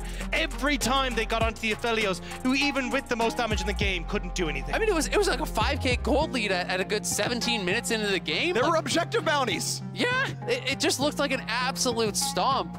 And it's just insane how well this team fights. It's really giving me, vibes of EDG last year and their team fighting. And that really is something that I think has defined the LPL World Champions, the LPL MSI Champions, is how hard it is to actually put them down. No matter what, even if you get ahead, even if you create an advantage, even if you're winning the map, even if you're supposed to outscale, they can just skill check you in a 5v5 and take you down. Ignite Aatrox. I'm there when I need to be there, don't worry about it. A 21 KDA for 369. And it was fun. It was fun watching it play out because Aatrox sold the front line. He's like, I'll be 1v4. I'll die exactly once, don't worry about it. Y'all dive in. Their Vi ults. Yagao was flashing him every time. He's like, I have to go for him. Hope it's enough. We're gonna hope. And the counter carry was that. Yeah. But it's just we all have Aphelios. You saw the bans were Braum, the bans were Thresh. We're just killing your AD carry, and there's not enough in your tools to make it happen, and it's what came through. Beautifully done by JD Gaming, a well-done win. First seed comes through for them, and after that well-fought battle, we are joining 369 on stage with Shox in our Verizon post-game interview. Thank you very much. The crowd absolutely explosive for that JDG win, which locked them first. Obviously, my first question has to be, how did you bring that game back versus Damwon? 那首先恭喜你们获得本场比赛的胜利。第一个问题要问到的是，在刚才是如何完成翻盘，然后获得胜利的？就是翻盘的话，就是因为我觉得我还是优势嘛，就是虽然局面上很劣势，我觉得我可以就是大家一起赢的。Although the whole team we were in a disadvantage, but I feel personally I'm in the advantage. I can carry the team to get that win to make a comeback. Absolutely, that was a 9 performance if I ever saw one. Why do you think it is that it is specifically your team, JDG, that can always turn games around on the brink of defeat? 那对于我们69哥，觉得你们的队伍是为什么在每一次，即使是有劣势的情况下，也永远有着不服输的韧劲儿，每一次都能够翻盘成功呢？就是翻盘比较多的话，就是因为就是我们比较团结吧，就这样。I believe it's the coordination to make this possible. We can have so many comeback fights. 369, would you consider yourself the best Aatrox in the tournament? 我们69哥觉得自己是不是这次世界赛上最好的剑魔？就是按道理来说的话，就确实这把剑魔太无敌了。At least for this game's Aatrox, I think I'm undefeatable. I know question since you lock first place. Do you feel like you've played up to the level as to what the fans deserve as a first seed coming out of the LPL? 那现在也是以小组第一出现了嘛？那你觉得你们的表现有没有达到可能粉丝们希望看到的我们 LPL 1号种子的风采呢？我觉得就是我们现在虽然小组第一，但是我们就是想要完成最终的目标的话，是有需要很多进步的地方的，就这样。Although we were able to qualify as the first seed, but in order to reach our final goal, we still have so many parts that we still need to make some improvements on. Some work to do, but a wonderful first seed. 谢谢 369 and also Wendy for the wonderful translations all day. What a game! And we will kick it over to World's cooldown. No.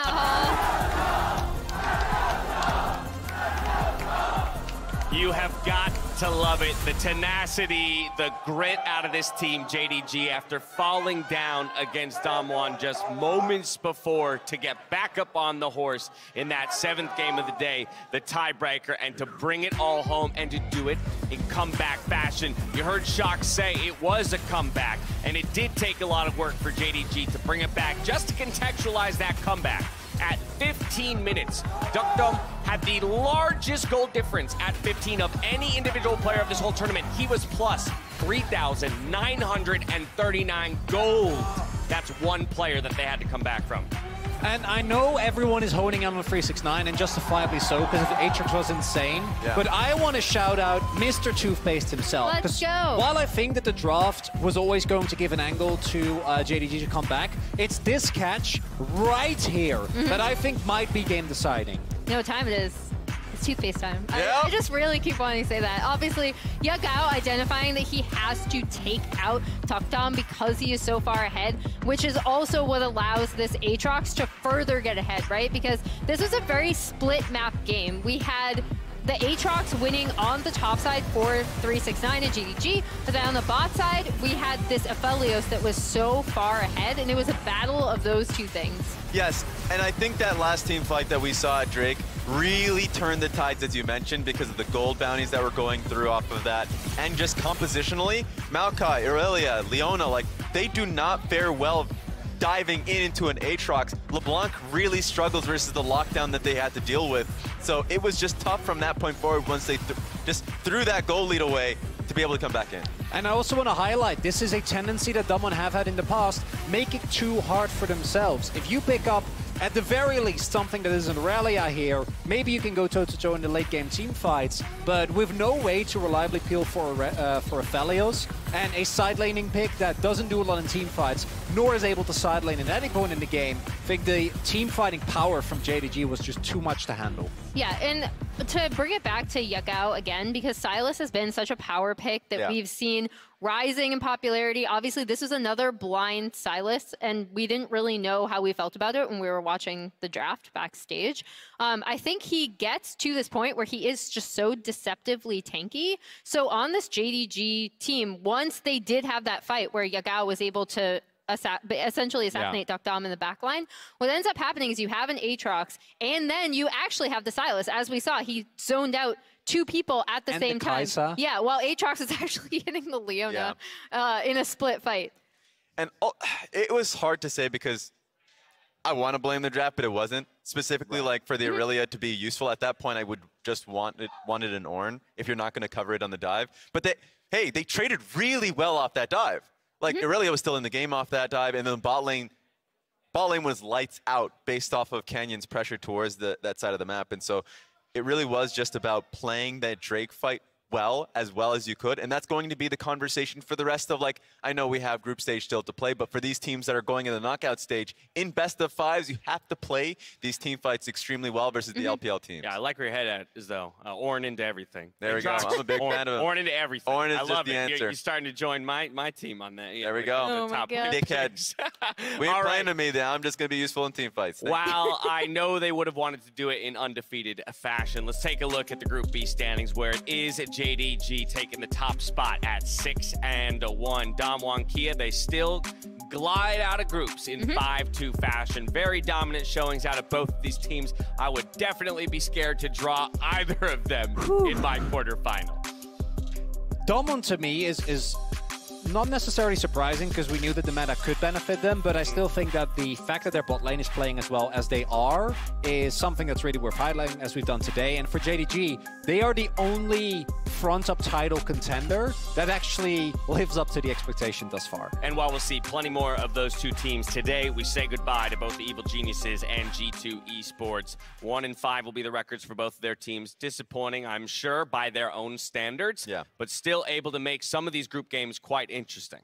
I believed in EG, and they got the 1 win, and that was the best they could get today. As Jojo pointed out in the interview, he was kind of sad that they couldn't show more of this in week number 1, but of course, that's always going to be the case. Yeah, and ambition a lot of the times robs you from just the joy of the journey. And for G2, it was pretty amazing to see players like Flakid come up to the big stage, especially Targamas coming back into the LEC and having such a performance that he had, and Broken Blade finding himself on a top team. I think those three things really make me hope for next year for G2, that they keep that team together and that growth really turns into something much bigger. Damn, bro, you're going to hit us with something real like ambition destroys the joy of the journey. There's a better quote out there, I'm sure. Oh, my goodness. Ooh, Chills on that one. Because it's so cold up here.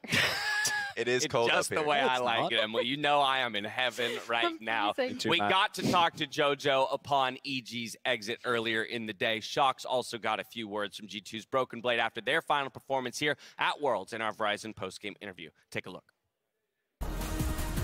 I'm here with Broken Blade after G2's exit from the World Championship. BB, what are your thoughts on what went wrong this tournament?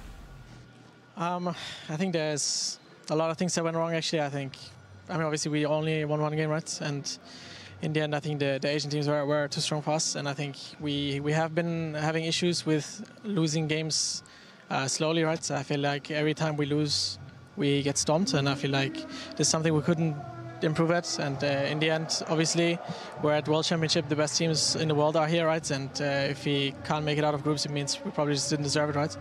And I do think we did have some things that were good, right? We obviously had more things that were bad compared to the other teams in this tournament. I mean, I would still say it was a great experience. I've had a lot of fun with my teammates this experience. I felt like scrims were going pretty good compared to the last time I was at Worlds. The mood was a lot better compared to last time I was at Worlds. I wouldn't say it's obviously a success because we didn't make it out right. It wasn't my plan to get knocked out 1-5. I actually did have high hopes coming into the tournament with my team. I felt like we're all really, really ready taking on these teams, and in the end it wasn't enough, unfortunately, and the only thing I can do is try to learn from all the games and just get better from it. Yeah, how much do you think, like, these days are pretty hard because if you lose that game in the beginning of the day, then you have back-to-back games. Is that something that maybe also influenced it, like a bad start really killed the momentum a bit? I think it depends on the environment you're in, right? I think we did bounce back.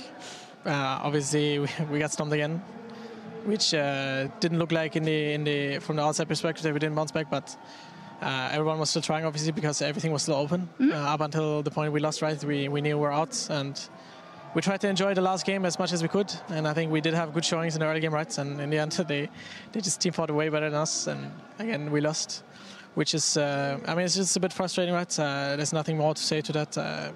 It sucks to lose. I feel sorry for the fans, right? I'm grateful that I was able to play with my team in this tournament. So, yeah. Okay, yeah, we'll leave it at that. Thank you so much. Thank you. Bit of emotional interview there as Broken Blade and the rest of G2 exit the tournament. It's always tough to say goodbye to teams, particularly when you hear from them, things like the way that scrims or the way they viewed their performance here at Worlds, how they feel they had more to give or more to show on the stage. The reality is, for most teams, you only get 6 games on the world stage to show your stuff and in a best-of-1 format. So it really is just about getting it done when it's your turn, and that's ultimately what separates each of our teams here in the group stage. Well, it ties a bit into what Raz said, right? Not with the ambition, but with the fact that you have a team, in Broken Blade's words, that was getting along really well, right? And to your point, Raz, does have this potential to grow. It's a very interesting mixture of experienced players and rookies or less experienced players, in particular their bot lane. Yeah. And I actually love teams like that, because when they work, the experience and like kind of veteran leadership that people like Caps and Yonkos can bring to a team, bringing up Flacket and Targamas, like I think it ends up looking really good. And I think you could see that at points throughout the entire year with this G2 lineup. Even just out of the games, being able to watch Champions Queue and just seeing like how damn good Flacket has been. And like he just grinds the game. And stuff like that really gives you faith in the long-term goals that they have. So I really I know that G2 will just come into the next season with, like, for sure, those pieces coming in. And I know that they'll be better for it. A lot of positives to take away as we hit the halfway point of week 2 here in groups. Let's take one more look at the standings as a whole. Of course, over there in Group A, T1 snagging first, EDG locking up second. JDG and Damwon Kia getting it done today. And we've got 2 more groups to decide. We've got Group C, where Rogue tout that 3-0 undefeated record over DRX and Top Esports just behind them. GAM looking to pick up their first one. Royal Never Give Up. They'll match Rogue win for win over there in Group D. Also 3-0 with Gen G at the 2-1. CTBC Flying Oyster, my personal favorite team at the tournament, 1-2, and then 100 Thieves, much like the rest of NA, looking to get something done and make some magic here in week number 2. Let's take a look at our schedule for tomorrow as we watch that Group C go up to do battle. It will be Rogue and GAM Esports to kick off the day before GAM returns to the stage to go up against Top Esports. DRX will play 2 in a row, and then Top will be the team that plays back-to-back to close out the day. Chronicler, your thoughts on what we have ahead of us? Big thing here for Rogue, and the reason why I expect them to do very well tomorrow, there is no NA team to boom them. Yeah. Not happening. Big brains on that one. It's not gonna, because and I say this jokingly, it doesn't really have anything to do with an NA team or with GAM. I think Rogue have just been a very well-rounded team. I don't think that there is a very easy answer. Some draft adaptations that we saw work so well against Fnatic and against G2. So I think the team is very well rounded. I expect them to face first place, and I think that the fight for second place between Top and DRX is going to be the real battle. So you're just declaring. You're just doing first that? place. Wow. Yeah. You're gonna curse them? Pull out the What do you whiteboards, mean friends. curse? Everybody grab your whiteboard. Everybody grab your whiteboard. no. You got a Without whiteboard? getting you I have on one. record. You have a whiteboard somewhere. I have a whiteboard. Oh my Get god. your whiteboard out. Get your whiteboard out. Grab Throw it. something on the ground. Because I personally think that this is the afternoon. most good afternoon, good evening at this point. me. Yeah. I personally think that tomorrow's group is the most difficult to predict in guess terms that's of better. which two teams will get. You really using your hand on that? My goodness, guys. That's what I've always done. So back what in I would school. like everyone to do here is obviously write down your 1 seed followed by your Here. 2 seed. You really don't have one? No. Who stole here we go. Chroniclers? Wait, There I'm we go. on this tomorrow. I almost Oh, spoiled you my just pick. can't see it. Yeah. You want to hold it a secret because you're on the desk tomorrow? Okay, I'm not going to make you do it because you'll have to show it tomorrow. Raz, actually. Well, Raz, I know he likes to cause controversy, so he's just going to go for it. Yeah. Okay, so I'm going to see. This is so hard. I'm going to go. What do you say? This feels wrong. There we go. That's interesting. I just don't think anything I say feels right in this group. That's the problem. You ready to reveal? Raz, come on. No, only top two. Only top two. We just need top two? I mean, he went for the whole group, but only top 2. That's all that matters. You know what? I believe in them. Wow. That's not how you spell rogue. You want to try that again? you guys should see what is happening over there. No, don't worry about it. Don't worry about it. Misspelled the word rogue. Don't worry about it. We were playing D&D earlier. Yeah, he wrote rouge. I did. He did. Okay, you ready for the reveal? Yeah. Oh! Ready? 3, 2, 1, go. Boom! All right, so I am going to go with DRX followed by Rogue. What are you doing? I'm looking for my alpaca. I want to. Where is your emotional support? Say that. Emotional support. Say that to Death's face. Don't you touch him! Don't you touch him! Things are getting violent here at the end of day 2, week 2 for groups. But the call is Rogue and Top Esports. I'm going to try and bring a little bit of order. Oh my goodness, order. Thank you for helping me find that word when I was struggling. To the desk. Rogue, Top Esports. Why? Why does DRX fall out? I think DRX just, especially in the jungle position, have been very, very straightforward. People, you don't really need to do too much prep in what they're going to go for. So just take out the tanks in the draft, and then you can basically attack it. The best player is just going to be through mid and 80 carry, and I think you can just draft around that. Both of you think Rogue is going to get it done, but you think DRX will hold on to 2nd place over Top. Why? Because I don't think Top have looked very good, and I don't expect him to bounce back. Okay, fair enough. I imagine that Rogue will drop a game. I think DRX is going to find the kind of LCK form that we talk about time and time again. I'll remind you, only one team in history out of the LCK hasn't qualified out of groups. So one last thing, you are calling for it. I only mentioned the draft. I think if we're not seeing the int, Jackie Loves is better. Okay. So all right.